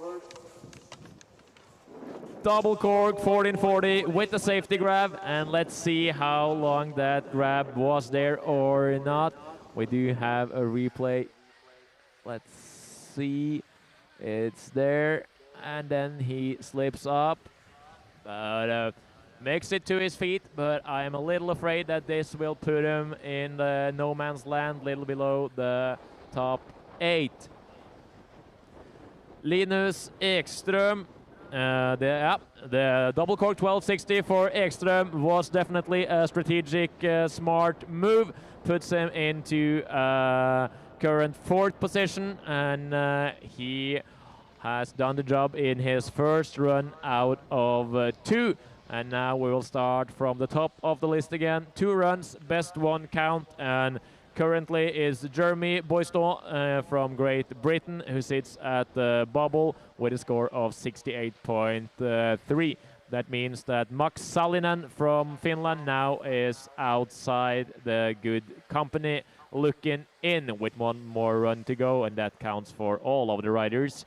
And also it looks like Leon Wist Benjaminsen and Theo Torén, they should be quite safe. And there we have Tord Ekra Solhaug puts himself into current 7th position, and that means that Sigge Sjölander from Sweden is now on the bubble.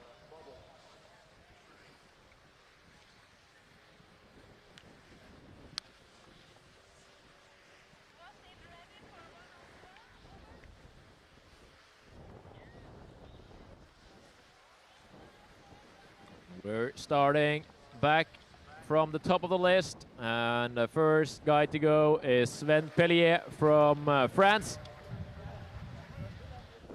And he has a great score from his first run. Shouldn't feel too threatened, but it's always nice to improve.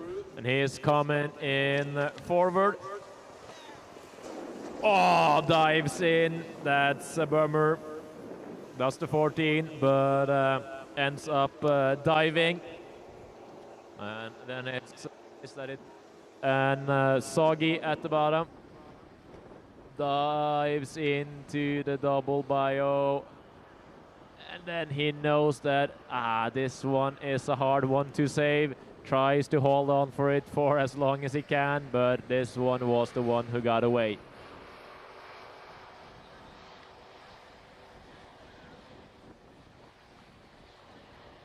And pressure is also on for Philip Stene Johansen. He went down on his first run.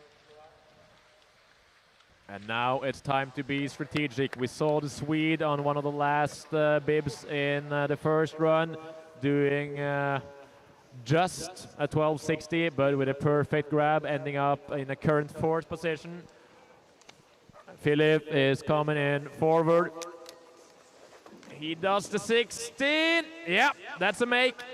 Double cork, 16-20 with the safety grab, and we'll have to watch the replay for Philip's trick, but that was something else than the first run. Has the grab. This one is really, really good. Little shaky on the bumpy landing there, but deduction from the landing bumps shouldn't be that extreme. So I would guess we have Philip inside of the top 8 after this run.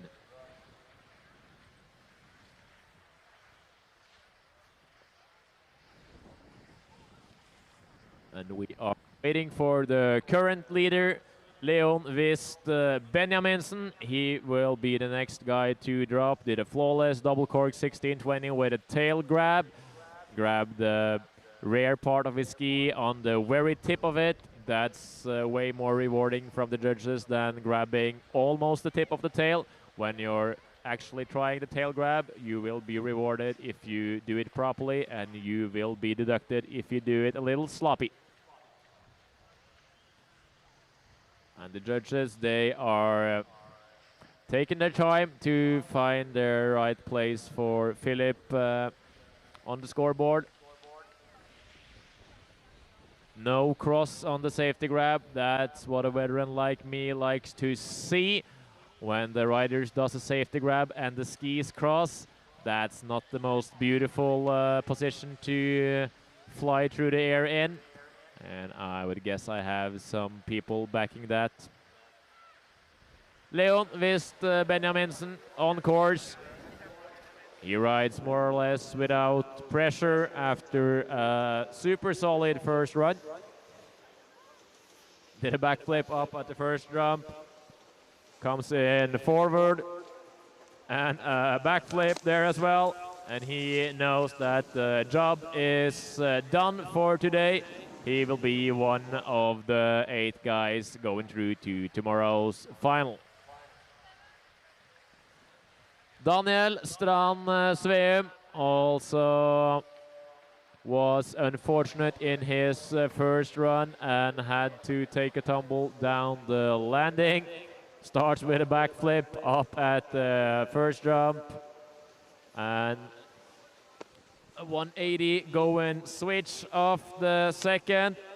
Switch double cork 1440 and he makes it to his feet, and we saw the Swede in run number 1 did the exactly same just did, and it will be interesting to see. It's the complete same scenario. Switch double cork 1440 with the Japan grab, and his landing was maybe better than the Swede's landing, but then again the Swede's ride through the air maybe was a little better. Which one of the Swedes was it who did it? Do you remember, Eivind? Hvem som gjorde switch nummer 14? Eivind doesn't remember. Doesn't play me good there. But Daniel comes out with his switch double cork 1440. Oh, I think the judges will spend some time here. We can put the scoreboard up and see if I do remember which one of the Swedes who did something. Linus Ekström was the one who did. No, he was the one with dub 12 blunt. Sigge was maybe the Swede with the switch double cork 1440, and he's now sitting in a 9th position. Is that what we will measure Sveum up against? I am maybe afraid it is. And Tord Ekra Solhaug is now sitting in the 8th position.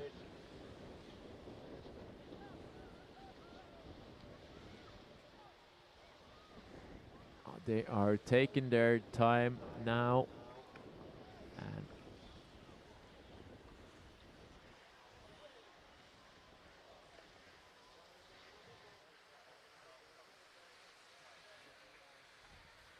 we are waiting for Kasper Heier Arnesen.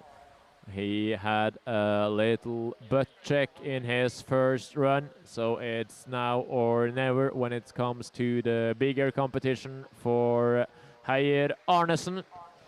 Only has a score of 36 points from his first run.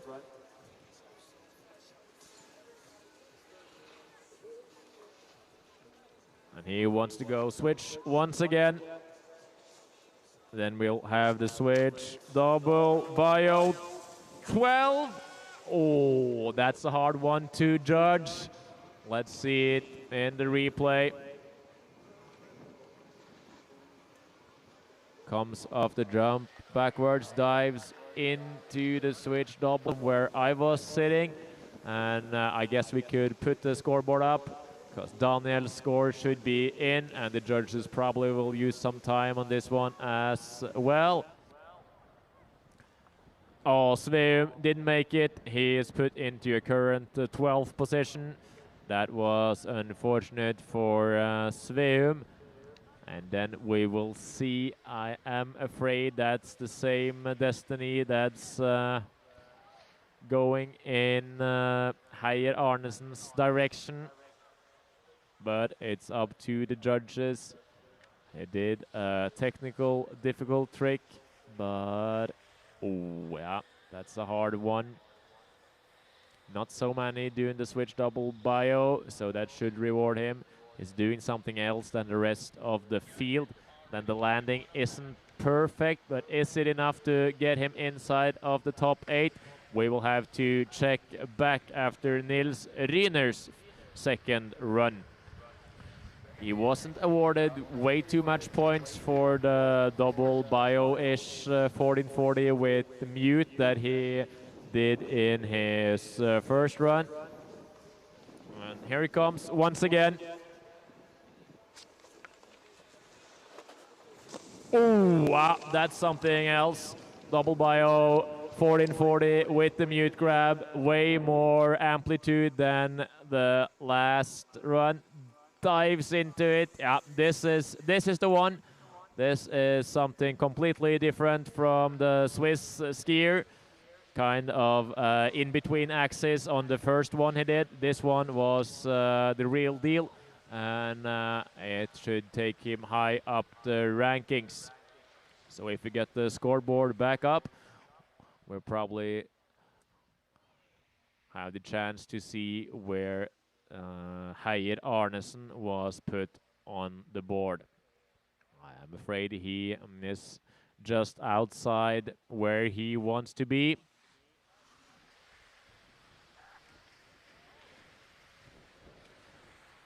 Arnesen, oh, Arnesen is just where he wants to be in a 7th position, but that is before Nils Ryner's score has come in. So super unofficial, I will say that Ryner passes quite a few guys on the board, and that puts Kasper Heier Arnesen in a current 8th position.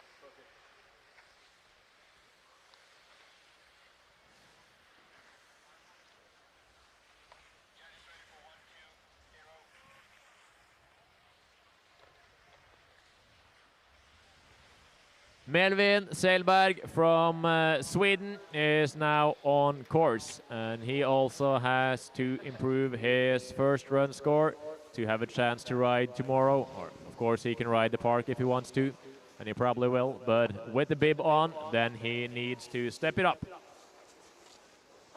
Yeah, that's something else from Selberg, doing the double cork 1440 with the tail grab, and he looks absolutely happy down there by the sponsor board. The bird never left, but he left. Did some hand gestures there. Let's see, gets hold of the grab. Yeah, that's a nice one. Stretches out a little bit. But Birkerud hasn't been deducted that much in the World Cup for those stretched out landings, so it should be possible today as well. And that means that Arnesen now is under attack. Let's see if we can have Ryner's score on the board while we are waiting for the hometown hero Frank Wahlström, who also rides with a bit of pressure after his first run where he didn't get the grab where he wanted to. And as we can see, Nils Ryner climbed a few spots and is currently sitting in a 4th position. That means that Arnesen, as I said, now is sitting in the 8th position and now will dodge bullets both left and right.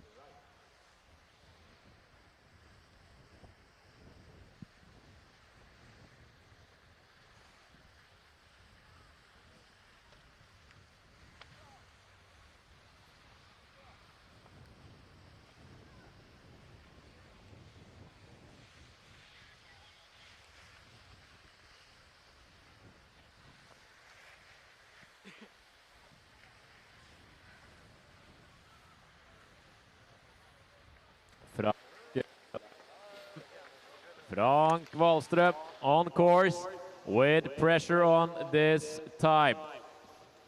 One miss in the first one. No more room for mistakes for the young Norwegian.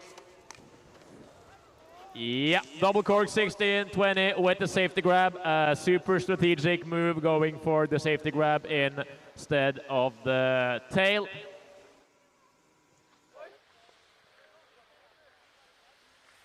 Place it for him to be safe there, Frank Wahlström. A nice little revert down there. And I am afraid that that will push Arnesen out of the top 8. Arnesen is already out because Melvin Selberg is into 3rd position. Bendik Horgen Rasmussen, the guy who more or less won the practice with the craziest trick during the practice of heat number 2. But unfortunate for him, the practice laps do not count. And it's pressure on. Will he go for the same double grab variation, or will he play it more strategic here now? Horgen Rasmussen. Oh, double cork, 16-20. But I am afraid that was a grab without a grab. Oh, let's see once again. Nah, that won't be it for Horgen Rasmussen, unfortunately. Crazy save, but not what he was in the market for, and he will have to put his focus into the slopestyle in a few days. Horgen Rasmussen was fortunate enough to do his first World Cups a few weeks ago, so we'll congrats him on that. Let's see, we have do have Linus Ekström now in the 8th position. That means that both Pius and Kasper now is outside. Pius with a chance of improving, with Kasper already done with his second run, will remain outside the top 8 when we do the counting at the end.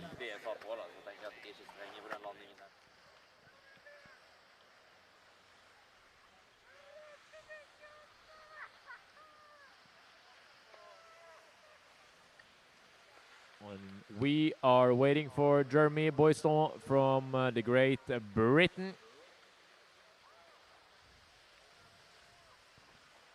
And for a while he was inside the top 8, but now he is on the outside looking in.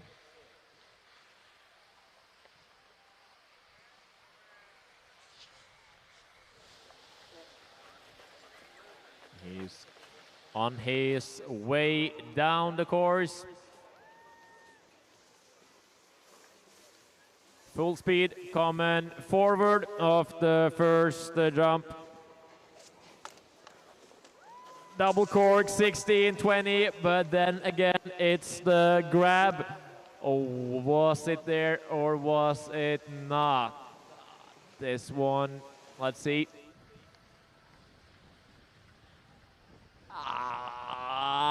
It is a grab, but it's not the grab you're looking for. But it is there for sure, but not his proudest moment grab-wise, I would guess. But let's see where it puts him on the scoreboard. It was a 16-20, it was a double cork, and it was a grab there. Linus Ekström from Sweden, currently sitting in the 8th position. And with the guide to drop is the guy just under him on the scoreboard, Pius Baniudis from Lithuania. And he is ready to try take on the task, pushing himself back into the top 8.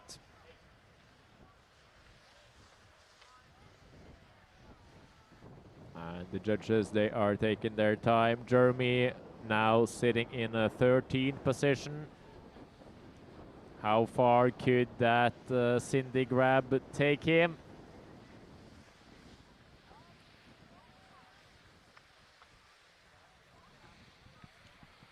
There it comes again. It's kind of hard to tell if he goes for a tail grab or a safety grab, ends up in in-between variation. That's not the judge's favorite. But except from that, the trick was well executed and the landing was flawless. Pius on course. He also lives here in Trysil and has taken his fair share of runs through this park during the winter.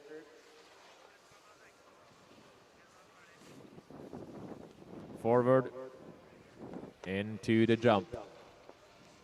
Did a 14.40 the first run. Tackle, Alex Hackle. And then we can have a look at the scoreboard while he is cleaning up the landing. Looks like it's some equipment both here and there for the young Lithuanian.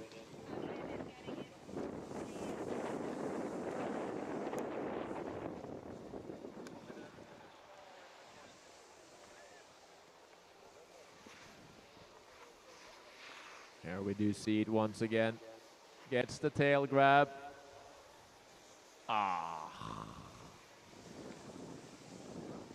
That's a rough day at work. And the landing looks kind of rough too. And as we saw with the Swedish rider Linus, who was one of the more strategic ones in run number 1, let's see if we can have the same kind of strategy from Samuel Haugeplass, the rail specialist, now in Europa Cup Big Air qualification. He had no speed in his first run. Now he looks way speedier on his second, and he goes full throttle, switch into the bottom jump. It's a nice looking switch by 09, but I guess he was going for the 12. So technical difficulty, that's not up there with wildest ones, but execution and grab is, as always, on point from Haugeplass. But the guys inside the top 8 shouldn't feel that threatened while we are waiting for Frans Nederberg from Sweden.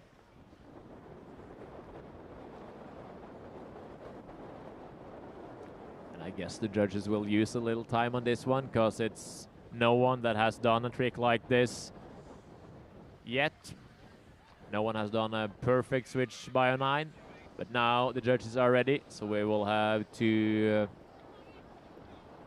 be ready for another athlete to drop while we are ready for Frans Nederberg from Sweden. Just a score of 40 points from his first run, so it's now or never for the Swedish rider coming into the jump. Double cork 1440, and again the tail grab variation, but he slips it a little early, and I am afraid that that will put in the more or less no man's land, a little behind the top 8, somewhere between, I don't know, 15 and 20. If that's defined as the no man's land, with landed tricks but some minor flaws to it that make them not all the way up there. Next rider we are waiting for is, let's see, Mikkel Bjørnstad from Norway.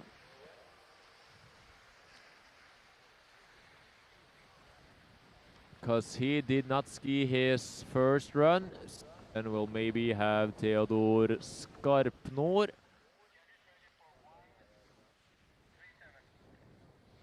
Yeah, no for Stad. That means that we have Theodor Skarpnor. And he did double cork 1440 with the mute grab in his first run, but had to let go of the grab just a little too early. But the same trick, just holding on for the grab, could be it. That's something else. That's something else. Slips it a little bit early, but holds on way longer than the first one. But the judges would be even happier if he stuck to it all the way. He slips it while he dips into the second cork rotation. This is going to be interesting to see where they are putting him. I think the judges will use some time so we can put the scoreboard back up.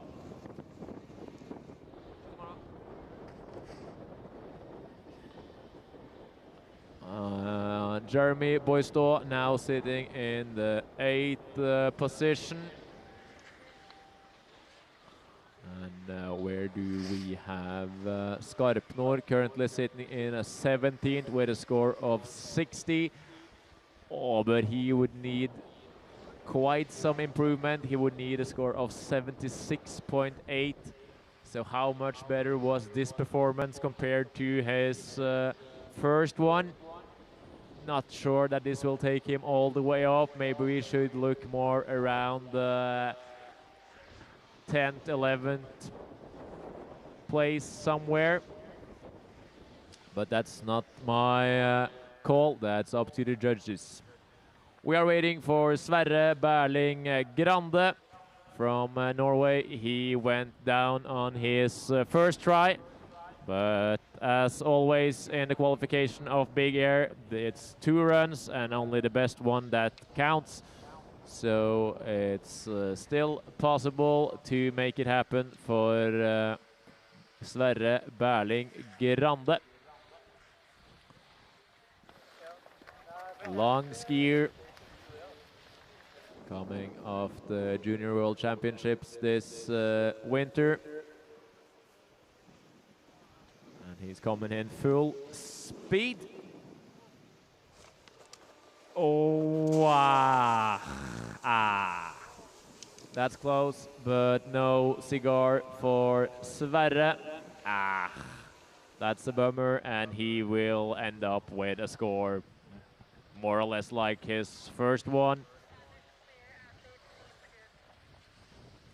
And the judges should be quite quick to give him a score. Now it's an exciting rider to watch. We do have Adam Liviano from Sweden. And he is one of the guys that is close to the bunch inside the top 8. So with an improvement, he can be at least close to the cut. He's coming, switch. He tackled, same kind of scenario, just a little more rough outcome than the first one. Ends up in a more or less sitting position and gets tackled instead of the save of his first run. In the morning.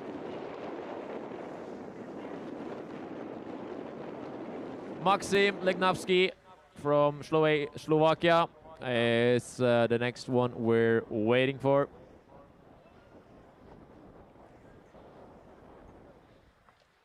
Petra Velova of freeski.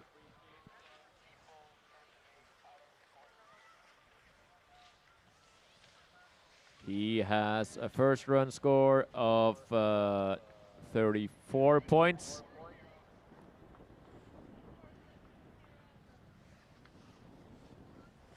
That has placed him little in the no man's land and even a little further down than the no man's land. And he is ready for his second try, coming in forward. That's better, that's better. He puts himself back on the scoreboard and shows that he has something to bring us. Goes for the 1440, gets the grab for at least a little while, but it is not possible to take him too far up the rankings. I am afraid if we do put the scoreboard back up. Let's see where we've ended up putting Theodor Skarpnor, who did more or less kind of the same thing, but with a little better grab. That took him up to 12th position. And I am afraid that Adam, now that Maxim won't be climbing that far, maybe somewhere around the 15th place at best, somewhere between 15th and 20th maybe. It's a huge gap there, but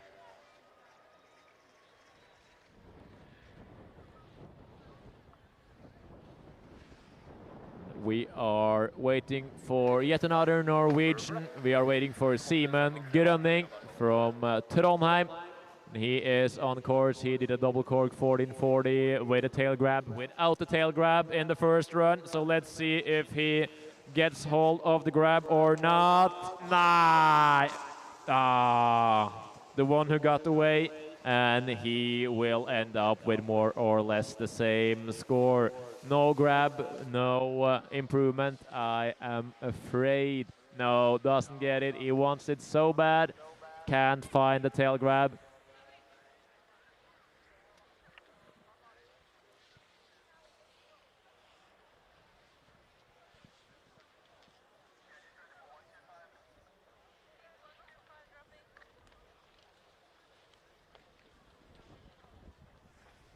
And we have another skier on course.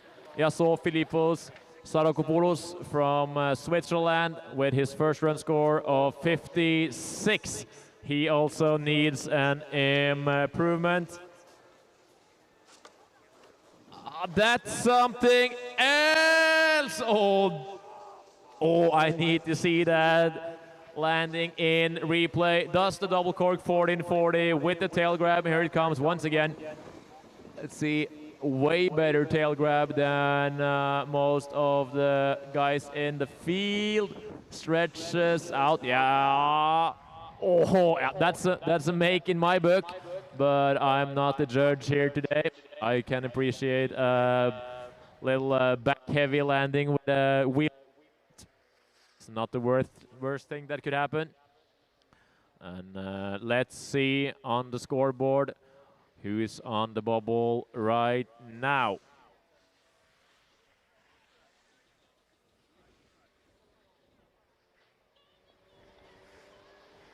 Here you see it shortly. Yeah. So it's still Jeremy Boisson in the 8th position. Nils Rune feeling safer and safer every minute. That's some, you're getting some screen time while you're waiting. I think this should be it. There are not that many bullets to dodge now.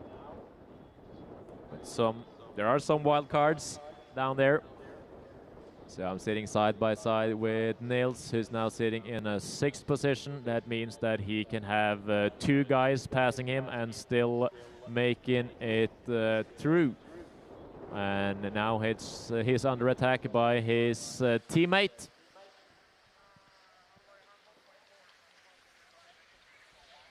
And the judges now are ready for Theo Thorén, and he's safe. He's currently up at 2nd place, I might recall. So it doesn't really matter for him if he does a double backflip or a triple cork. It is coming forward into the jump. Oi! Yeah, and that might be the winner of heat number 2. Does a huge double cork 16-20 with a lead tail grab. And while the rest of the field are grabbing trailing blunt, Theo is grabbing lead. Oh, that's nice. And that landing to switch so far down in the deep slush. I am afraid that Leon now is pushed down to 2nd place. It was some serious attitude to this one. And we probably have time to look at the scoreboard once again with the nail-biting fight of the top 8. And there's no changes up there. And the guys on top shouldn't be... we can also see Frank Wahlström score. He's now in the lead. It's no longer Leon Wist Benjaminsen. But I might think that Theo Thorén also beat Frank with this one. But for the guys further down the rank, that doesn't matter that much because Thorén is already ranked in 4th position. So if he bumps up some spots, it will make no difference for the guys biting nails around the 8th position. Emil Aalto from Finland is the next guy on course. Cruises with a little safety grab up at the top, and the lift is now up and running again, so that's nice to see. Forward into the jump, double bio 1080, and I think that that was more or less the same execution as he did in his first run, so it might be a little improvement, but it won't take him too far up the rankings. Nice looking trick. But compared to the top level here at the Europa Cup in Trysil, it might not be it. But it will be a nice result for the young rider. We are waiting for Wikström from Sweden, who did a double bio 1440 in his first run. Ended up a little backseat, and he is definitely one of the riders with the potential trick-wise to make some changes inside of the top 8.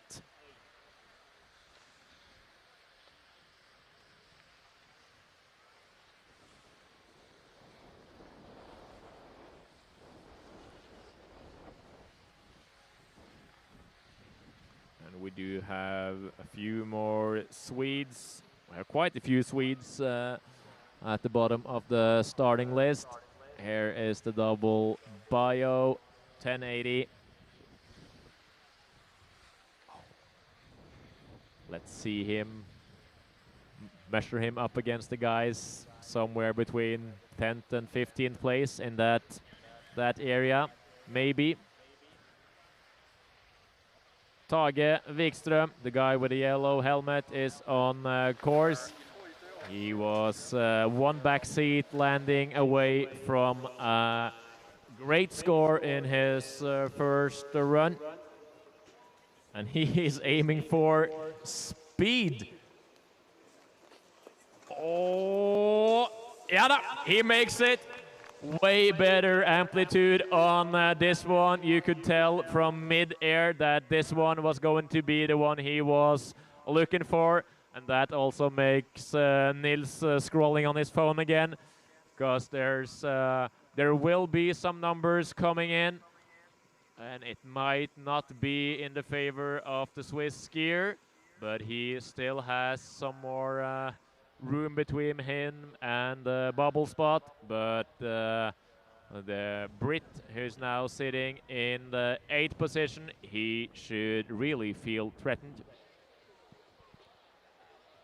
And we still have Jeremy Boisson in the 8th position, but with Wikström's score on its way, where will that put him? Maybe around the 5th place, and the judges wasn't that happy about the Theo Thoren's 16 lead tail as I was. So still in a 4th position. It doesn't really matter that much. He was probably deducted for letting go of the grab a little early, even though I was blinded by his amplitude. Next guy we're waiting for is Sigge Sjölander from Sweden with a score of 69.0. Not the worst score to be awarded. This one should do some shaking up the ranking. Judges, they are still working on this one. Should we guess around 5th place or even higher?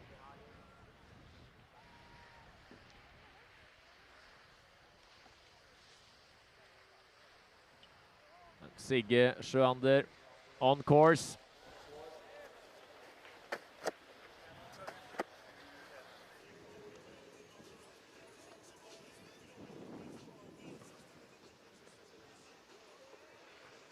And he coming forward into the bottom jump here. Spins out of it. Oh, great save.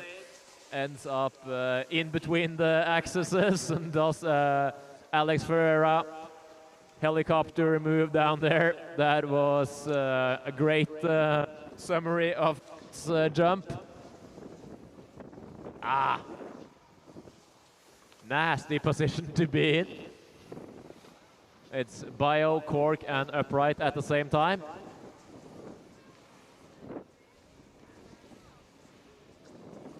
And while he's running up for his skis, we can have a look at the scoreboard, because I think there have been some changes there. And he will be standing with his score of 69.0. Not the worst score to walk away from today. See you tomorrow. Great job.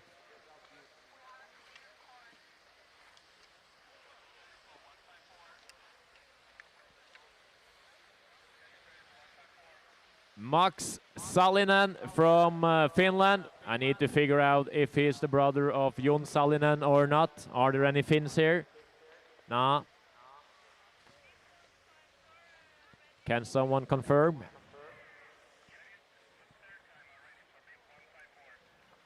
And Sallinen is in the field just behind the guy's top 8.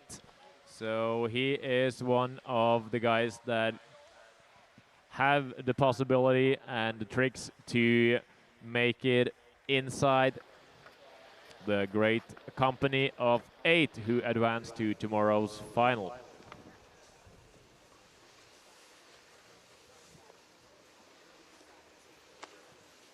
And he is going fast. Oh, but there's no grab and hand up ground and a crash as well. So that won't be it for him. Sallinen done for the day, and we are waiting for Silas van Bogenhout Mogens from Denmark.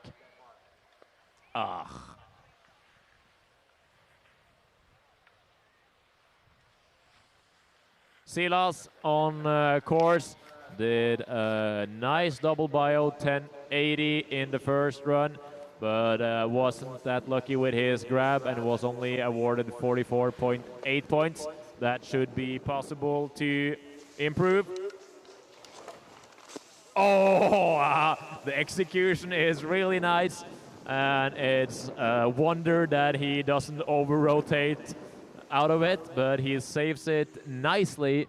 And but is the grab there or not? It's so hard to tell on this screen with sun shining on it. But we'll give him the benefit of the doubt, but it anyway won't be enough trick-wise and difficulty-wise to bump him into the top 8. But if the grab was there, it will be an honorable placement for Silas in his first Europa Cup. Rauls Kalis Bergsons from Latvia is the next one we're waiting for. Did a switch bio-ish 1080 in the first run.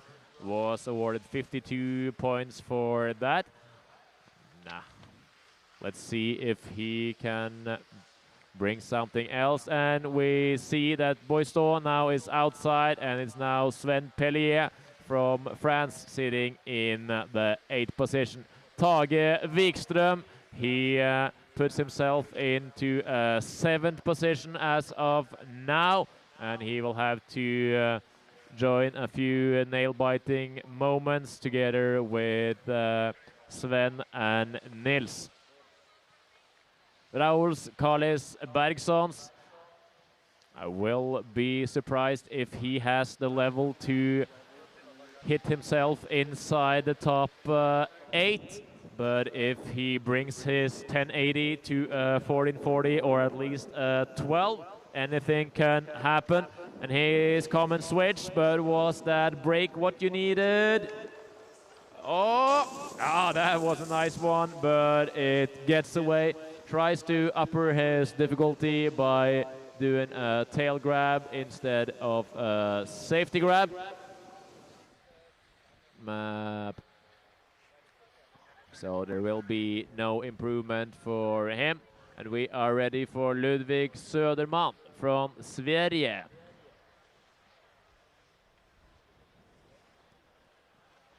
Ludvig Söderman, han i løypa. He's on course.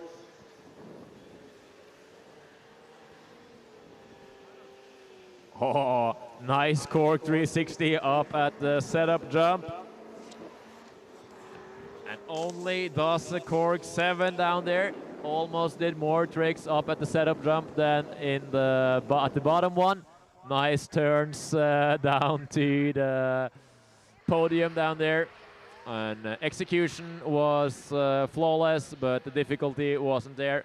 We are waiting for today's strategic winner, Linus Ekström from Sweden.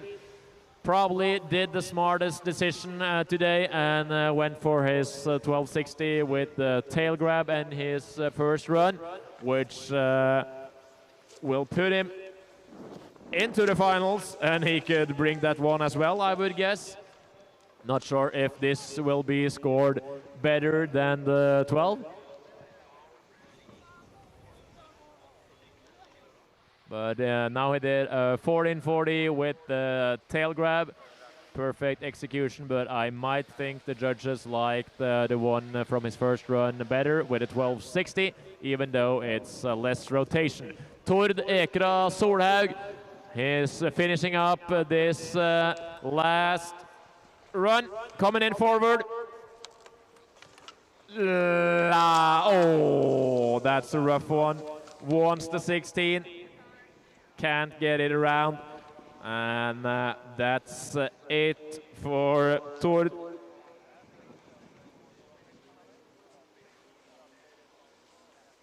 He's up at his feet. That's nice to see. I think that was a rough one. We also now have some shade in the landing, and I would guess the landing just gets more and more crisp for the next few minutes. So I think it's nice that we are through. And while we are looking at Tord, who's back on his feet, we can take a look at the scoreboard and who the 8 guys that are joining us for the final will be.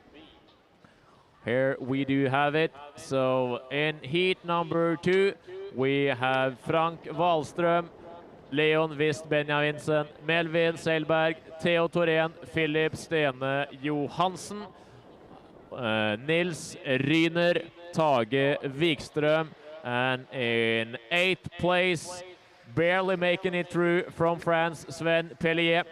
That means that Jeremy and Linus now are outside the good company. And these 8 guys will join the 8 guys from the first heat this afternoon into tomorrow's final. We will have 6 girls and 16 guys skiing tomorrow's final. And I guess that will be it for the live stream today as well.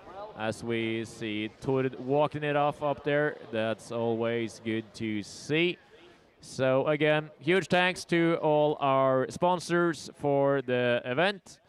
We will be back tomorrow with the big air finals and continue during the week with both slopestyle qualification and slopestyle finals this Friday. So thanks for joining us both online and on site, and see you tomorrow.